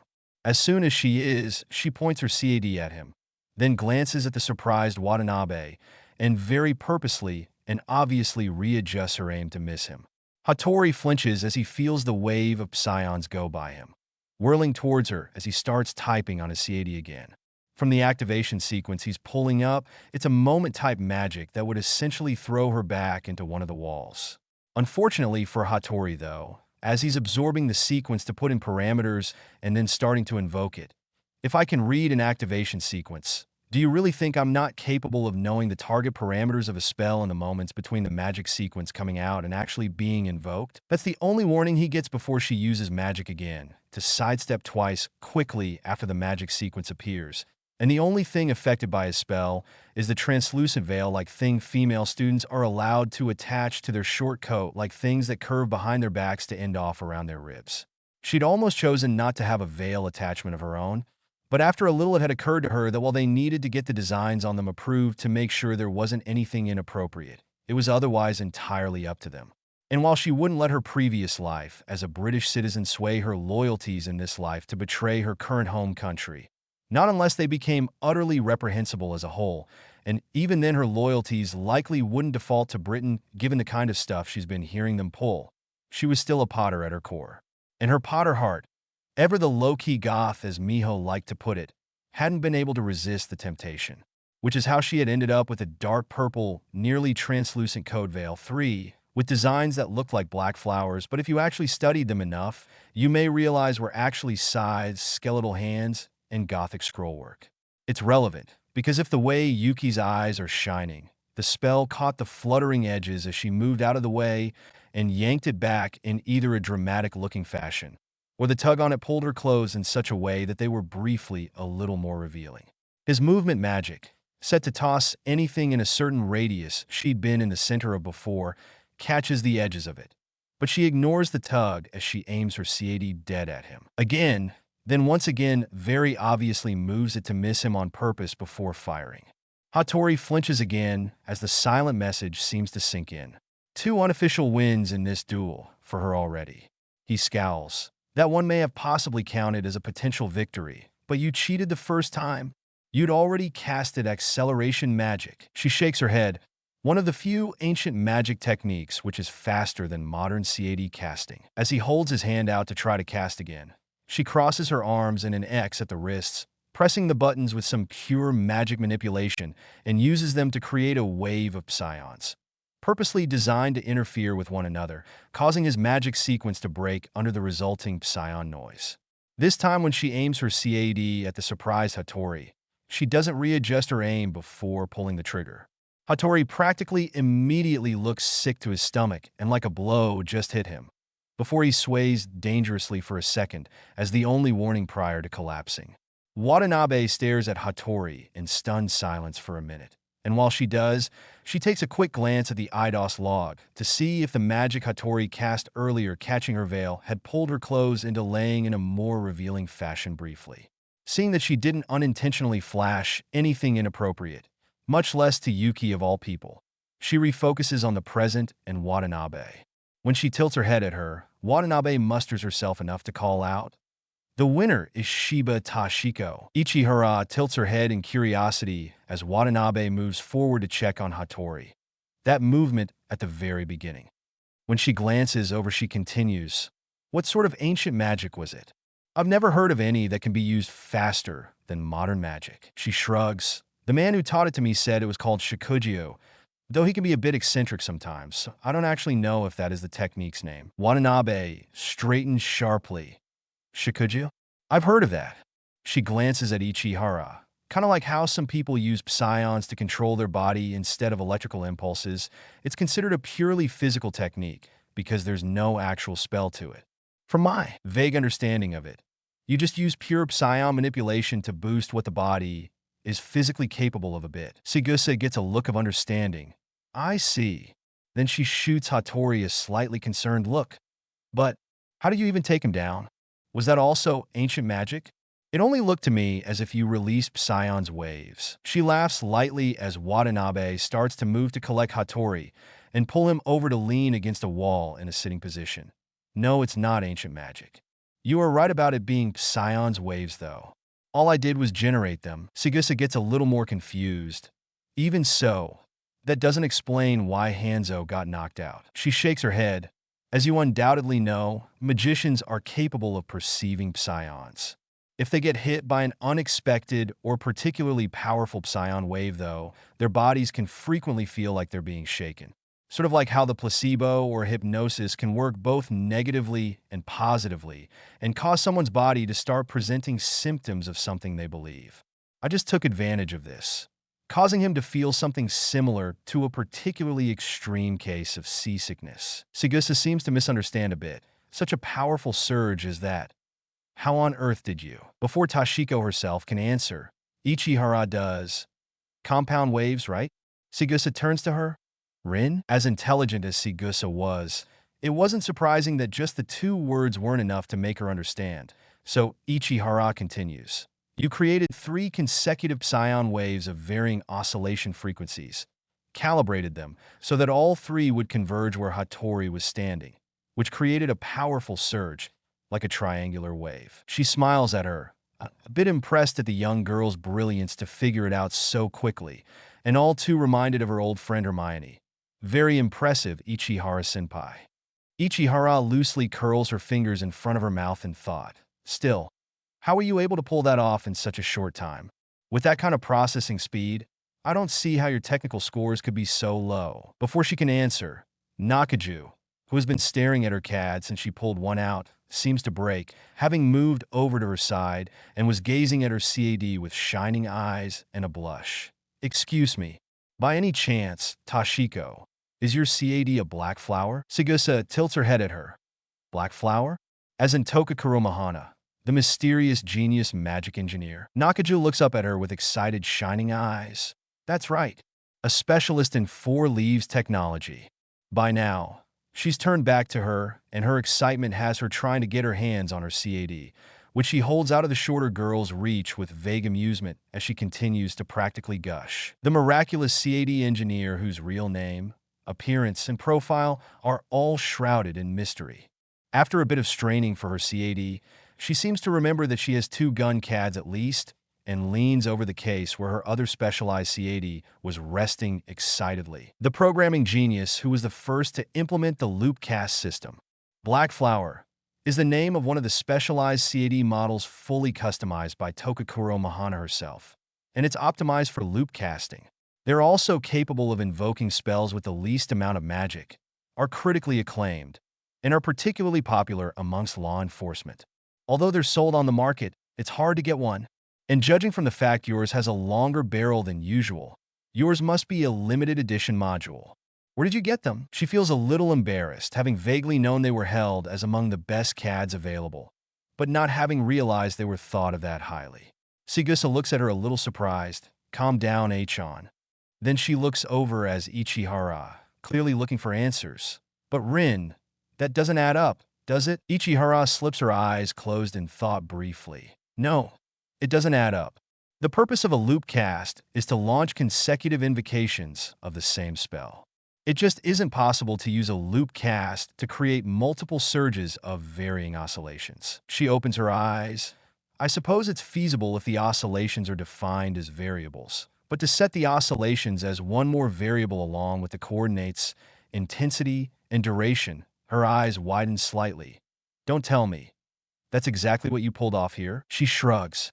In fairness, it would probably be more difficult for a normal magician, but when you add in her occlumency and the way time flows faster in the mind than in reality by nature, well, it becomes significantly easier to pull things like that off. She can't exactly say that, though, so she just skirts around the topic. At this school, multivariables aren't subject to evaluation, not as processing speed, calculation scale, and interference intensity. Hattori had regained consciousness during the discussion, and chooses then to weakly pipe up. In the practical exam, magic skill scores are determined by spell invocation speed, the scale of the magic sequence, and target data rewriting strength. But the vast majority of the weight of value is placed on casting speed. He tries to stand, but ends up slumping into the wall, holding a hand to his head instead. I see. So that's what happens when tests don't reflect your true abilities. Sigusa leans over him, looking slightly concerned. Are you all right, Hanzo? He makes a slightly cut-off noise, then shoots to his feet and clenches a hand in front of his chest. I'm fine. He relaxes his stiff posture as he glances over at her. Shiba, she tilts her head. Yes? He glances away. I apologize for my comments before. It was rude of me. He shakes his head. I was the one whose judgment was clouded. I hope you'll forgive me. She smiles at him before she turns to finish putting her CAD away and closing the case, and take off the disciplinary committee's bracelet CADs, since she hasn't officially become a member and therefore gained the authority to carry them around. It's fine. Yuki starts to stiffen, but she shoots him a look before she finishes speaking. We all make mistakes. It says more of your character that you acknowledge them, just as it would say more of mine if I was the type to hold on to some sort of grudge over it even after your apology. Hattori smiles a bit himself, then turns to leave the practice room. Watanabe turns to her with a smile of her own. All right, we did get waylaid unexpectedly, but why don't we get back on track and head to the disciplinary committee headquarters? She smiles back. Of course. Do I need to take my CAD case back to the drop-off area first, though, since I'm not officially part of the disciplinary committee yet? Watanabe waves her hand. Since you're with me, and I have the authority to authorize you having them, and it'd be silly to have you trudge all the way over to do that just to have the authority to go and collect them again if you were sticking around a bit longer after you're officially brought on. Just bring them with. Also, that 2-cross CAD thing looked like cast jamming. She nods as she picks her case up. All right then, lead on Watanabe-senpai. And yeah, it's a sort of pseudo-cast jamming. Why? As they head out, Watanabe peers over at her. Because it's a valuable skill. Can you teach it to others? She shrugs. I can try. Whether they can learn it is another matter entirely. Watanabe nods. Fair enough. It's worth a shot anyway. She hums in agreement. She looks around the room Watanabe had led her to, directly under the student council room actually, which very much was not a coincidence, and there was even a not quite secret but private and discreet direct staircase between the two. Watanabe moves further in as she speaks. It's a little untidy, but hey, find yourself a seat somewhere while I find the official paperwork to bring you on board. Untidy was a bit of an understatement. Or rather, on the scale of untidy, it was on the upper end. She shakes her head and chuckles lightly. Don't let my boyfriend find out how untidy my soon-to-be headquarters are. Watanabe looks at her in confusion. MM? Why? She snickers. Because he'll barge in whether you authorize him or not.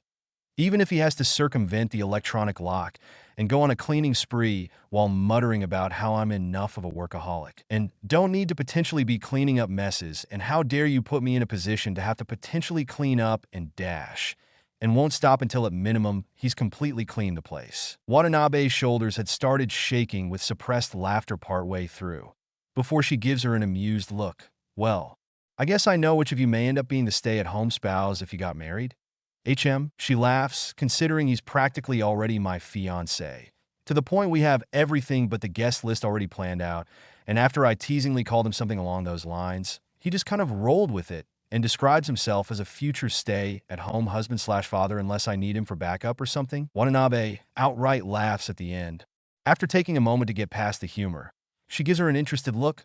By backup, do you mean he's on par or close to your skill level?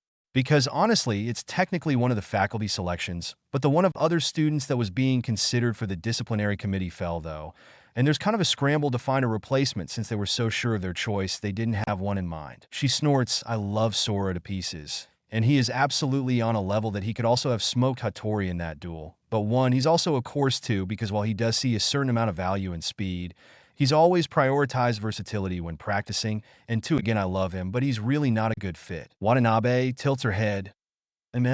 Why? She gives her a bemused look, because Sora only follows rules when it suits him. Put him in a position where he has to pick between rules and something he truly cares about, and he'll pick the latter with zero hesitation or remorse. In fairness, she was sort of similar, but she wasn't as bad as Sora, and when she does pick something she cares about, including her care for innocence, she tends to only break the rules or even laws when it's entirely reasonable to have done so. Watanabe sighs. Fair enough. That's a shame, though. The original candidate was Morisaki, and given what he pulled the very first day, which you were fully aware of, well, needless to say, as I had to bring him in on my authority as the chief of the disciplinary committee, the faculty quickly withdrew their support for his nomination, even without me and Mayumi having to say anything against it. She blinks a few times quickly at her, then snorts, funny. He was all in line to receive one of the positions that are viewed with respect in general by the school, but let his temper blow the chance the very first day of school. Watanabe nods, and there's a beat of silence as she looks for the papers before something else occurs to her. Actually, on second thought, Watanabe looks up. HM? Second thought about what? She hums. On letting Sora know about the untidiness of the disciplinary committee headquarters. It just occurred to me that yes, if he finds out he's going to barge in and tidy up and grumble about me working in such an environment all the while. But if it's not mentioned, then it'll inevitably add another complaint about hiding it from him to the rest. Watanabe chuckles slightly. Well, it's not like there's classified information in here, or that anything that could potentially be considered sensitive isn't already locked up in some way. So if you want to invite him up here, you're more than welcome to. She hums. Is it okay if I take a picture of the headquarters, or? Watanabe waves a hand. It's fine. She gets back out of her chair to move over to the door, snapping a photo before moving back to her seat as she opens up the group text. Not the one between just her, Sora, and Miho, but the other one that also has Hoshi. Group text. So, I want to preface this by saying I am not trying to give you more to do, Sora. And it's more because you'd be upset if you found out, and even more upset if I didn't mention it and you decided I was hiding it from you. Sora, do I need to beat someone up? Miho, why is your immediate reaction always violence? Hoshi, I second Sora. Does someone need to catch hands? Miho, why are you both like this? Previous occupation. Anyway, I was recruited to the disciplinary committee. Sora, to the surprise of literally only you. What? Hoshi, why do you think everyone was wishing you luck? We'll talk about that later. Anyway, I just got to the disciplinary committee headquarters, and again, I'm not trying to give you more to do, but you'd be mad if I didn't tell you so. You have sent an image. It's a bit untidy. Miho, A&E's gone. Miho, I come up to help, but we all know he'd potentially get mad at that too, so. Hoshi, Sora, mess? In one of them like girls' workplaces? I don't think so. Absolutely unacceptable. Does he even know where the disciplinary committee headquarters is? Miho, it was in the information for First High in case anyone needed to know to report something. Hoshi, or for other reasons. Miho, only if you're a delinquent. As long as he knows, I guess.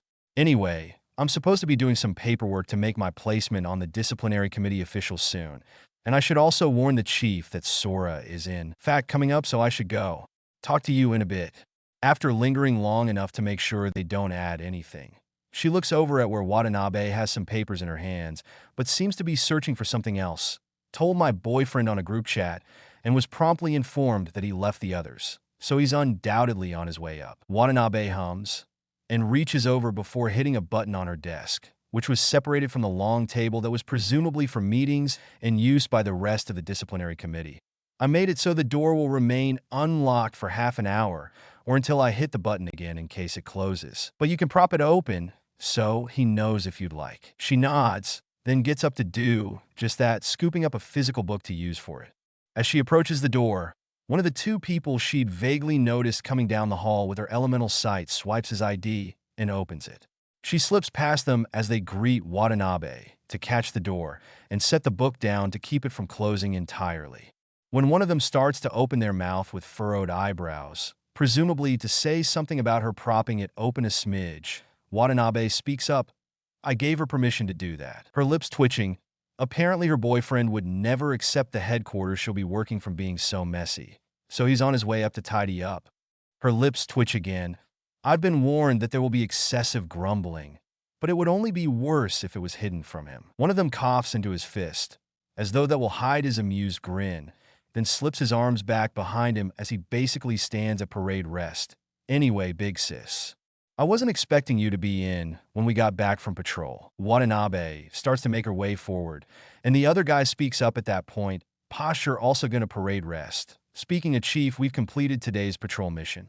No arrests have been made. If he had anything else to say, it's cut off by Watanabe using the rolled up papers in her hand to smack the first guy on the cheek before she starts whacking the top of his head with it. Don't call me big sis. How many times do I have to tell you? Is that head of yours just an empty ornament? Given they don't look anything alike, she'd guess the whole big sis thing is more of a nickname than a reference to an actual familial tie between them. The guy has his head ducked down and his arms vaguely over his head at that point. Please don't beat up on me like that. She finally stops at that, and he glances over at her as he straightens. By the way, Chief, what's with the new girl? Watanabe moves right past the way she'd been swatting at him so easily that she's fairly confident it's a normal occurrence. That's Shiba Tashiko of Class 1E. She'll be joining us under the recommendation of the Student Council. The two gaze at her briefly before the first guy who'd just been getting whacked comments. Emblemless, huh? Sighing almost inaudibly. The second guy warns him. Tatsumi-senpai, your choice of words may run afoul of the banned words regulations. Then he glances over at her. In this case, the proper term would be Course 2 student. Watanabe's tone gets fairly light. You guys, you're going to get the rug pulled out from under you if you hold such a simplistic outlook. She settles herself, so she's kind of sitting on the edge of the table, then smiles at them. Between you and me, Hattori just got himself royally tripped up a while ago. Tatsumi, from what the other guy called him, gives her a surprised look, and he's not the only one. You mean she defeated Hattori? Watanabe slides back off her seat at the table. That's right. In an official match, too. She actually technically could have won 3 times instead of just 1. But the first 2 times she very obviously purposely re-aimed her deity to miss him at the last moment. The second guy, whose name she doesn't know, speaks up then, surprised enough to lose his more businesslike tone. What the? Are you saying that Hattori, undefeated since he started here, got beaten by a new student? Tatsumi crosses his arms, even as he gets a small smile. I'm glad to have her on our side. The other guy crosses one arm over his body as he brings the other up to rest his curled pointer finger against his chin. We've got ourselves a phenomenon. Right, Chief? Watanabe turns her gaze from them to smile at her. Who would have thought, right? There's a few beats of quiet as she gazes at her before she slips her eyes closed. This school, with its asinine bloom and weed labeling, is teeming with people either wallowing in their sense of superiority or drowning in their sense of inferiority. She opens her eyes to pin them with a look. To tell you the truth, I've been fed up with it all. Speaking for myself, fortunately, both Mayumi and Jumanji of the club management group know what kind of personality I have. They've used their recommendation slots to pick people who are relatively immune to those kinds of sensibilities. The two boys look somewhat proud at those words, which is entirely deserved as far as she's concerned as Watanabe turns her gaze to her. Their feelings of superiority may not quite be at 0, but they're good guys who can evaluate others' skills fairly. Watanabe leans over to place a hand on the table. I don't think this place will be all that uncomfortable for you. She turns her gaze to the other two contemplatively, and Tatsumi steps past the other guy and extends a hand for a shake. I'm Tatsumi Kararo of Class 3C. Nice to meet you, Shiba. Able people like you are more than welcome here. Having not gone back to her seat after she propped the door open, but just stepped out of the way, She smoothly steps forward to shake his hand as the other boy smiles at her over Tatsumi's shoulder. I'm Sawaki Midori of Class 2D. Glad to have you on board, Shiba. She smiles back. Watanabe-senpai already introduced me, but it's polite to introduce oneself anyway. I'm first-year student Shiba Tashiko of Class 1E. Likewise, it's nice to meet you too. Before anything else can be said, Sora all but bursts into the room, startling the other three. As Watanabe instinctively reaches for her C80, she waves her off. This is Amano Sora, the boyfriend I mentioned. The three relax immediately at that, even as Sora glances down at the book and leans down to scoop it up as he surveys the room with the same critical eye like he's calculating the exact angle to swing on a wire. He greets them almost absently before brushing past them and descending on the mess almost with the air of a wrathful god. The other three's shoulders are shaking with suppressed laughter, and Watanabe holds the papers she had rolled up in her hand that she'd been beating Tatsumi with earlier. If he's tidying up our headquarters, we may as well help while you fill out these forms for your official placement on the disciplinary committee. She accepts them and moves over to one of the seats to set the papers in front of it. Before she can sit down, though, Sawaki asks in curiosity, I don't mind us finally getting this place in order, but shouldn't you be helping as well? She smiles at him in amusement and reaches for one of the boxes on the table. She hardly has it lifted an inch from the table before Sora practically teleports to her side and snatches it from her hand. You get your workaholic hands off the cleaning, Missy. Then he turns and moves off with the box as the other three's shoulders start shaking again. Watanabe grins at her. Fair enough. Then the other three start helping Sora as she settles down with the form she needs to fill out. She's smacking at Sora's arm as he snickers while walking down to the gates with her. Why did you just assume I was going to be invited to the disciplinary committee? Sora catches her hand in amusement, twining their fingers together as he grins at her. Oh, sweetheart. You're the only one who didn't piece together the sequence of events of Watanabe-senpai being impressed by your ability to read activation sequences. Sigasa-senpai admitting to Yuki that your scores are impressive, but it's against the rules to have you on the student council, and Watanabe-senpai asking you to attend Yuki's introduction meeting or whatever it was but needing to look into things. She pouts at him, but she doesn't get a chance to say anything before they're nearing the gates and Miho's voice enters the conversation.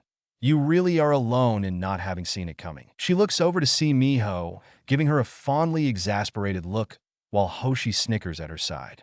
As she steps up to them, Hoshi flicks a look over her shoulder, then slides around her to walk directly behind her as Miho slips to her other side.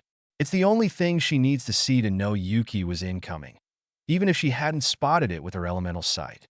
She's pretty sure it's very much going to be her new normal as often as possible from here on. If the faces they made and the way they looked at each other after she mentioned trying to force Yuki to get more used to them being separated or having more distance between them quietly on the way back from lunch is any indication. Before, they seemed to take more of an approach of respecting that she didn't want to deal with Yuki throwing fits if he couldn't at least just walk beside her when they were together, and tended to have her walk on one of the ends. They seemed all too happy that she'd changed her mind and decided the tantrums are worth trying to force Yuki to accept things better though. To that extent, she's not surprised in the slightest to see the unhappy expression and nasty looks he was giving the three of them with her elemental sight when he catches up and they start to leave the school. Yuki was very likely to throw a tantrum at home later, and it was practically a guarantee that he was only holding his tongue after having learned the hard way more than once that she wouldn't accept him speaking ill of them. He's only getting worse and worse about her boundaries, though, so she practically feels it has to be done to force a bit of distance from his constant pushing. As far as I can tell, this bit of canon is entirely because the name Hattori Hanzo belongs to an IRL famous ninja and a regular at Magic High School Hattori's subsequent embarrassment about being named after a historical figure, since a regular seems to share IRL's history until 1999 when the existence of magic became known to the masses. For those familiar with a regular at Magic High School, given that Tashiko went with Erika and all them to get a firm idea of where their classroom was and let them have a quick discussion with Yuki, it makes no sense for Hattori's other issues to be brought up.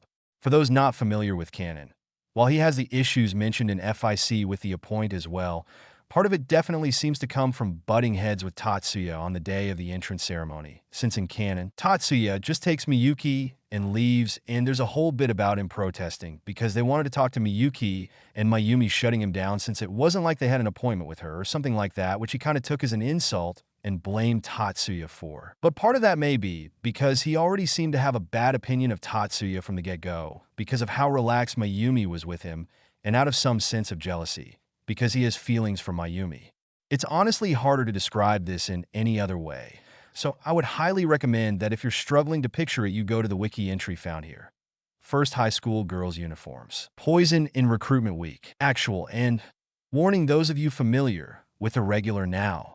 Calanthe Toshiko be breaking things again, namely the first arc. She kind of shatters it, mild spoilers, but she sort of breaks the second too, though to a lesser extent. More of a funny thought than anything. I had a conversation recently, and during character writing came up, and it's had me thinking about the differences between characters I've written, specifically the hilarious accusation on the film, which that the femme Harry there was actually secretly a self-insert, when it was more of a you. Do realize there were times I wanted to smack/shake the MC? Because it's not about what I'd do in that situation, it's what that character would. How did they grow up? What are their morals? What are their flaws? What are their motivations? How does all of that tie together? And what sort of person does it make? I like to think that the MC from that FIC and the MC from the series are different enough that it shows what I mean, you know? Like, as an example, Calanthe Toshiko absolutely won't hesitate to kill you and won't feel a lick of remorse if you've crossed lines in her book. Marzana Nephilim, which MC, had a lot of mental issues that took her a good bit to work through for just killing 5 serial killers who refused to surrender. And it makes sense in my opinion, you know? Calanthe Toshiko, well, the reasons behind her being like that were kind of explained when she earned the Xiaolong nickname. Too much time dealing with moral questions while surrounded by contradictions between morals and reputation and all that, and then to top it off was introduced to her assassin soulmate. Marzana grew up with it repeated over and over and over to never abuse her power. It was just more of a funny thought about how they basically said that gender benders were self-inserts from cowards who didn't want to admit it, and I was like, so which am I? Because they're very different women. Am I Marzana who'd struggled with killing literal serial killers? But when I'm not dealing with issues like that is pretty laid back, and while always happy to help doesn't go looking for trouble exactly, by which I mean she has a demon hunting job, and she'll deal with them if hired, or she happens across them, but doesn't exactly go out looking for them. Or am I Calanthe Toshiko, who won't hesitate nor feel the slightest guilt about killing you if you've crossed a line, is kind of a perfectionist, and practically the moment she hears of a major problem is like a dog with a bone until it's been dealt with? I have questions regarding this theory and how it applies. Or, wild thought, hear me out? When you write an MC, if it's not a self-insert, you don't ask yourself, what would I do? You don't put yourself in the character's shoes to figure things out. Just an idea, a wild one I know, but anyway, just a funny thought I felt like sharing. She enters the living room, having come down from working on some things with a silencing spell slipped over her, so Yuki wouldn't hear her leave her room after she saw him go to his. Mother, we need to talk. She looks up, brows furrowed slightly at her serious tone. About. She gives her a flat look, Yuki, as her mother starts to shift her gaze away. Clearly getting ready to avoid the major topic, she pushes on. If you keep refusing to talk about it, you'll have no room to complain if Yuki continues to push me, and I end up cutting him out of my life. Her mother's eyes go wide, and she snaps her gaze back to her. You wouldn't dash. She tilts her head. If he doesn't learn to at least respect my boundaries, he's very much careening headlong towards it without even considering the potential consequences of his actions. Her mother stares at her for a beat, then bitterly bites out. What do you expect me to do about it? You've basically banned me from using mental manipulation magic on either of you, so it's not like I can just remove his feelings for you. She forces herself to take a calming breath rather than snap at her. You could do like everyone else does when they find their child's behavior acceptable. Quit avoiding the conversation and sit him down and talk to him. If you truly want your children to have a sibling relationship, since I've already shut down that nonsense you originally had planned, you need to help me force Yuki to at least control himself. Even if he adamantly refuses to even try to move on, you need to sit him down and talk to him to help me get him to respect my boundaries. Otherwise, as I said, you'll have no right to say a word about it if he pushes me to the point I cut him out of my life because you have been studiously ignoring the problem instead of helping me with the mess you made." Her mother looks away sharply, and there's a beat of silence before she sighs. "Fine. I'll speak to him." She nods sharply, then turns to head back to her room. Good. The topic ends there, and she heads back up. It's almost inevitable that she'll end up venting to her soulmates that it took the threat of what exactly she and Yuki were heading towards for her mother to finally do something, and she's honestly starting to feel like a broken record at this point. But at least they don't mind. Quite the contrary, they tend to get upset with her for not talking to them about her problems. Even if it's not something they can actually do something about, they absolutely prefer her at least vent to them to try to release some frustration and stress rather than letting it build quietly until it explodes on her. The next day, she finds herself in the now tidy disciplinary committee headquarters at the meeting table as Watanabe gives something of a briefing. Once again this year, the week of unbridled shenanigans is upon us, as the snagging of talented club members is a crucial task that directly influences the power map of each club, as if they can perform well in the 9 schools competition or thesis competition, they can potentially get an increased budget as well, receiving some special treatment for their club members. It is unfortunately not uncommon for the ensuing mad scramble to degrade into no-holds-barred fistfights and magic shootouts. She gives Watanabe a surprised look. Magic shootout? It's against the school rules to carry CADs, though, unless you're on the student council, disciplinary committee, or club management group, isn't it? Watanabe nods. In general, yes, but clubs have special permission to carry them during club recruitment week, so they can have demonstrations. There is a simple screening in place, but it's more or less a free pass. Because of that, during this time, this place becomes a giant lawless zone full of chaos. She sighs and gives her a tired look.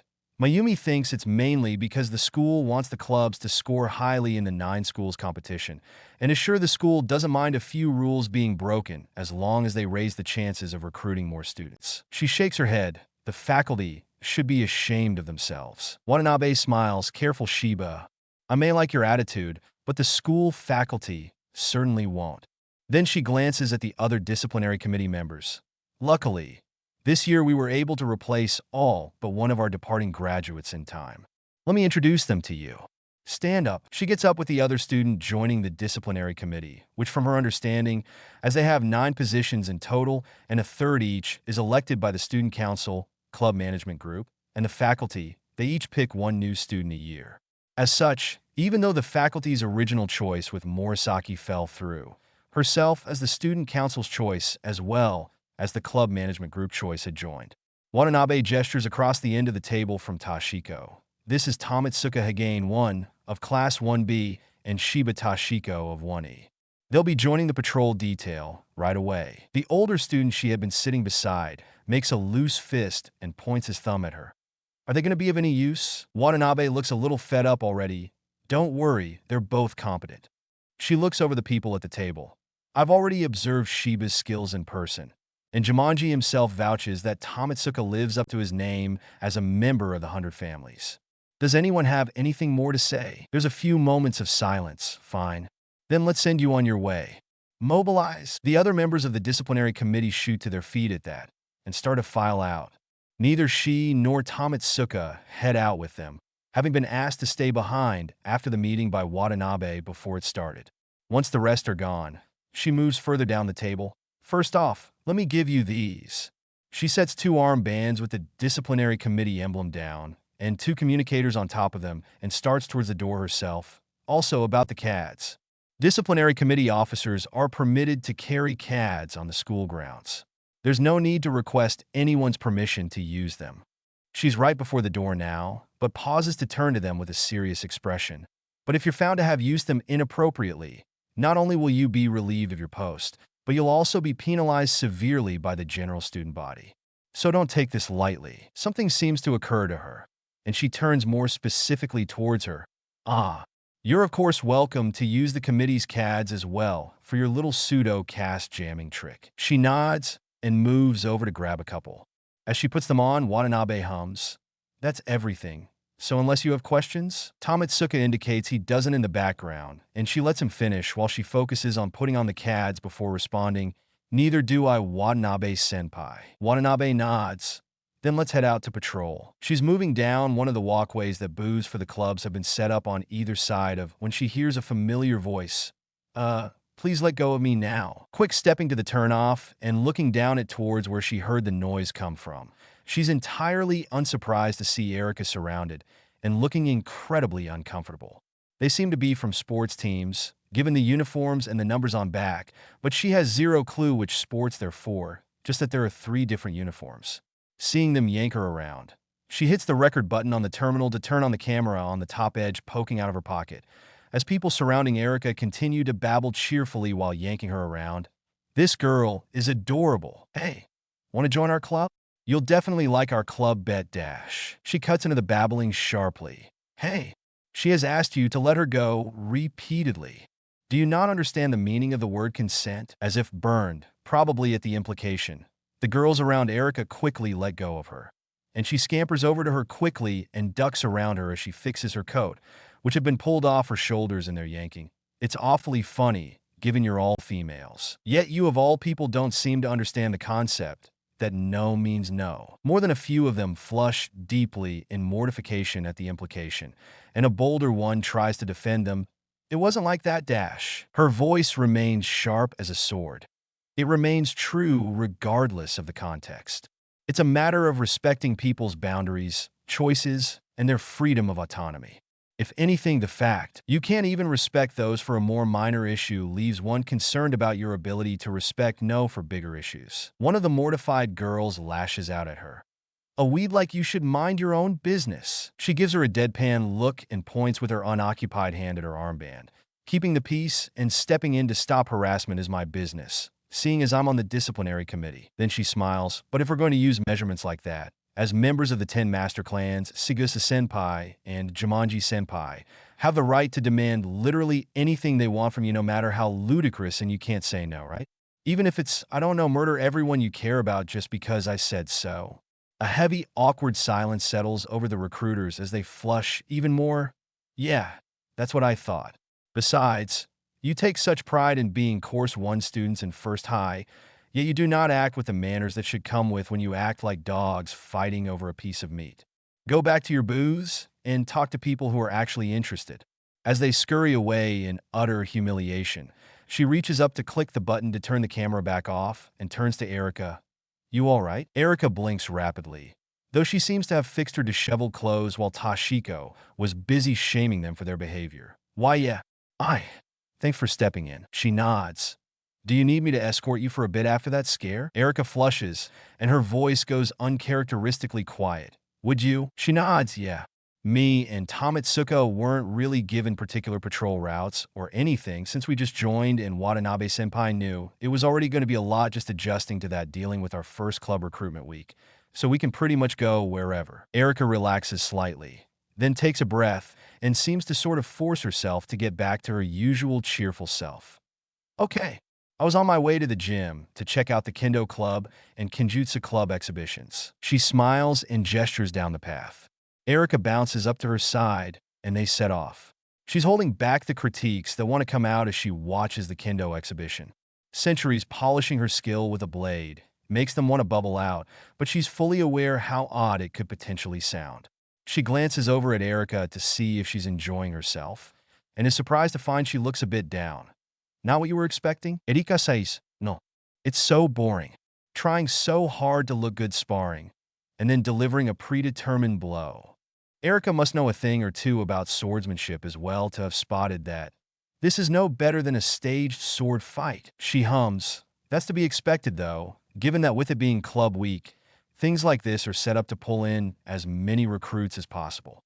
It's not surprising that they be angling, more towards being showy. Erica sighs, yeah. Still dash. A sudden shout cuts her off, and their attention is drawn to 2 groups that seem to be clashing. Excuse me, Erica. Then she starts quickly making her way over to and down the stairs, even as she listens to the argument. First, the female at the head of one of the groups. There's still more than an hour before the Kenjutsu Club is up. Kirihara. Why can't you wait until then? Kirihara, from what the woman had called him, responds in an arrogant tone. Not what I expected, Mibu. Since you can't put your abilities on display sparring with such a newbie, I just thought a little collaboration was in order. Mibu takes an angry step forward. You're the one who forced him to challenge you. She reaches the gathering crowd at that point and starts making her way towards the front. But as long as it stays verbal, she's not going to interfere. She does notice that Erika had followed her, though. Collaborate my foot, Kirihara, which she can't help but feel a bit strange about given that was her wife's last name in their previous life. Smirks at Mibu, but it was the Kendo Club who struck first. Mibu snaps at that, her voice raising. Because you provoked us, Kirihara. Erika seems to find it amusing or something. This is starting to get juicy. Huh? She glances over. You seem more invested than I'd expect. Do you know them or something? Erika murmurs out. Well, not personally, but the girl is Mibu Sayaka. The year before last, she was second place in the National Junior High Kendo Tournament for girls. The guy is Kirihara Takeaki. The year before last, he won the Kanto Region Junior High Kenjutsu Tournament. As Erika was talking, the two had continued to argue. But as she finishes that part, the people around them quickly back up and they point their shurnai at each other. And Erika adds on, Whoops, looks like it's about to start. It seems ridiculous to her, but she had caught a formal challenge from Mibu that was in line with the Kendo and Kenjutsu club rules. So as long as they don't cross lines, there's little she can do. Kirihara's voice is still practically dripping arrogance. Don't you worry, Mibu. This is a Kendo demonstration. I'll do you a favor and not use any magic. Mibu's face tightens. You think you stand a chance against me with just sword skills? You, Kirihara, coming from the spell-dependent Kenjutsu club, a match for a member of the Kendo club where we focus solely on honing sword skills. Kirihara is smirking at her. Focus solely on honing sword skills? Right. You're full of bluster, Mibu. She reaches for her disciplinary committee terminal to turn on the camera, poking out of the top of her pocket again as he speaks, only catching the last part. I'll be happy to show you then what it means to battle in a dimension beyond the limits of physical ability. The sword skills of Kenjutsu, they both launch forward as he finishes, hitting each other at around the same time. Erika murmurs, a draw. She immediately disagrees. No, they hit each other at the same time, but the blows are wildly different. I'm surprised a swordsman like you didn't notice. Erika glances at her, but before she can say anything, Mibu speaks again. If this was a real sword, you'd be fatally wounded. She swipes his bakken away with her own. As for me, your strike stopped short of the bone. She isn't wrong. Kirihara had barely gotten the outer edge of her arm, while her own bakken had been stabbed into his chest before she knocked his away and down and lowered her own. Given how upset he looks, she feels like Mibu is entirely justified adding, accept your defeat like a good loser. There's a beat before Kirihara answers. If it was a real sword, you disappoint me. He smirks again. Mibu, is that what you want? To fight with real swords? If that's the case, then I'll oblige you. He pushes his sleeve back and starts pushing buttons on his forearm CAD. I'll take you on with a real sword. Reading the magic sequence, she quickly recognizes one of the more popular ones, Sonic Blade, which is designed to vibrate objects in such a way so as to make practically whatever it's applied to a cutting weapon. Seeing Kirihara launch forward, she activates Shikujihu and gets between them right as Kirihara is starting to swing as he gets in her range, using the two bracelet cads for her pseudo-cast jamming to break the Sonic Blade spell, stepping to his side and tripping him up and pinning him to the ground with a knee to his back. As he tries to flail, she catches both hands and pulls them behind him to tightly hold on to both wrists with one hand. He chokes in surprise, but she just reaches up with her free hand to grab her disciplinary committee terminal and click the radio button. This is Shiba. I've apprehended a member of the Kenjutsu club in the gym for excessive use by virtue of activation of a Sonic Blade spell. Without missing a beat, Watanabe's voice responds, Understood, I'm en route. Hantai.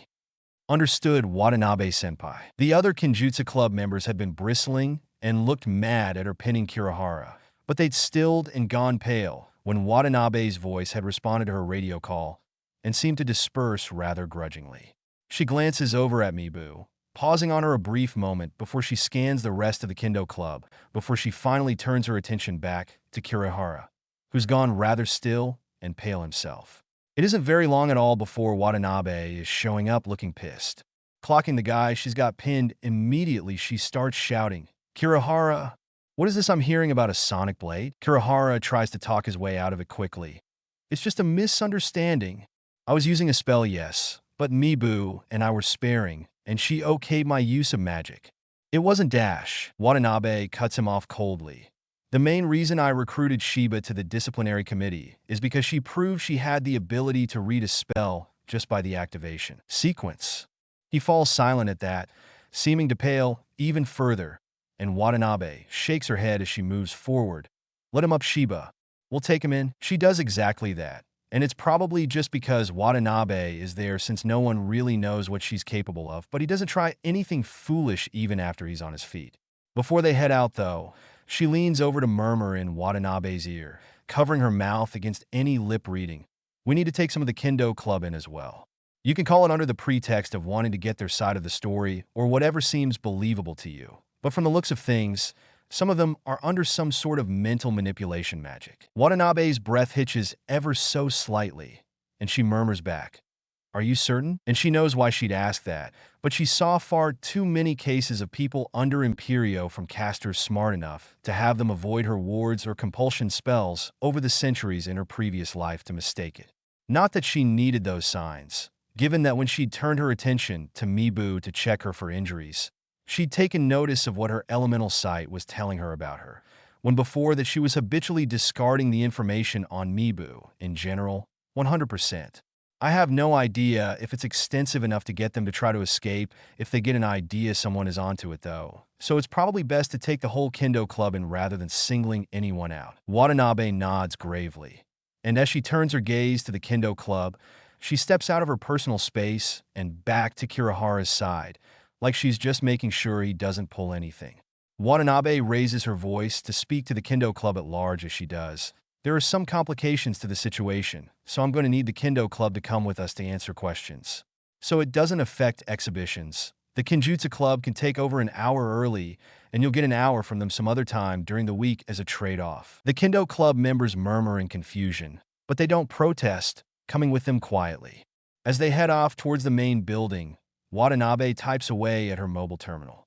When they get there, Sigusa, Ichihara, and Jumanji are there with who was introduced as the principal during the entrance ceremony waiting for them, presumably called by Watanabe.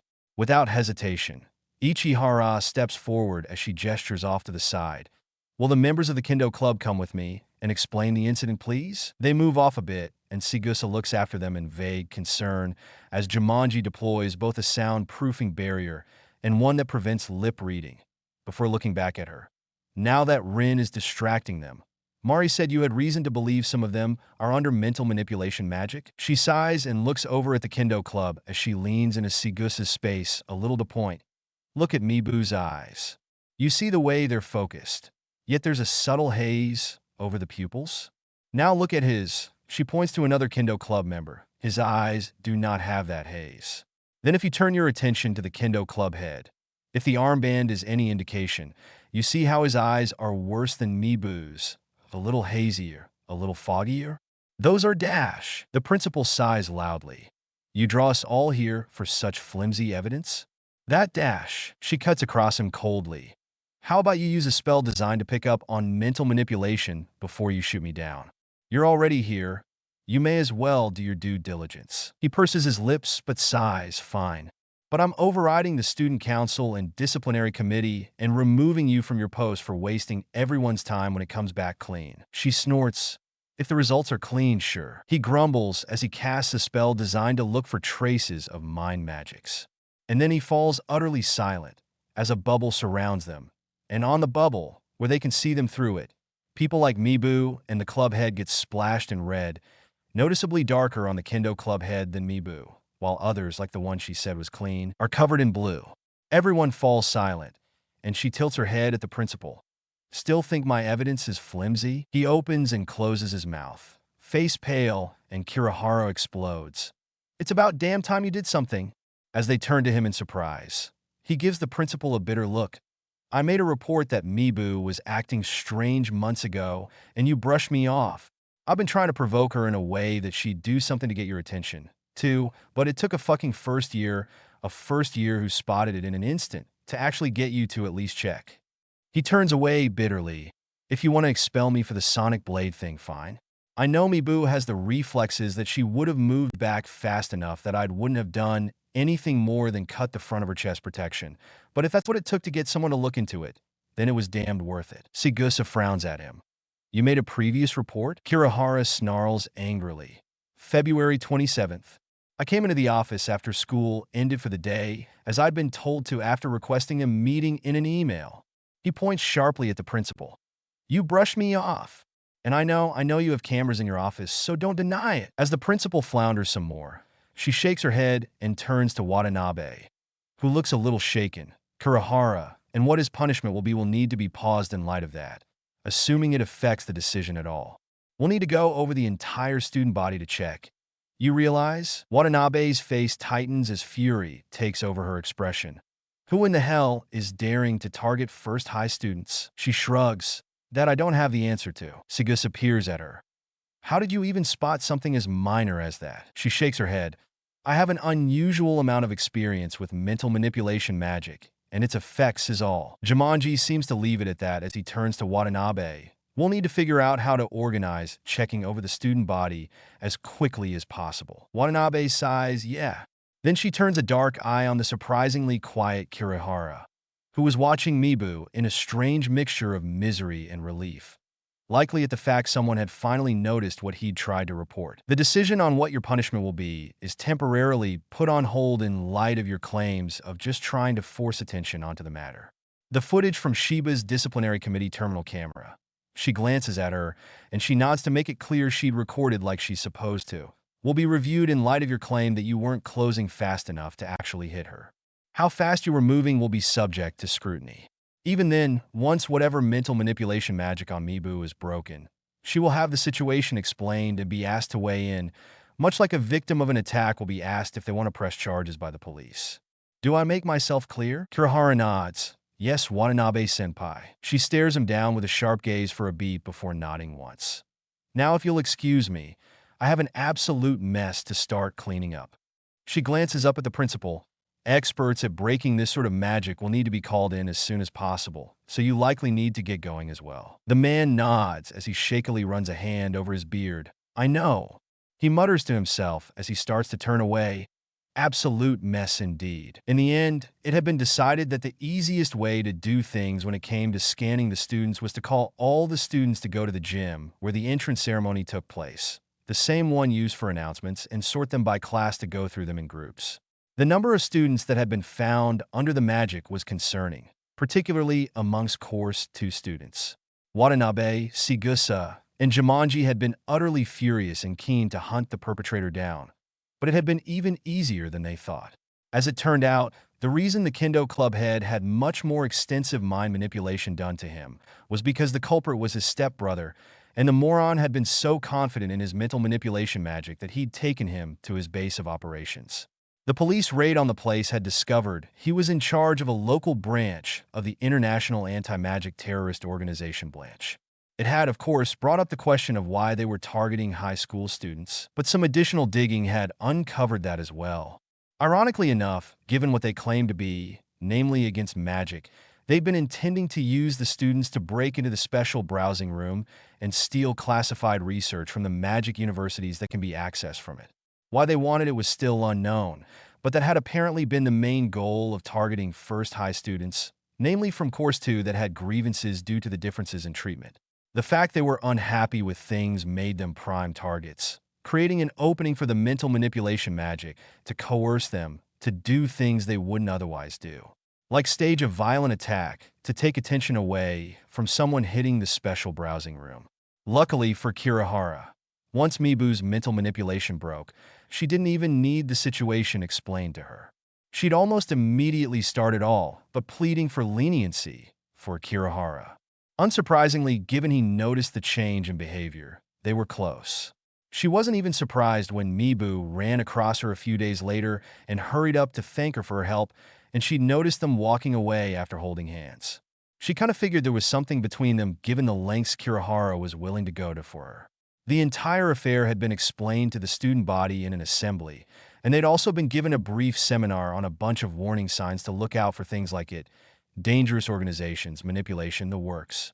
It's why, At their now normal after-school meetup location of Cafe Einbreis, she's not surprised in the slightest by Erica tossing her torso onto the table. Man, what a crazy first couple weeks of school. First mental manipulation magic, then finding out that apparently an international anti-magic terrorist organization is behind it. She turns her head to peer up at her. By the way, my brother asked me to pass along some gratitude for uncovering the whole thing. The Chiba family has some pretty strong ties to the police, as I'm sure you know, but my brother is actually directly a detective. She hums. All I did was spot the mind magics. Erica waves a hand. Yeah, but it dominoed from there. And while even Aniki admits they didn't root out the entirety of the Japanese branch of Blanche, it still let them find them and deal a good blow, as well as get some leads. She waves it off. I really didn't have a whole lot to do with all that. It was at most like someone calling the police because of suspect activity. Erica straightens up with a frown, eyeing her.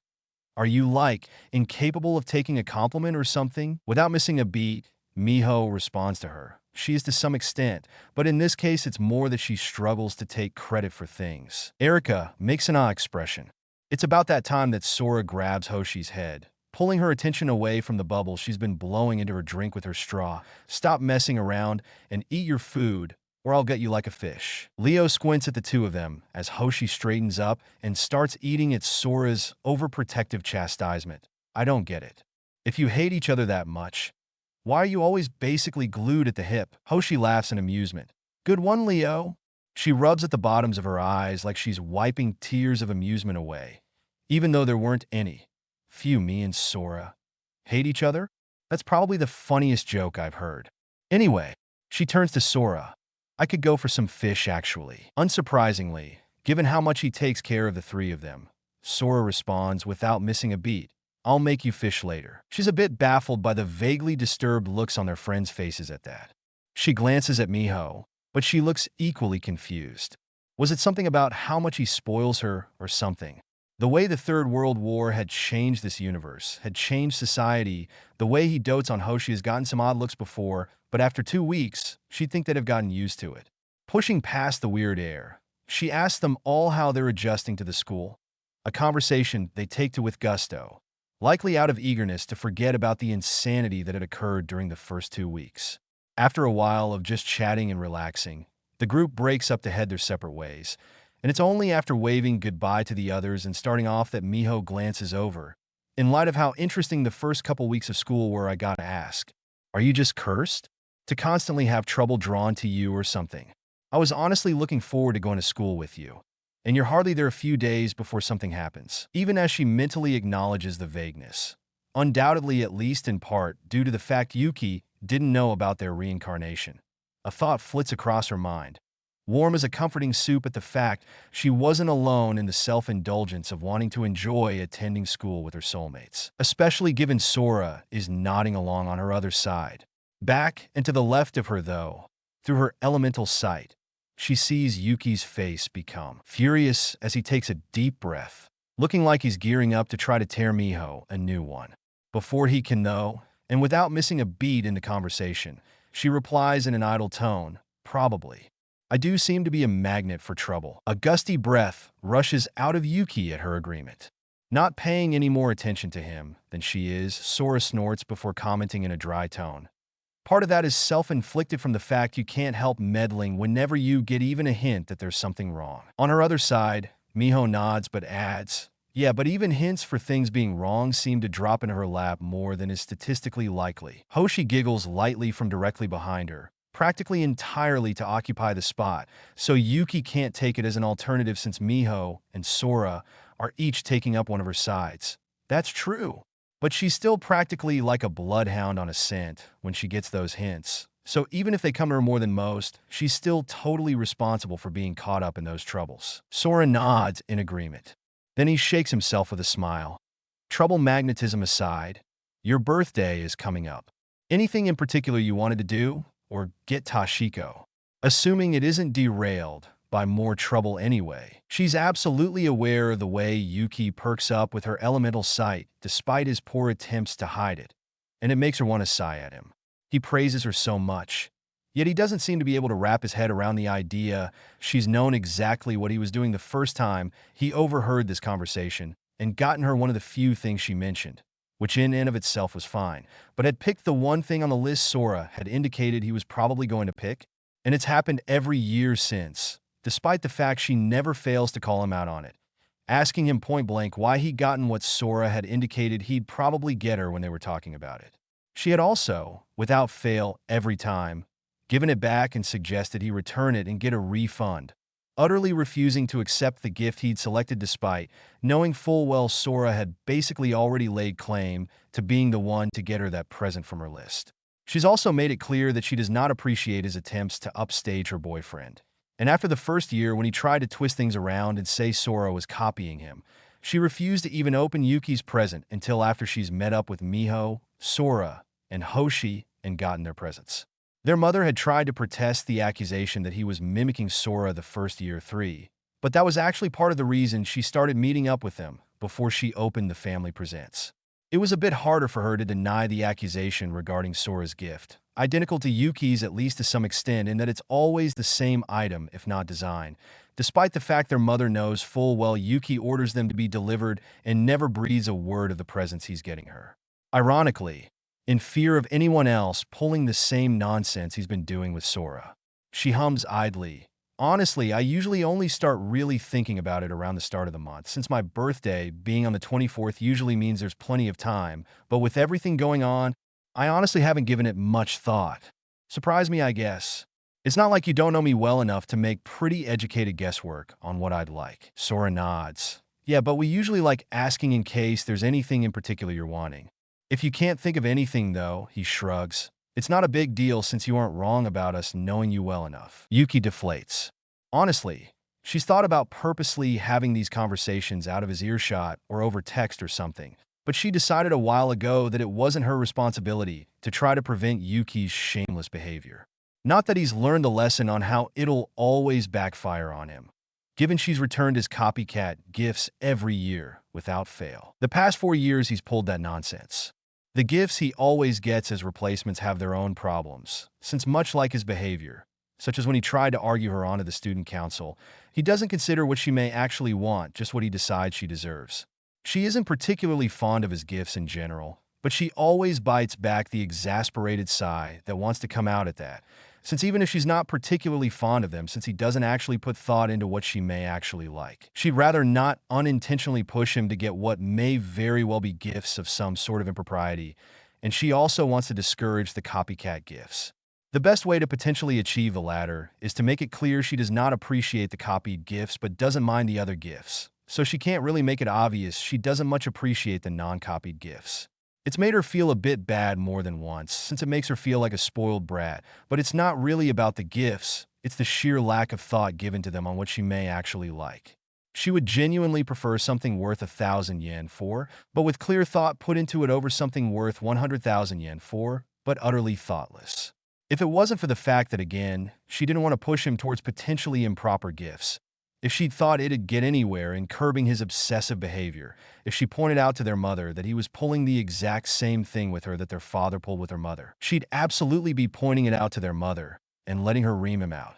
Yuki was certainly their father's son, though, in basically trying to buy her love like Tatsuru did with their mother, though he doesn't have access to as much money for his gift as their father did for his. She bites back a sigh, just thinking of it. For all that he insists he loves her, it's probably more accurate to say he loves the idea of her he's built in his head, utterly ignoring the actual her. Normally, she'd probably consider that a good thing in a way, since she doesn't want him to be in love with her, but given the problems it brings with it, the way it makes him do things like trying to force her into the student council, just to name one example, she's not totally sure if it's a good thing or not. She's quite happy with the day so far. Her 16th birthday fell on a Saturday this year, but First High was actually the sort of school that didn't have Saturdays off. Given she was well ahead in classes, though, which isn't surprising, and with nothing else to spend any study time on themselves making them ahead as well, she, her soulmates, and even Hoshi had taken the day off. Her soulmates had absolutely taken advantage of it, taking her out on a date after she'd had breakfast with her mother and Yuki. They'd gone back to Sora's place for lunch, since he'd been more in the mood to make her something instead of them going somewhere to eat, and that was when Hoshi joined them as it shifted away from a couple thing to a more general birthday celebration. It had been a great day, that was for sure, which was why she now found herself hovering on her own doorstep, taking a few more moments to enjoy the lingering feelings before her mood is almost inevitably soured. With a sigh, she finally opens the door and enters. Given it's about dinner time, for all that she honestly would have preferred to stay to get more of Sora's cooking, she knows full well her mother would have thrown a fit, but it also means she's not surprised that after clearly hearing the door, Hanami calls that they're in the dining room. Heading that way, she's greeted with the fairly normal sight of Hanami bustling around in the attached open-plan kitchen finishing things up for dinner while her mother and Yuki sit at the dining table. Her mother gives her a vaguely unhappy look. "You're a bit late. I was beginning to think you'd missed dinner." She raises an eyebrow. "And I got here before it, so I'm not late." Close to when it starts is entirely different than late. Hey, mother sighs but drops it as she waves at one of the chairs. The one opposite Yuki on her other side specifically, as she continues, "Come and sit down." Hanami is almost done with dinner. She makes her way forward as Yuki peers at their mother. "Are we doing presents before or after dinner?" Their mother sighs lightly. "After dinner. Like we do every year." She can't blame their mother for tacking that last part on, given that year after year, despite mounting evidence of how things will play out, he continues to ask. Their mother shakes her head in mild exasperation at Yuki before turning to her. "Did you have a good day?" At least she knows to hold back the passive-aggressive remarks on her choosing to spend her birthday with her partners instead of her and Yuki. She wouldn't even necessarily be against them coming over, and neither are they, but her mother has made it clear that she doesn't want the inevitable tension and Yuki to be upset, so has long requested her not to bring them over when they started getting old enough that it was a little more doable for Miho, since unlike Sora, her parents were not neglectful. She'd agreed easily, even though it felt ridiculous and like their mother was catering to Yuki's primed love. It also didn't seem to occur to her at the time that it meant she'd be heading out on her birthday more consistently, instead of just when Miho could finagle the timing of slipping away to actually land on her birthday. She hadn't been very happy about it, needless to say, but she'd only made passive-aggressive remarks once, given when she'd bitterly asked when she was going to be back the next year, and her response had been that whether it was before or after dinner depended on if she was going to be passive-aggressive about her partners again. She'd tried to push, saying she was perfectly allowed to say things like that when they were pulling her daughter away on her birthday. That had only resulted in her mother learning the hard way that it wasn't an idle threat when she'd warned her that it was dependent on her own behavior. Her mother had not been happy that she'd stayed out until after dinner, but she hadn't really been able to dispute that she'd done it to herself since she'd already made it clear she wasn't going to sit by and just take that nonsense regarding her partners. She'd been warned. She pushed that boundary anyway and had to live with the consequence. Shaking the thoughts off, she tilts her head at her mother. "I did. It was quite lovely, actually." Her mother's eyes tighten a little when Yuki stiffens in response. "That's good." She hums in agreement, weighing adding more as she's not obligated to tiptoe around setting Yuki off, as well as the fact that she's genuinely starting to wonder if her mother pretending she's single around Yuki doesn't just make the situation with him worse and giving him a space to entertain his delusions. On the other hand, she doesn't want to give Yuki the chance to even attempt to taint her enjoyment of the day and would seriously like to have one day off dealing with his nonsense. The choice is actually taken out of her hands when her mother seems to muster herself as she draws herself up. "What did you do to celebrate?" Yuki flinches slightly, but their mother gives him a sharp look. Oh. Their mother had taken the discussion she'd forced seriously for once instead of ignoring things. Back when she thought she was dying, she'd expressed sadness in not getting to meet her partners. But then when she'd gotten healthier, she'd ended up banning them from the house to avoid upsetting Yuki, citing that he should have some space where he wasn't confronted with the information. Apparently, though, while she probably wasn't anywhere near ready to let them come to the house, she decided that one of the changes she'd be making was to actually acknowledge her relationship in the house. She's probably rather torn by the whole thing, to be honest.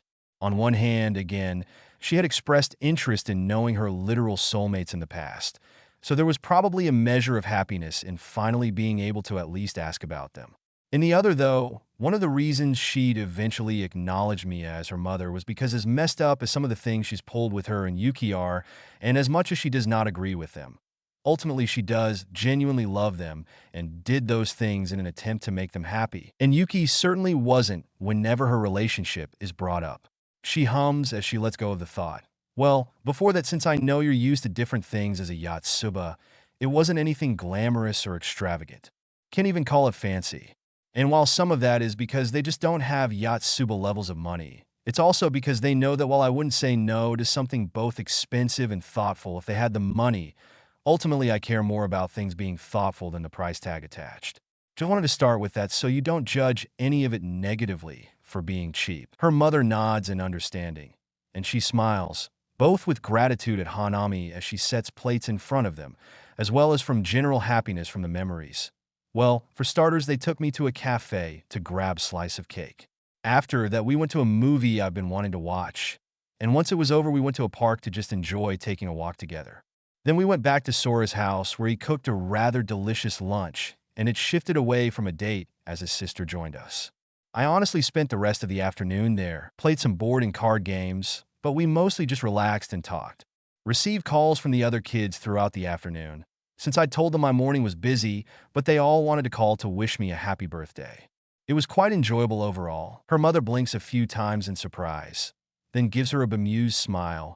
Well, you aren't wrong that it's nowhere near what I'm used to, but if you enjoyed it, she nods with a smile. I did. Honestly, it was the best and most relaxing day I've had in a while. Her mom hums as she takes a drink, only responding when she's done, obviously.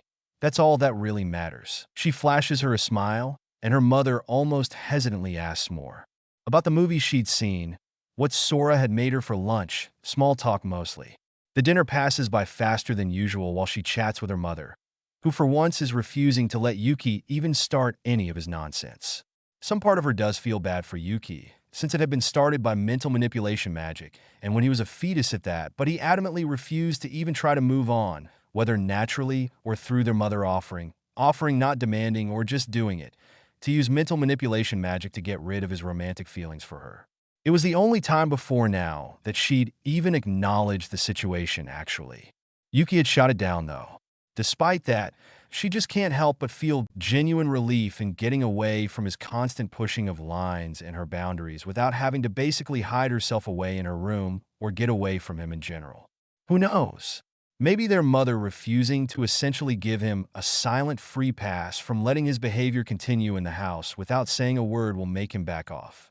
She sets a listening spell that will essentially broadcast the noise to her over her room, so she'll know if anyone knocks or anything, as well as another that will basically let her project her voice from around the area of her closet if she wants just in case before she operates quietly from her room. Specifically, she heads to the Yatsuba main house, bypassing the magic barrier entirely since it's not designed to notice her Calanthe magic in the slightest. She has a very important mission today, one that comes up every year, 3 times a year in fact, though for different reasons. With a glance up with her elemental sight, she confirms Maya is already awake and in her office as she heads up. This tradition of hers had started back when she was 9, having just felt like it was wrong to let it happen as things were looking to play out. She doesn't even bother knocking before she enters, which Maya seems to have expected given her amused look, and was honestly fair since these yearly visits were one of the few things that she didn't knock for. The first time more because she was in a hurry not to get caught sneaking away by her mother. Then afterwards, she and Maya had discussed it on the phone after the next quick visit the next year, and after she'd explained that she usually knocked because she genuinely respected Maya in general. Maya had all but demanded these specific visits be an exemption to her knocking. She smiles back as she swiftly enters and makes her way forward, swinging around the desk to drop a kiss on Maya's forehead as she places the gift bag on her desk. Happy Mother's Day. She was fully aware Maya wasn't her birth mother, and she'd never celebrated it with Maya before she moved out. But back when that first Mother's Day since she moved in with Mia was approaching, it had felt utterly wrong on a fundamental level to celebrate the day with Mia. It had taken her almost too long to realize why, and still have enough time to get a card and present. But eventually it sunk in that it was because of Maya. Because she wasn't her birth mother, and mentally she was an adult, but Maya genuinely felt more like a mom to her than Mia, both at the time and even up to now. It had become a yearly tradition after that for her to slip away to quickly visit Maya and bring her a card and present. though she couldn't linger for an actual celebration without her mother potentially noticing and throwing a fit of her own, much like Yuki's fits about her romantic relationships. It's why she barged in that first year, being in a rush to drop them off and determined to do it on Mother's Day itself rather than the day before, even if it meant she'd have to leave just as swiftly to avoid anyone realizing she wasn't at the Shiba house. Then turned around when she understood from the tempo of the house after she got back that she had more time than she'd thought and knocked the second year, leading to that phone call where she explained what the difference was. Maya had all but demanded she not bother for these visits though, since while she appreciated the respect in general, she was absolutely set on the fact that if she was coming to visit her as more like a daughter, then she had no business knocking. Not for Mother's Day, nor the other two things along those lines that she slips away to visit for. Those other visits being Maya's shared birthday with her mother and Christmas, since her previously Western life means it's more of a family holiday for her than a romantic holiday that it's seen more as in Japan. Maya had thankfully understood that when she'd explained, given she was fully aware of her reincarnation, and she'd respected it as well. Maya smiles at the brush kiss. "Thank you, dear." Then she sighs dramatically. "I suppose you'll have to leave to mitigate my sister noticing your disappearance as swiftly as usual?" She smiles apologetically, sorry. Maya shakes her head and gives her a mischievous grin. "One of these years, I'll get to keep you for Mother's Day." She laughs back. "After I move out, certainly. Not sure if I could manage all day without drawing a tantrum, but Mia generally prefers later celebrations anyway. The only real problem now is household breakfast, lunch, and the fact I can't predict when anyone will come looking for me. Since while we don't really do celebrations until later, they don't tend to like me holing up in my room on Mother's Day. Once I'm not living with them, that won't be a problem though, so I'll easily be able to spend the majority of Mother's Day with you." Then she frowns slightly. "Besides, you aren't the only one who's not happy with the current situation, given it feels like I'm hiding it away like a shameful secret when that's not dash." She blows out a sharp breath in frustration, and Maya smiles at her. "I know. I'm aware it's more a matter of trying to avoid sticky situations with my sister inevitably throwing a fit, which is why as much as I hate it, you should get going." She drops another kiss to Maya's forehead. "Yeah." Then she starts for the door as she waves over her shoulder. "Talk to you later." Maya calls back similarly as she hurries out. She hasn't heard anything through the spell, not any knocking or the like, nor has she had to basically hit the on switch on her voice projection spell to call out something to stall anyone. But it's better to be safe and get there before any problems come up.